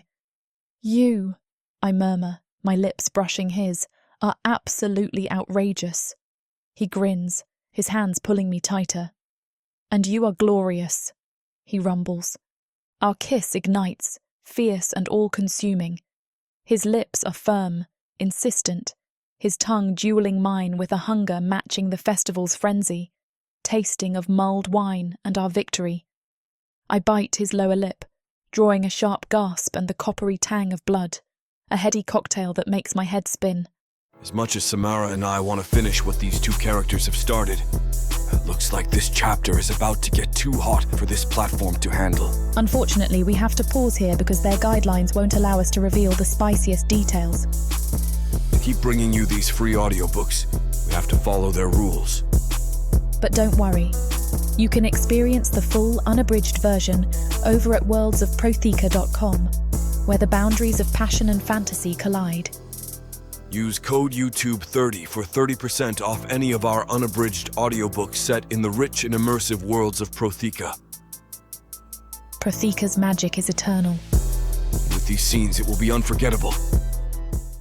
As we dress slowly, fingers lingering on each other's skin, the passion cools to a quiet, smouldering intensity.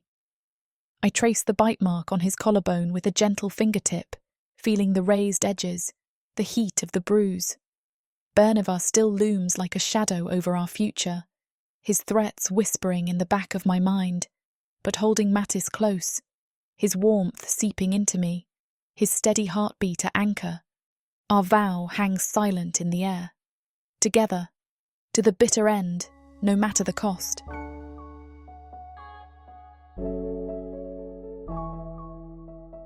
Chapter 27.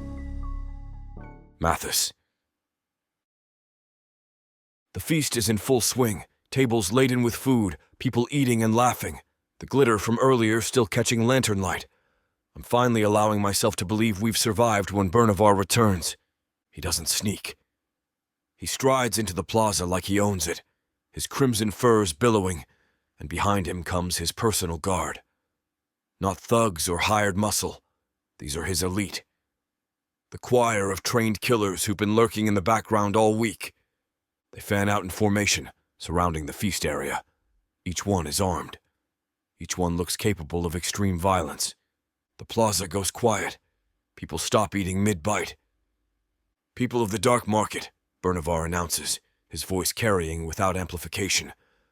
I invoke the ancient rite of anointing. My blood goes cold. I know what he's referencing. An old tradition where the festival's patron deity is honored with blood. Actual blood. From an actual sacrifice.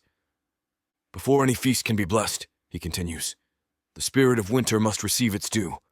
A life given willingly, or taken necessarily, to ensure the festival's legitimacy."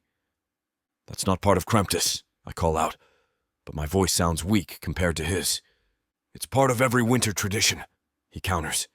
"Your surface customs are pale imitations of something older, darker, and I intend to restore proper observance." His guards move closer. The crowd is frozen, some with fear, some with interest. The old violence of the market is resurfacing, threatening to swallow everything we've built. I see Kriyen moving through the crowd toward me, but Bernavar's guards block her path subtly. This is his moment, and he's planned it carefully. Before panic can fully set in, before the fear can root itself, I step forward. "You're right," I say loudly. Everyone turns to stare at me. Even Bernavar looks surprised. "The festival needs a host," I continue, walking toward the middle of the plaza. "Someone to embody the spirit of Kramptiss. Someone to make the first offerings." "Exactly," Bernavar says, his smile showing filed teeth. "And as the challenger—" "I volunteer," I interrupt. "As the Kramptiss expert, as the one who brought these traditions, I offer myself as the Kramptiss host." Murmurs ripple through the crowd. Kriyenna has gone very still, her expression unreadable. "But," I continue, "you've misunderstood the ritual. The host doesn't receive blood. The host gives gifts. That's the entire point. The first gifts of the evening come from the host, distributed freely to honor the festival spirit." I can see Bernavar processing this, looking for the trap. "The ancient rite of anointing," I say, "is about the host anointing others with generosity. Not about spilling blood, but about sharing warmth. That's what makes the feast legitimate. Not violence, but voluntary giving. It's complete improvisation. I'm redefining an ancient tradition through sheer audacity, gambling that the crowd wants this version more than they want the bloody one." "That's not—" Bernavar starts. "Then you don't understand Kramptiss at all," I interrupt, my voice gaining strength. "The host gives. That's the sacred duty. I give gifts. I give warmth. I give the first toast of the feast." I turn to face the crowd, spreading my arms wide. "As Kramptiss host, I offer the first gifts of this evening. Not blood, but blessings. Not violence, but celebration. Who accepts?" For a moment, silence. Then a child's voice. "I accept! I accept!" calls a merchant. "I accept!" Scythe's scarred voice joins in. The crowd roars its approval. "The host has spoken! The giving begins!" They're not just accepting my redefinition. They're embracing it, loudly, publicly. The collective voice of the market declaring that this is the tradition they want. Bernavar stands in the middle of the plaza, his guards around him, his carefully planned ritual completely undermined by semantics and crowd preference. His expression is murderous. For a moment, I think he might order his guards to attack anyway. Tradition be damned. Then he laughs. It's a harsh, barking sound without humor. "Well played, surface dweller," he says. "You've perverted every proper tradition into something soft and useless. But traditions have long memories, and winters are always long." It's a threat wrapped in grudging acknowledgement. He turns to leave, his guards falling into formation around him. But at the plaza's edge, he stops and looks back. "This isn't over," he calls. "I will return with a tradition you cannot twist, a ritual you cannot redefine, and we will see if your kindness survives true winter." Then he's gone, disappearing into the market's shadows with his followers. The plaza erupts in cheers. People are celebrating not just the festival, but this victory. The defeat of old violence by new hope. I stand in the center of it all, shaking with adrenaline, barely believing what just happened. Kriyen is suddenly beside me, her hand gripping my arm hard enough to bruise. "That was insane," she hisses. "Brilliant, but insane. Did it work? You just redefined an ancient blood ritual through creative interpretation and crowd manipulation." Her eyes are bright with something fierce. "Yes, it worked." Puff emerges from where he's been hiding in my shirt, chiming with relief. The reindeer moths descend like a glittering cloud, celebrating in their own way. "Now what?" I ask. "Now," Kriyen says, her expression shifting from fierce to determined. "We make sure this moment becomes permanent. We turn this victory into tradition." She releases my arm and turns to face the crowd, her voice carrying with authority. "The host has spoken," she shouts. "The giving begins." And just like that, she takes my improvised ritual and makes it real.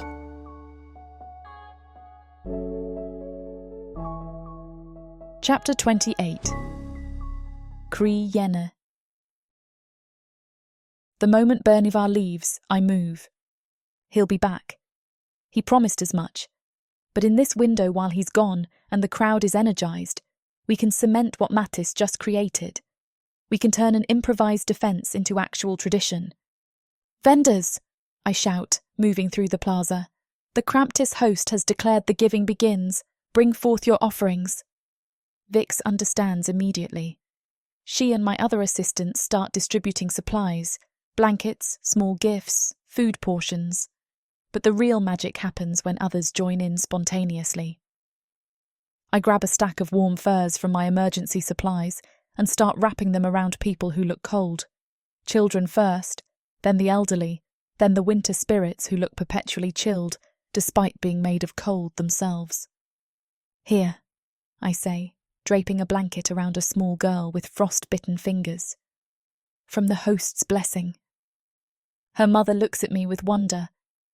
"You're just giving this away?" "The host commands generosity," I reply, which is true in the loosest possible sense. "The tradition must be honoured." She accepts the blanket, and I see the moment shift in her eyes. From suspicion to acceptance to, incredibly, desire to participate. "I have extra bread," she says hesitantly.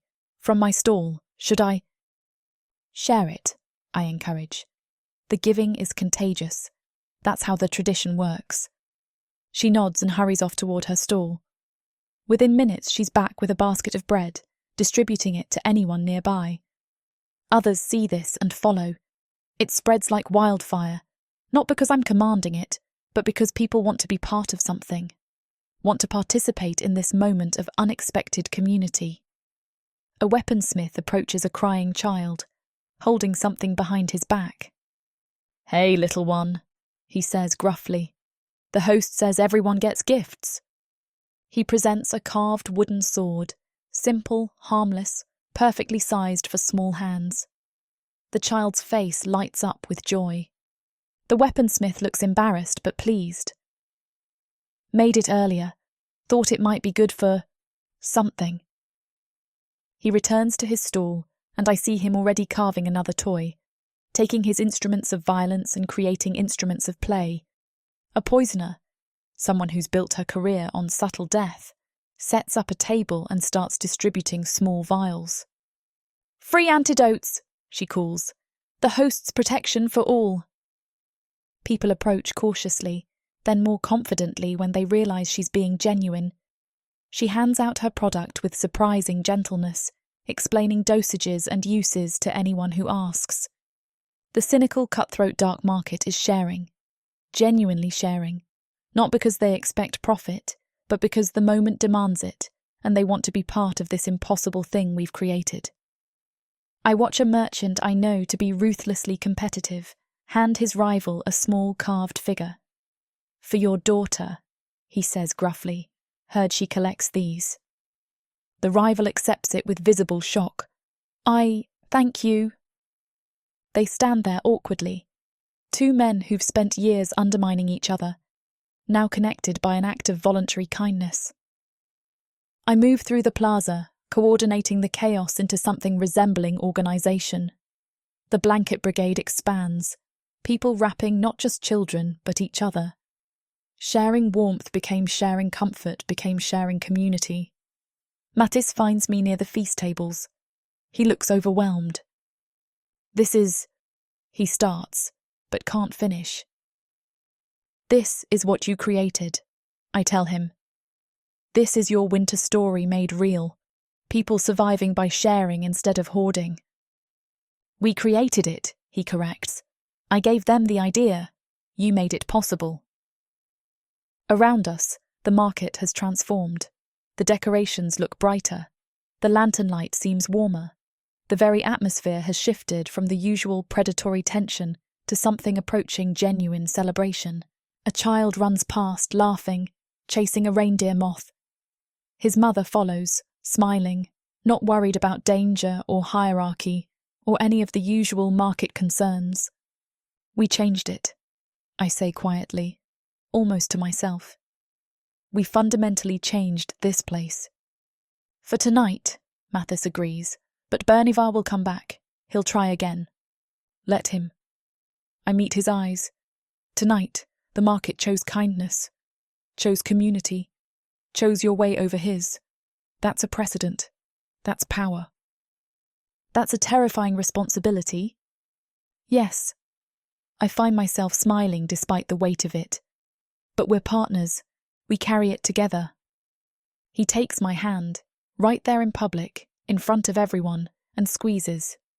The gesture is simple but significant, a public acknowledgement of what we've become to each other. Together, he agrees. The feast continues. The giving continues. And for now, in this moment, the dark market is transformed into something I never thought possible. A place of warmth in winter, of community in darkness, a place where Kramptiss is real.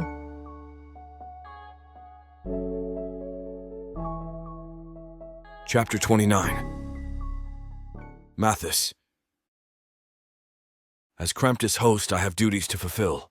The role I improvised to survive Bernivar's challenge has become real. People are looking to me to embody the spirit of generosity, to lead by example in this impossible transformation we're creating. So I do. I move through the crowd with Puff on my shoulder and reindeer moths fluttering around me like a living halo. In my hands I carry a tray of hot cocoa, simple, warm, offered freely. In my pockets, paper stars folded this morning when my hands needed something to do besides shake with fear. "Merry Kramptiss," I say to a merchant offering a cup. "Thank you for being part of this." She accepts it with visible surprise, like kindness is a foreign language she's just starting to understand. I move to the next person, and the next. Each cup is offered with eye contact. Each gift is given with genuine warmth. My very presence seems to calm the lingering tension. People relax when the host approaches like I'm carrying peace with me. Then I see them. Bernivar's lieutenants. The ones who distributed the howling pepper pies. The ones who've been lurking at the edges all night, waiting for orders to create chaos. I could avoid them. Should avoid them, probably. They're dangerous, loyal to someone who wants me dead. Instead, I walk directly toward them. They watch me approach with wary expressions, hands drifting toward concealed weapons. "Merry Kramptiss," I say, extending cups of cocoa to the nearest two. You've worked hard tonight. You should have something warm. They stare at me like I've spoken in tongues. It's just cocoa, I add. No tricks, no poison, just warmth on a cold night. The taller one, someone I've seen delivering Bernavar's threats, reaches out slowly and takes the cup. He sniffs it suspiciously, then takes a cautious sip. His expression shifts from suspicion to surprise. It's good, he says, sounding confused that I'd give him something genuinely pleasant. That's the point, I reply, handing a cup to his companion. Kramptiss is about sharing good things. Everyone deserves that, even people who don't agree with me. I meet their eyes, not challenging, not submissive, just honest. I know you're following orders, I continue quietly. I know you think I'm ruining traditions.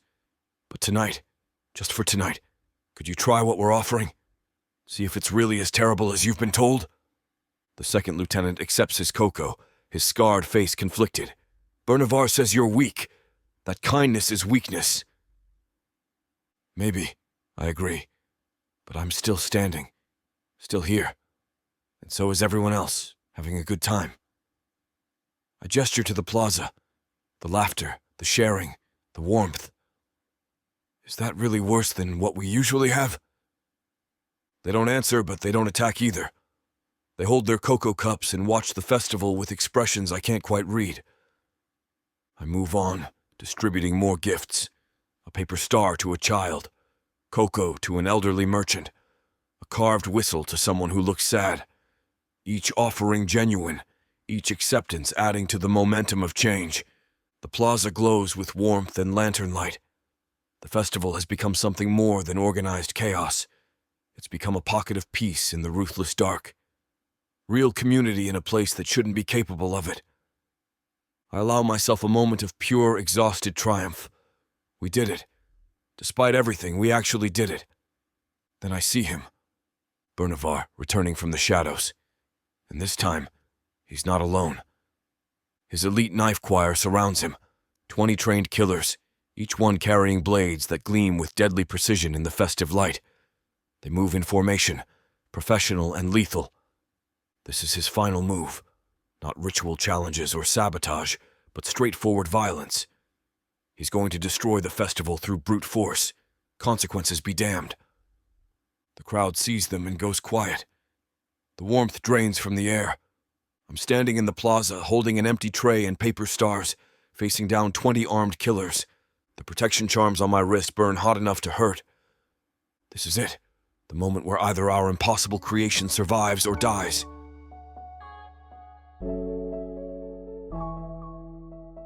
Chapter 30. Yen.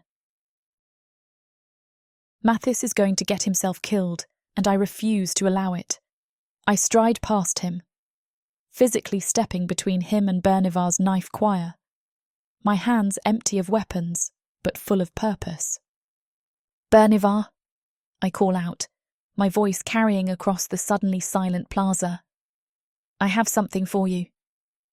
I hold up the vault key, the actual prize for the festival competition, the symbol of ultimate market control, a century of tax abatement, access to the auxiliary treasury, real, tangible power. His eyes lock onto it immediately, so do everyone else's. This was meant to go to the winner of tonight's competition, I continue, the merchant who best embodied the spirit of Kramptiss. Which I did not, Bernavar says flatly, because your human perverted every proper tradition. You embodied a different spirit, I interrupt.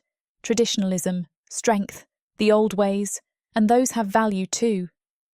He looks suspicious, waiting for the trap. So I'm offering you a bargain, I say. This key, this power, all yours, on one condition. Name it. Enjoy one carol, I say simply. One song, performed by your choice of singer, without spilling a single drop of blood. Can you do that? It's a test, a challenge wrapped in an offer. Can he experience something without violence? Can he be present for joy without destroying it? His expression twists with contempt. You think I can be bought with... I think you can prove you're strong enough to hear a song, I interrupt. Or are you afraid of music? It's a deliberate goad. Implying weakness to someone like Bernivar is dangerous, but necessary.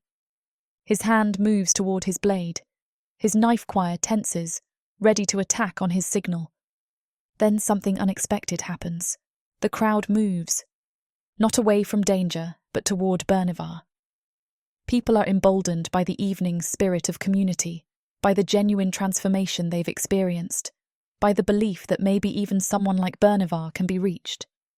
A merchant presses a cup of hot cocoa into Bernivar's free hand before he can refuse it. Drink, she urges. It's good. Someone else drapes a warm blanket over his shoulders. You look cold. More people surround him, not threatening, but welcoming, including him in the community he's tried to destroy. One song, someone calls. Just one. Then you can have the key. Bernivar stands there, armed and dangerous, surrounded by unarmed civilians offering him comfort. His knife choir looks to him for orders, but he's frozen by the sheer absurdity of the moment. Then a small child, no more than 5 years old, completely fearless, pushes through the crowd. She's holding a paper crown, crooked and covered in excessive glitter. She looks up at Bernivar with big eyes and reaches up, placing the crown on his head. You look like a king, she says seriously. Kings need crowns. The plaza holds its breath. Bernivar stares down at the child, his filed teeth, his crimson furs, his reputation built on ruthless violence, and this child just crowned him with paper and glitter. He opens his mouth, probably to snarl or threaten or order his choir to attack. Instead, a sound emerges that I've never heard from him before. Laughter. Not his usual harsh bark, but something genuine, startled, almost helpless. He laughs, a single, bewildered sound, and something in his expression cracks. The rigid determination, the violent intent, all of it wavers under the assault of pure, innocent joy. One song, he says finally, his voice rough. One song, and then you give me the key. One song, I agree. Scythe steps forward, her scarred throat visible as she prepares to sing. The knife choir lowers their weapons slightly, uncertain. And in the centre of the plaza, surrounded by his enemies and a community he doesn't understand, Bernivar stands wearing a glitter crown and holding a cup of cocoa, waiting to hear a carol. Defeated not by violence, but by relentless, incomprehensible kindness. Mattis catches my eye from across the gathering crowd. His expression shows stunned disbelief, mixed with something that looks like hope. I mouth 3 words. We actually won. Scythe begins to sing, not a summoning, not a weapon, just a simple carol about winter and light and enduring the dark together. And Bernivar listens.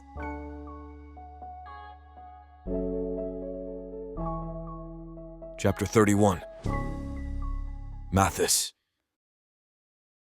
The feast begins and something is wrong. The merchants aren't just being civil, they're being effusive. A weaponsmith who I know tried to kill his rival last month is now complimenting the man's roasted Tara preparation with genuine enthusiasm. 2 poisoners who've spent years undercutting each other are exchanging recipes, writing notes, laughing like old friends. The laughter is everywhere. Too much of it. Too loud. It echoes off the cavern ceiling with a brittle quality that doesn't sound quite human. I wanted them to be happy. I wanted community and warmth and connection. But this isn't happiness. This is a performance. A saccharine, hollow imitation of joy. More wine, someone calls, giggling. We should toast to friendship, to Kramptiss, to everything being wonderful forever. The cheer that follows is deafening, unified, wrong. I stand near the feast tables, puff huddled against my neck making anxious sounds, and watch with growing dread. The protection charm on my wrist isn't burning. There's no magical attack happening, but every instinct I have is screaming danger. A merchant I recognize as notoriously ruthless approaches his sworn enemy and hugs him. Actually hugs him, with tears streaming down his face. "I'm so sorry for everything. You're like a brother to me. I love you." The enemy hugs back, both of them sobbing. "I love you too. We're all family here." My stomach lurches. This isn't transformation. This isn't genuine change. These people don't love each other. They hate each other. They've spent decades in bitter rivalry, and now they're declaring eternal friendship with the manic intensity of people who've lost control of their own emotions. I scan the crowd looking for Kriana and spot her near her stall, her expression troubled. She feels it too. This wrongness that's infected the celebration. Then I see Bernavar. He's moving through the crowd like a predator, not eating, not drinking, just watching. His nostrils flare like he's scenting something in the air. His eyes are narrow with suspicion, and unlike everyone else, he looks completely clear-headed. He stops near a group of merchants who are literally dancing together, people who would normally kill each other over a copper coin, and inhales deeply. Then his head snaps toward me. Our eyes meet across the plaza, and his expression shifts from suspicion to certainty to rage. He knows something I don't. My hand moves instinctively to my tunic, to the hidden inner pocket where I keep... It's empty. Cold horror floods through me. My hand moves instinctively to my tunic. It's empty. Cold horror floods me as I remember. In my panic to prevent bloodshed, I didn't just add a pinch to the cocoa. I added the whole pouch, catastrophically misjudging the dose. "For riots," the creature had rasped, pushing the pouch across the counter. "A little for peace, a lot for a long, long sleep." I'd bought it as a last resort I never intended to use, a secret I kept even from Kriana, just to keep people from killing each other if everything went wrong. I'd added it to the cocoa distribution, just a pinch in each vat. Nothing strong, nothing dangerous, just enough to smooth the edges to make people a little more receptive to kindness. The pouch is gone. I must have dropped it, and someone found it. "Oh no," I whisper. Puff makes a sound like breaking glass. The spores were supposed to be mild. We're supposed to just help a little, lower inhibitions toward kindness, make people more open to connection. But looking at this manic, false cheer, at grown killers sobbing about love and merchants declaring eternal friendship with people they despise, I realize I didn't use a pinch.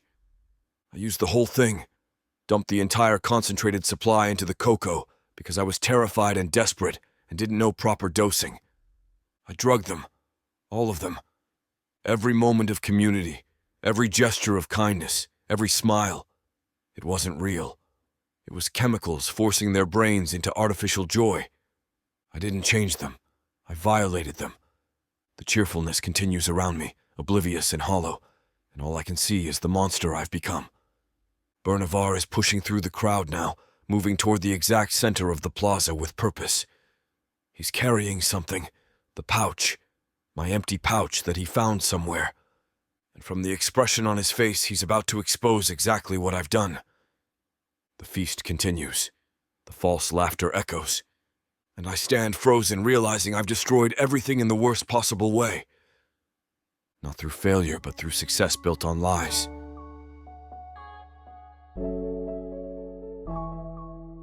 Chapter 32. Kriana. I'm watching a weaponsmith and a poisoner plan a joint business venture, not a temporary alliance or a strategic partnership with careful contracts and mutual hostility. An actual friendship, complete with enthusiastic handshakes and promises to introduce each other to their families. These are people who tried to kill each other 2 months ago over territorial disputes, and now they're giggling. Actual giggling, like children sharing secrets. It should be a moment of triumph. Proof that what we've built can create lasting change, can transform the market's fundamental nature. Instead, it feels like watching someone wear a mask of their own face. Technically correct, but profoundly wrong. This level of cooperation isn't in their nature. These are dark elves, suspicious, competitive, ruthless by culture and survival instinct. They don't trust easily. They don't forgive readily. And they certainly don't declare eternal friendship with business rivals after one evening of festival activities. The feeling of safety I had moments ago, standing beside Mathis, watching our impossible creation succeed, now feels like a dangerous illusion, like standing on ice that looks solid but is actually paper-thin. I scan the crowd, trying to identify the source of my unease. Everyone is smiling, laughing, sharing, being kind in ways that would normally take years of relationship building. It's happening too fast. A merchant I know to be paranoid and territorial is currently braiding flowers into a rival's hair. A contract killer is teaching children a song about friendship.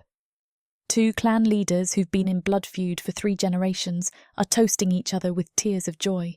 This isn't transformation. This is something else. I catch sight of Mattis across the plaza. His face is pale, his expression stricken. He knows something, and from the horror in his eyes, it's not good. Then Bernivar moves. He leaps onto the center feast table with predatory grace, his boots crushing food and scattering plates. In one hand, he holds something small, a leather pouch. "People of the dark market!" His voice cuts through the unnatural cheer like a blade through silk. "Look at yourselves!" The laughter falters slightly, but doesn't stop. People turn toward him with confused smiles. "You've spent the evening declaring love for your enemies," he continues, his voice dripping with contempt. "Sharing secrets with rivals, trusting people you should kill on sight. Does this seem natural to you?" A few faces show uncertainty, but most maintain their manic cheerfulness. Bernivar holds up the pouch. "This human, your precious Kramptiss expert, has drugged you, peace spores, mixed into every cup of cocoa. Your joy is a lie, your kindness is chemical. He has made you weak." The word weak echoes across the plaza. I see Mattis's face crumble, see the confirmation in his expression. He did this, intentionally or not. He drugged the entire market. "A fraud!" Bernivar bellows, kicking over a massive tureen of stew. The liquid splashes across the table, across nearby people, but nobody reacts with appropriate anger. They just blink, confused, still smiling. "I will prove it," Bernivar snarls. He produces a small vial from his furs, something dark and acrid smelling. Ammonia salts, I recognise them. Counter-agents for various fungal influences. He grabs the nearest merchant, the paranoid one currently braiding flowers, and waves the open vial under his nose. The effect is immediate and horrible. The merchant's eyes clear. The vacant, manic smile vanishes like someone ripped off a mask. His face contorts. Confusion first, then dawning realization, then pure, incandescent rage. He looks at the rival whose hair he was braiding, the man he spent 3 months trying to bankrupt last year, the man whose cousin he had killed over a trade route dispute. "I was touching you," he says, his voice hollow with horror and fury. "I was calling you brother." The rival is still smiling, still under the spore's influence. "We are brothers. We're all family." The merchant punches him, hard enough to break a bone. The sound cracks across the plaza like a starting gun. Bernivar is already moving through the crowd with his vial, waving it under nose after nose. Each person who clears shows the same progression: confusion, realization, humiliation, rage. A weaponsmith remembers pledging eternal friendship to the man who murdered his apprentice. A merchant recalls sharing her most carefully guarded trade secrets with a direct competitor. An assassin realizes she was crying and hugging the target of her current contract. Every moment of kindness, every gesture of community, every word of love, recontextualized as violation, as something forced on them without consent. As weakness, they were chemically compelled to display. The spell is breaking. And what's emerging underneath isn't disappointment or sadness. It's hatred. Pure, collective, murderous hatred. For the person who made them feel things they never naturally feel. Who violated their autonomy. Who made them weak. For Mathis, the plaza's atmosphere shifts from manic joy to something cold and predatory. Hundreds of dark elves coming out of chemical euphoria and into the realization that they've been manipulated. Their eyes turn toward him. All of them. A unified mob recognizing their enemy. I'm already moving, already calculating escape routes and survival odds. Because I know what comes next. And it's going to be a bloodbath.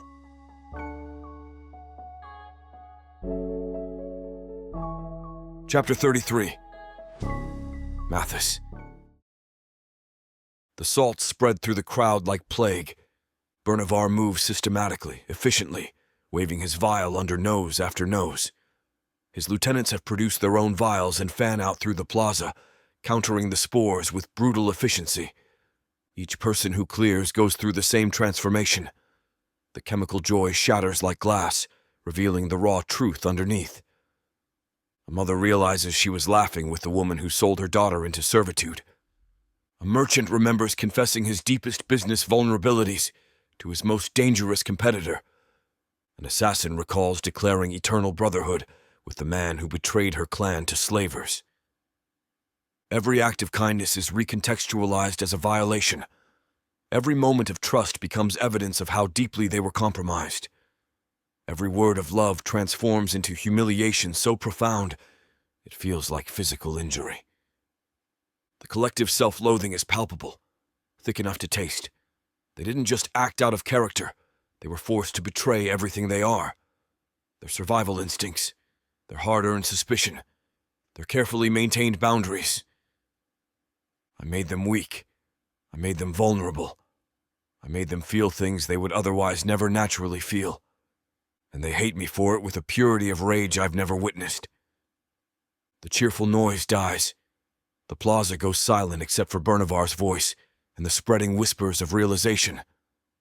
Then someone screams, not fear or fury, raw, animal fury. The human! The words ripple outward. Heads turn. Hundreds of pairs of eyes lock onto me. These aren't the calculated, business-minded stares I've grown used to. These aren't even the hostile but practical expressions of people who see me as competition or nuisance. These are the faces of people who've been violated, who've had their autonomy stripped away, who've been forced to perform weakness in front of their enemies. And they're looking at me like I'm something that needs to be erased from existence. Slowly, creatively, with extreme prejudice. "He made us love each other," someone snarls. "He made me cry." Another voice cracks with shame fury. "I hugged him. I hugged the man who killed my brother." The mob begins to coalesce. Not rushing yet, something worse. Moving with unified purpose. Coordinated. A pack that's identified prey. Puff vanishes completely into my collar, trembling. The reindeer moths scatter to the ceiling. Even the winter ghosts flee. My protection charms are burning hot enough to blister, but they're designed for magical attacks, not the collective intent of thousands of enraged dark elves who want to make an example of me. I should run. Every instinct screams run, but my legs won't move. I'm frozen, watching them come, knowing I deserve this, knowing I violated every single person here, knowing I'm a monster who justified violation as kindness. Someone in the crowd makes a gesture, quick, practiced. Something glints in lantern light. A dagger. It flies through the air with the precision of professional hatred, aimed directly at my throat.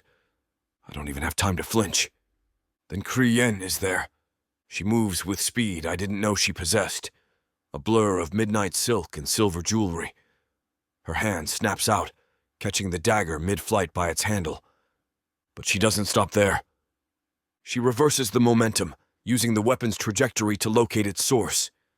Her other hand shoots out, grabbing the thrower's wrist as he reaches for a second blade. The sound of breaking bone is sickeningly loud in the sudden quiet, a wet crack that echoes off stone. The elf screams and drops, clutching his arm where it now bends at an unnatural angle. Krienne doesn't look at him. She's already turned, grabbed me by the front of my shirt, and is physically shoving me toward the darkened mouth of an alley behind us. "Run!" she hisses. Her face is a mask of cold fury, not at me, but at the situation, at what's about to happen. Her violet eyes are hard as cut gems, and there's blood on her hands. Not hers. "Now," she adds when I don't immediately move. The spell breaks, my legs remember how to work. I run. Behind us, the mob's restraint shatters. The roar that erupts is primal, the sound of a predator pack that's been given permission to kill. They surge forward, not as individuals, but as a wave of collective violence. Krienne runs beside me, her hand iron tight on my wrist, pulling me through the alley's darkness. Behind us, I hear the destruction beginning, stalls being overturned, glass shattering, decorations torn down, and screaming, so much screaming. The beautiful glass eels we hung so carefully are being ripped down and used as weapons. The paper stars are burning. The feast tables are being flipped, food trampling underfoot. Everything we built is being destroyed with the same manic energy they used to create it. Because I drugged them. Because I made them into something they're not. Because I thought I knew better than they did about what they needed. A child's scream cuts through the chaos, high and terrified. I risk a glance back and see the girl who crowned Bernavar, now cowering behind a crate as adults fight around her with brutal efficiency. "Don't look back!" Krienne snarls, yanking me forward. "There's nothing you can do." But I see anyway. The merchant who shared his trade secrets now being beaten by the competitor he confided in. The weaponsmith and poisoner who planned a business venture, one stabbing the other with vicious precision. The assassin crushing her brother's throat with her bare hands. The dark market is tearing itself apart, old grievances exploding with the force of compressed fury. Fresh humiliations demanding blood payment. And it's all my fault. "Faster!" Krienne commands, and we plunge deeper into the shadows, leaving the riot behind. But the sounds follow us. The screaming, the breaking, the dying. My winter tale of hope has become a massacre, and I'm the one who lit the match.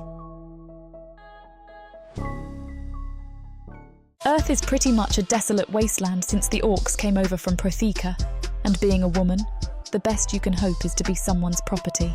Now, after my curvy body catches Korthar's eye, he'll claim me, and I'll serve him, in any way he pleases. You're mine now.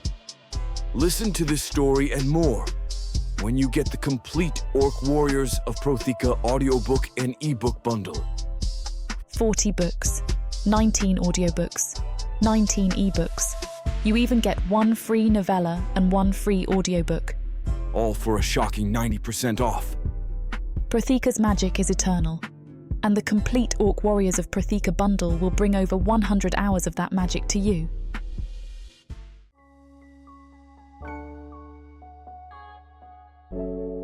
Chapter 34. Krienne. The alley opens into a maintenance shaft I've used twice before, once to smuggle contraband, once to dispose of a body. The metal rungs are slick with condensation and something organic that's better left unidentified. "Down," I command, already descending. Mathis follows without argument, his breathing ragged. Behind us, the riot's roar echoes through the market's upper levels, screams, breaking glass, the wet sounds of violence. We drop into the underbelly, the forgotten spaces beneath the dark market where waste flows and things that don't want to be found hide. The air is thick with the stench of sewage, rot, and stagnant water. I navigate by memory and touch, pulling Mathis through passages I've memorized over years of careful preparation. Every merchant with sense has escape routes. Mine are simply more thorough than most. "Where are we going?" His voice cracks. "Away." I yank him around a corner as footsteps echo above us. Quiet. The sounds of pursuit are distant but present. Bernavar's people aren't stupid. They know there are lower passages. But I know them better. We splash through ankle-deep water that I refuse to identify.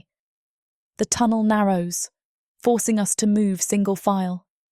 The darkness is absolute except for the faint phosphorescent fungi that grow in patches along the walls. Behind us, voices. Closer now. This way, I saw them. Surface rat and the traitor brat. 2 of them. Bernivar's personal guard from the sound of their voices. I pull Mathis into a side alcove, pressing us both against the slimy stone. My hand finds the trigger mechanism I installed 3 years ago, a deadfall trap I've maintained but never needed to use. Until now. The guards round the corner, their lantern lights sweeping ahead. They can't have gone far, one mutters. The human's soft. He'll be leaving tracks. I pull the trigger. The ceiling collapses with a grinding roar. Stone and debris thunder down, filling the passage with choking dust and the sound of crushing. One guard screams. The sound cuts off abruptly with a wet crunch. The second manages a longer scream, 3, maybe 4 seconds, before the weight becomes too much and his lungs collapse. Then silence. Just the settling of stone and the drip of water. I've killed 2 of Bernivar's people, deliberately, irrevocably. I've chosen my side. Mathis is frozen beside me, his breathing harsh in the darkness. Move, I say, pulling him forward again. That'll buy us time, but not much. We continue through the underbelly. The sounds of the riot are muffled now but constant, a background roar of destruction. The market is consuming itself, and we're fleeing through its intestines. After what feels like hours but is probably only 20 minutes, we reach an old cistern I've used before as a cache point. The chamber is roughly circular, carved from bedrock, with a ceiling low enough that I have to duck. The only light comes from our bodies displacing the darkness.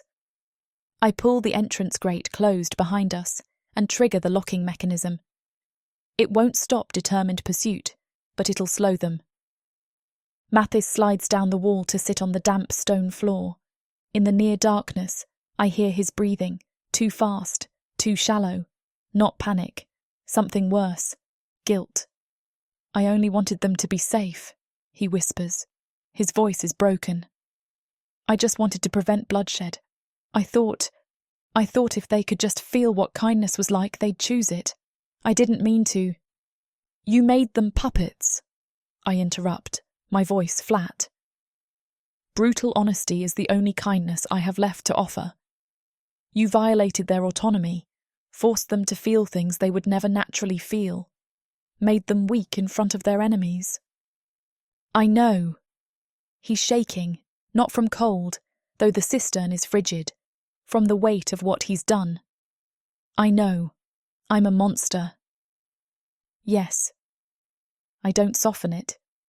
You are. You took away their choice. In the dark market, that's worse than killing them. Death is clean. What you did was violation. He makes a sound like something breaking. I slide down the wall to sit beside him. Our shoulders touch in the darkness. They hate you for it more than they've ever hated anyone, I continue. Because you didn't just hurt them. You made them hurt themselves. Every kind word they spoke, every vulnerable moment, they'll remember that as weakness you forced on them.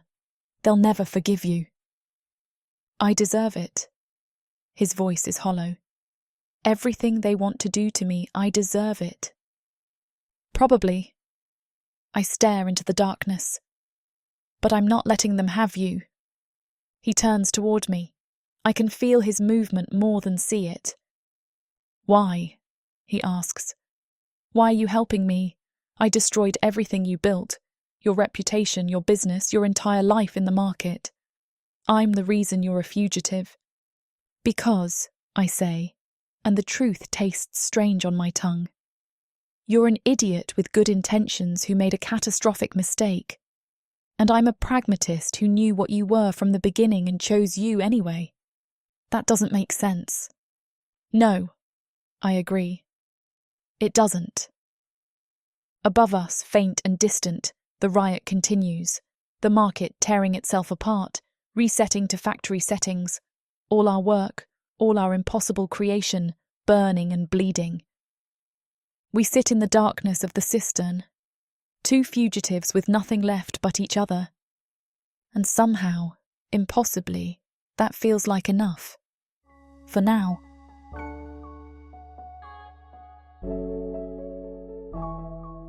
Chapter 35. Mathis. After an hour in darkness, Kriyenna leads us to a ventilation grate overlooking the main plaza. "Stay quiet," she whispers. "Just watch." I don't want to watch, but I need to. Need to see what my mistake has created. The plaza is unrecognizable. The beautiful glass eels, those elegant decorations we commissioned that glowed with soft internal light, are shattered across the stone. The shards catch lantern light like scattered stars, except they're mixed with blood and creating hazards that people slip on as they fight. The decorative stockings hang in tatters, their contents looted or destroyed. The paper stars are burning. Someone set them alight deliberately, and the flames spread across canvas stall roofs. The throne, Kriyen's elegant fungus velvet creation, is overturned and being hacked apart by merchants using it as a barricade in some territorial dispute. The feast tables are demolished, food trampled into the stone. The ladle I used as Kramptiss' host lies bent and broken in a pool of spilled stew. But it's not the destruction of objects that breaks me. It's the people. The child who crowned Bernavar with innocent joy is cowering behind a crate. Her parents are fighting, not the looters, but each other, screaming accusations about weakness, about vulnerability exposed during the drug-induced celebration. Their daughter watches, crying silently. The merchant who shared a meat pie with his rival, who laughed and told stories about his childhood, lies dead in the gutter, his throat cut. His friend probably did it, reclaiming power through violence. The weaponsmith who carved wooden toys for children is beating someone to death with his bare hands, every blow punctuated with words about humiliation and violation. Scythe, who sang carols with such unexpected gentleness, is locked in combat with 3 of her own choir members. Old grudges are exploding now that the artificial peace is gone. The fragile peace didn't solve anything. It was a pressure cooker, forcing down natural tensions until they had nowhere to go but explosive. And now those tensions are detonating with renewed savagery.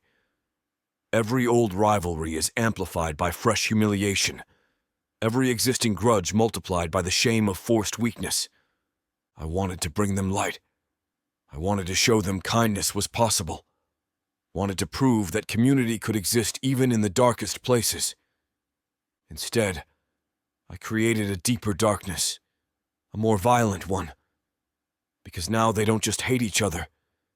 They hate themselves for what I made them feel. "I killed them," I whisper. "Yes," Kriyen says. No comfort in her voice, just acknowledgement.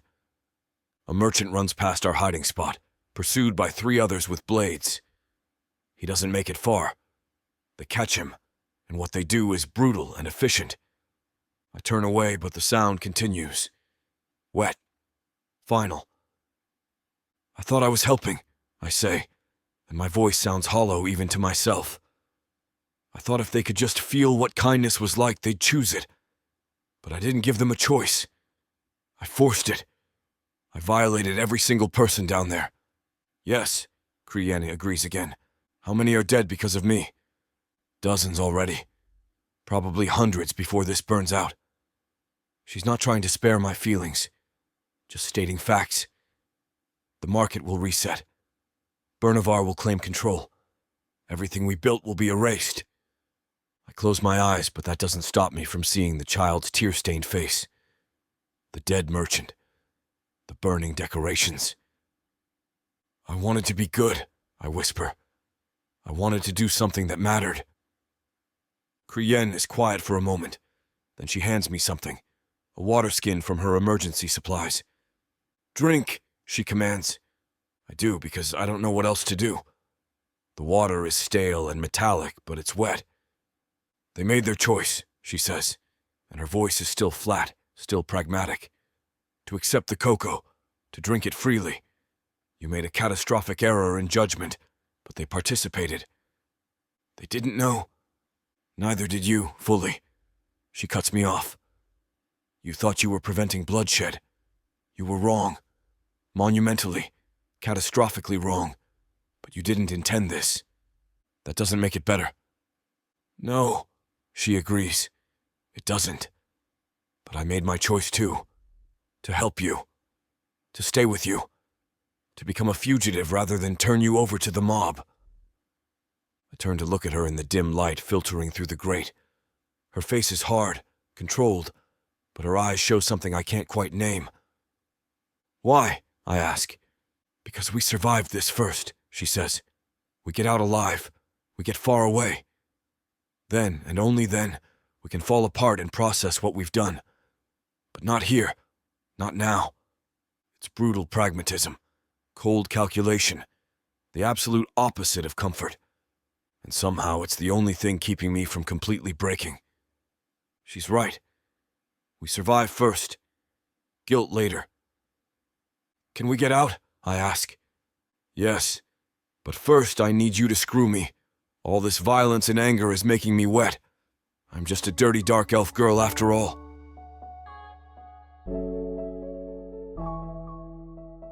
Chapter 36. Kriyen. The sewer's fetid embrace wraps around us like a shroud, the air thick and oppressive with the stench of blood, sharp and metallic, like coins left too long in the rain, mingled with the rancid, visceral reek of spilled guts and the cloying, earthy decay of stone saturated with centuries of waste. The echoes of violence above pulse through the slime-slick tunnels like a macabre symphony. Guttural screams claw at the air. The wet thud of bodies collapsing reverberates off the walls, and the distant crackle of magi. Fire consumes the remnants of the market in a cacophony of destruction. Mathis's spore blunder has unleashed a nightmare, transforming the once thriving Undercity into a slaughterhouse of betrayal and chaos. Our cloaks, heavy with grime and sodden with the tunnel's oozing filth, cling to our skin like a second, suffocating layer, each step squelching in the viscous muck that seeps into our boots, chilling our feet with its invasive cold. Yet amid this desolation, a primal desire surges, a desperate, aching need to affirm life, to cling to each other against the looming spectre of death that threatens to swallow us whole. I pull him into a shadowed alcove, the jagged stone biting into my back through my thin tunic, its icy edge a stark contrast to the heat of my racing pulse. My fur cloak, matted with blood and dirt, is our only refuge in this hellhole. Its once lush pelt now a gritty, comforting barrier against the damp cold radiating from the walls, raising gooseflesh on my arms. Now, I whisper, my voice raw and cracked from shouting through our frantic escape, each word scraping my throat like shards of glass, before the world claims us. His eyes meet mine in the dim murk, dark hazel pools swirling with the same desperation that grips my heart, flecked with glints of torchlight filtering through grates above, like stars in a polluted sky. He presses close, his body heat a radiant anchor cutting through the tunnel's chill, his chest heaving against mine, our breaths ragged and entwined. In his nearness, I feel the weight of our shared survival, the unspoken bond forged through nights of whispered plans and stolen moments. The kiss begins frantic, lips crashing with bruising intensity, tongues tangling in a fierce dance of need, tasting of acrid fear, the salty tang of sweat from our flight, and the bitter ash of betrayal that lingers from the spore's catastrophic fallout. His stubble scrapes my lips, a rough contrast to my elven smoothness, grounding me in the raw reality of him. But as his hands soften, cupping my face with calloused palms that carry the faint herbal scent of alchemy and earth, the kiss slows, deepens. It becomes a deliberate exploration, a silent promise to hold on to each other in this crumbling world. Each press of his lips feels like a confession, a tether pulling me back from despair. My glorious dark elf, he murmurs against my neck, his breath warm and moist, carrying the musk of his exertion, a scent that drowns out the sewer's rot and centers me in this moment.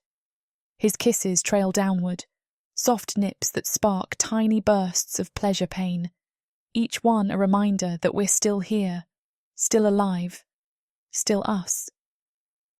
I unfasten my cloak with trembling fingers, the metal clasp clicking like a heartbeat in the stillness, and spread it across the uneven stone, the fur a soft, insulating nest against the damp cold that seeps from the floor, its matted fibres cradling us in a fragile cocoon. He strips me slowly, reverently, peeling away blood-stained clothes that cling to my skin with a wet, tearing sound, heavy with the coppery reek of gore. My skin glows faintly in the flickering torchlight, shadows dancing across my curves, highlighting scars from battles past and fresh bruises from our escape, each mark a testament to our shared struggle. This scene is about to get too steamy for this platform's comfort, and as much as we'd love to keep going, their guidelines say we need to stop here. To continue releasing these free audiobooks on this platform, we've got to play by the rules. The passion doesn't end here. Visit worldsofprothika.com to hear the full, uncut version of this fantasy romance, and every daring moment that YouTube can't handle. Use code YouTube30 for 30% off unabridged audiobooks in the worlds of Prothika. Don't let YouTube hold you back. Immerse yourself in a world of magic, danger, and unfiltered passion. Prothika's magic is eternal. Listen unabridged and you'll never want to go back. He cups my face, his thumb brushing away a tear I didn't realize had fallen, and promises, his voice steady and resolute, I'm not going anywhere. In the midst of ruin, with the echoes of death still ringing, we've forged an anchor, a bond fierce and unyielding, our love a light in the dark.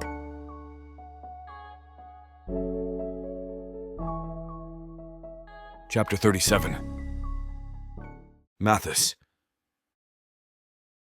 The cistern offers no real safety, just temporary concealment. After what we shared, that desperate, clinging intimacy in the darkness, Kriyen doesn't linger in the aftermath. We need to move, she says, already standing, already adjusting her torn silk robes. The riot will burn itself out eventually, and when it does, they'll come hunting systematically. I dress in silence, my body still warm from her touch, but my mind already returning to the crushing weight of what I've done. She leads us deeper into the underbelly, away from the cistern and toward passages I've never seen. The tunnels narrow, become older, carved from raw stone instead of maintained architecture. We're moving beyond the market proper now, into the natural cave systems that extend beneath Raich. The sounds of the riot fade to a distant rumble, like thunder from a departing storm. But the knowledge of what's happening up there, the death, the destruction, all my fault, follows me like a physical weight. After what feels like hours of climbing and crawling, we emerge into a small cave chamber. Not a constructed space, but a natural formation with a low ceiling and walls that weep moisture. Cold air flows through gaps I can't see, suggesting connections to the surface somewhere distant. Kriyen positions us away from the main tunnel entrance, in a depression where we're less visible. Then she sits, her back against stone, and closes her eyes for a moment. We're safe. Temporarily. The silence is oppressive. Just the drip of water in our breathing, and the faint, constant reminder of violence echoing from far above. I reach into my pocket, feeling for the one thing I managed to keep through everything. My fingers close around metal edges. The tin star, the cheap, poorly made surface ornament I gave her what feels like a lifetime ago. I pull it out, holding it in my palm. It's dented now, one point bent from being pressed against my body during our flight. But it's still recognizable, still the symbol I intended it to be. Kriyen, I say quietly. She opens her eyes, looks at what I'm holding. I want you to have this. I extend it toward her. Not as a trophy, as an apology. An apology? Her voice is flat. It was supposed to be a symbol of hope, I say, and my voice cracks. A reminder that even in the darkest places, light can exist. that beauty and kindness are possible, that community can form even where it shouldn't. I look at the bent star, my vision blurring. I was wrong. I was catastrophically, violently wrong. Hope isn't light in the darkness. Hope is a lie that makes people vulnerable. That gets them killed. I press the star into her hand. Take it. Remember what happened when someone believed too much in the possibility of good. She accepts it, turning it over in her fingers. The sharp points dig into her palm, leaving small indentations. Hope is a luxury for people who aren't being hunted, she says, her voice brutal in its honesty. For people who haven't just destroyed an entire community through arrogance disguised as kindness. For people who have the safety to fail without body counts. Each word is a knife, but they're true. All of them. But, she continues, closing her fingers around the star, I will keep it, to remind me what a moment of foolishness costs, what happens when pragmatism gets infected by sentiment, when calculation gets corrupted by hope. The words are cruel, deliberately so. But then her other hand finds mine in the darkness, her fingers lacing through my own with surprising gentleness. And to remind me, she adds more quietly, that I chose you anyway, knowing what you were, knowing what you do. I still chose you. We sit in the cold cave, hands clasped, the tin star pressing between our joined palms. Above us, the market burns itself clean. Behind us, dozens of bodies prove the cost of my mistake. What do we do now? I whisper. We wait until dark. Then we use the smuggler routes I know to reach the surface. Her thumb traces small circles on the back of my hand. We get far away from here. We survive. And then, I don't know. She's quiet for a bit. But we figure it out together. Together. The word should comfort me. Instead, it just reminds me that I've dragged her down with me, made her a fugitive, destroyed her life along with everyone else's. I'm sorry, I say, for all of it, for everything I took from you. I know. She squeezes my hand. But sorry doesn't change anything. We just survive with the consequences. The distant rumble of violence continues, a reminder that the dark market is resetting itself, erasing every trace of what we tried to create. And we sit in darkness, holding hands, carrying the weight of hope that became a weapon. The tin star digs into both our palms, a small pain we share. That's all we have left.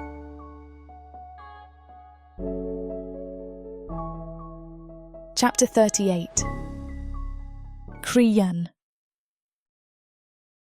We climb for hours through ascending passages until we reach a high ledge, a natural balcony carved by ancient water flow. From here, through a crack in the stone, we can see down into the dark market.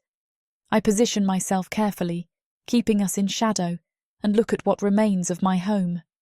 Smoke rises from at least a dozen fires. Black plumes that spiral up toward the cavern ceiling, creating a pall that dims the lantern light.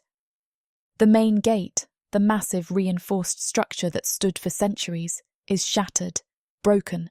Someone used explosive alchemy or concentrated magic to breach it.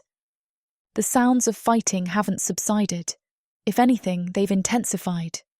This isn't riot anymore, it's civil war. Every merchant clan, every territorial faction, using the chaos to settle old scores and claim new territory. The beautiful festival decorations are gone, burned or torn down or repurposed as weapons. The plaza where we held the feast is a battleground now, bodies visible even from this distance. The market hasn't changed for the better. It's been violently reset to its factory settings. All the cruelty, all the ruthlessness, all the predatory survival instinct, amplified by fresh grievances and the humiliation of forced vulnerability. Movement catches my eye. A figure climbing atop a pile of rubble near what used to be the central merchant hall. Bernivar. His crimson furs are torn, stained with blood that's probably not his own. But he's standing, commanding, very much alive. He's shouting something. I'm too far to hear the words, but I recognize the cadence. A proclamation. A declaration of new authority. He's claiming the market, positioning himself as the one who exposed the fraud, who freed everyone from chemical manipulation, who will restore proper order. His victory is absolute. I feel a cold knot of hatred settle in my chest. He destroyed everything we built, turned our achievement into a weapon, made our hope into a cautionary tale. But beneath the hatred, there's also a sliver of relief. My old life is over. My rivalries, my carefully maintained reputation, my position in the market hierarchy, all of it erased. Bernavar has won that game completely, which means I don't have to play it anymore. I'm free of it, free of the constant calculation, the strategic cruelty, the need to be ruthless to survive. I lost everything, yes. But I also escaped. Mathis shifts beside me, also watching the destruction below. His face is haunted, carved hollow by guilt. I reach over and squeeze his fingers. The gesture is different now than it was in the plaza during the festival. Then it was about partnership, about a shared future we were building together. Now it's simpler, starker. The silent acknowledgement of two outcasts, two fugitives who have nothing and no one left but each other. The market isn't our home anymore. It's the monster we ran from, the place that will kill us if we ever return. We should go, I say quietly, before someone spots us up here. Where? He asks. His voice is hollow. Away, surface, somewhere they won't think to look. I turn from the view, from the burning wreckage of everything I built my life around. Somewhere we can figure out what comes next. He follows me back into the tunnels, and I lead us toward the smuggler routes I've kept as ultimate emergency exits. Routes even Bernavar doesn't know about. Behind us, the dark market continues its self-destruction, resetting, erasing all trace of what we tried to create. And ahead of us, only darkness and uncertainty and the thin hope that we might survive long enough to find something better. Together, two fugitives against the world. It's all we have. But somehow, with his hand in mine, it feels like it might be enough.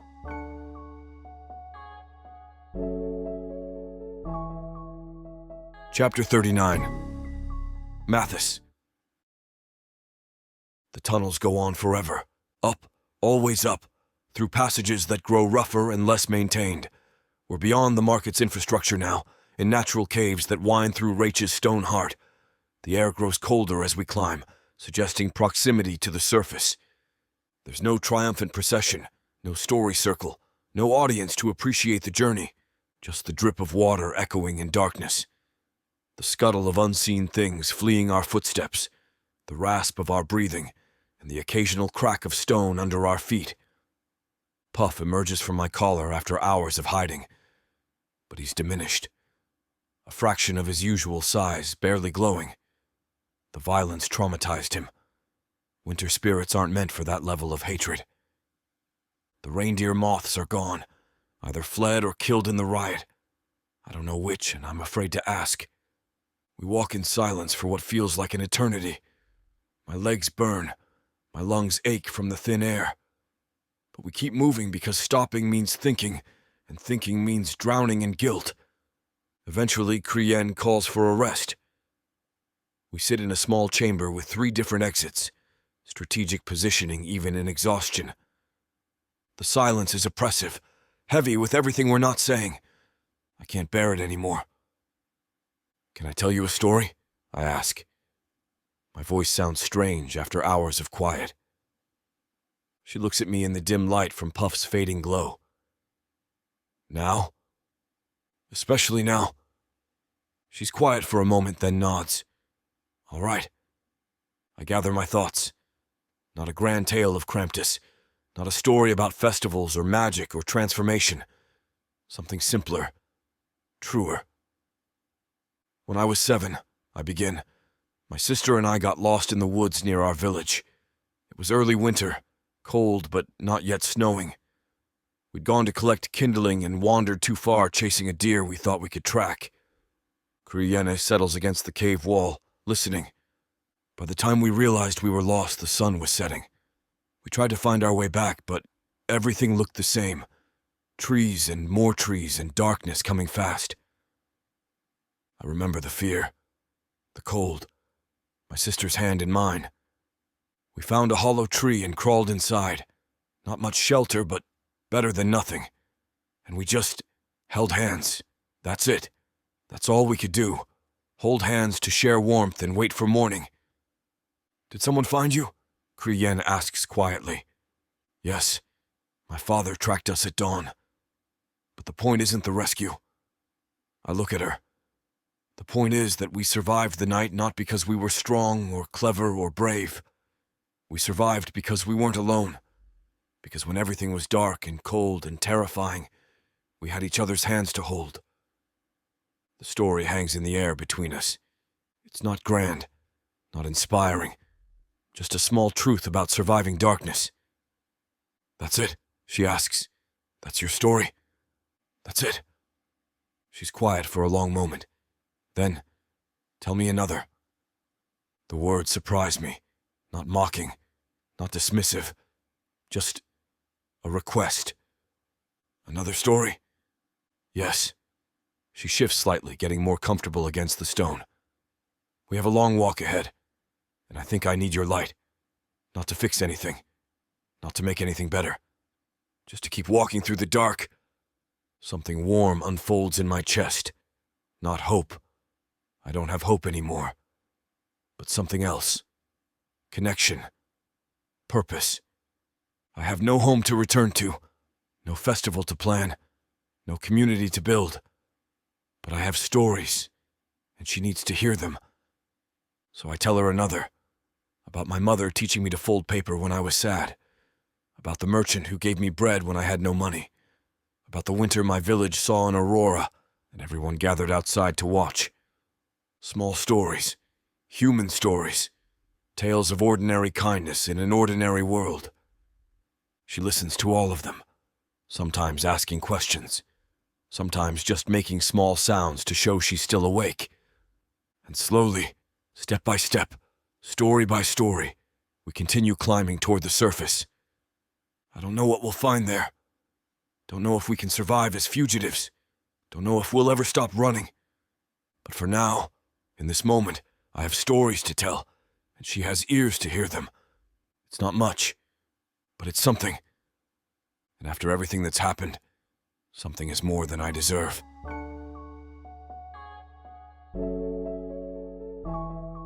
Chapter 40. Kriyen.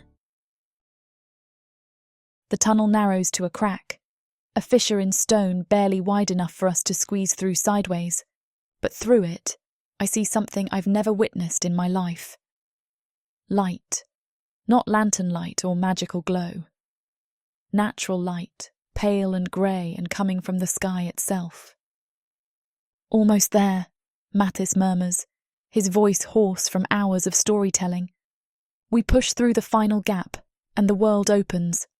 Cold air hits me like a physical blow. Not the stale, recycled air of the market, but wind, actual wind, carrying scents I have no names for. It burns my lungs, makes my eyes water. The sky is vast, impossibly vast, a bruised purple that gradients toward lighter shades at the horizon, suggesting the sun will rise soon. There are no walls, no ceiling, just endless open space that makes my stomach lurch with vertigo. I've spent my entire life underground. The largest space I've ever seen was the market's main cavern. This is incomprehensible, terrifying. The sheer scale of it threatens to unmoor me from reality. Breathe, Mattis says, his hand steadying on my elbow. I know it's overwhelming. Just breathe.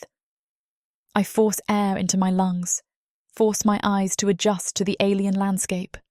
Snow. Pristine white snow covering everything. Not the dirty melted slush that sometimes seeps into the market's lower levels, but clean, untouched white that reflects the pre-dawn light. Mountains in the distance. The surface entrance we emerged from is high enough to see terrain spreading below us. Dark forests, white fields, the suggestion of settlements far away. No boundaries, just space. Endless, terrifying, exhilarating space. How do you live like this? I whisper. How do you stand it? The openness. You get used to it. Mathis's voice is gentle. Eventually it feels like freedom instead of fear. Freedom. The word sounds foreign. I take stock of our situation with the pragmatism that's kept me alive. We have nothing. The clothes on our backs, torn, stained with blood and sewage. The small knife I gave Mathis, still tucked in his belt. The tin star, currently pressed between my palm and my thigh, its sharp points a constant small pain. That's it. That's everything we own. We're hunted by everyone we've ever known. The entire dark market wants us dead. Mathis for the violation, me for the betrayal. There are probably bounties already being prepared. Assassins who'll take the contract for the prestige of killing the festival frauds. Mathis's home village is 3 weeks' travel north, assuming it still exists, assuming they'd welcome back a son who's now wanted for mass poisoning. My home is a smoking ruin. Everything I built, everyone I knew, all of it erased or turned hostile. We're outcasts, fugitives with no resources and no destination. The wind picks up, carrying snow that stings my face. I should be terrified, should be calculating survival odds and resource acquisition and escape routes. Instead, I feel something unexpected. Relief. The weight of the market, its hierarchies, its cruelties, its constant need for calculation and strategic positioning, is gone. I'll never have to haggle with Bernivar again, never have to maintain my reputation, never have to evaluate every interaction for profit potential. I'm free of it. Finally, completely free. At the cost of everything, yes. But free. Mathis stands beside me, also looking at the horizon. His face is gaunt with exhaustion and guilt, but there's something in his expression that suggests he's processing the same realization. We survived. Against impossible odds, through riot and collapse and desperate flight, we survived. Together. He turns to me, and in the growing light, I see him clearly. Not as an asset or a contractor or a partner in the business sense, just as a man. A foolish, well-intentioned, catastrophically wrong man who I've chosen above everything else. Where to now? I ask, and I hear the vulnerability in my voice, the loss of the confident certainty I've armoured myself with for decades. He looks at the horizon, that impossible expanse of open space, then back at me. His hand finds mine, his palm warm against my cold fingers. Somewhere else, he says simply. Not a destination, not a plan, just a way. Somewhere that isn't here, isn't the market, isn't the past. That's not very strategic, I point out. No, he agrees. It's not. His thumb traces small circles on the back of my hand. The same gesture from the cistern, from the cave, from every moment we've stolen while running. But we'll figure it out, he continues. Together. One day at a time. One story at a time. I look at this human, this disaster of a person who destroyed an entire community through good intentions, who drugged thousands of people trying to prevent violence, who created the exact catastrophe he hoped to avoid. This man I chose. Keep choosing. Tell me a story about the surface, I say. About this world I've never seen. Now? He sounds surprised. Especially now. I squeeze his hand. We have a long walk ahead, and I need to know what we're walking toward. So he does. Standing in snow that makes my feet numb, in wind that cuts through torn silk, with the sky lightening toward dawn, Mathis tells me about the surface world.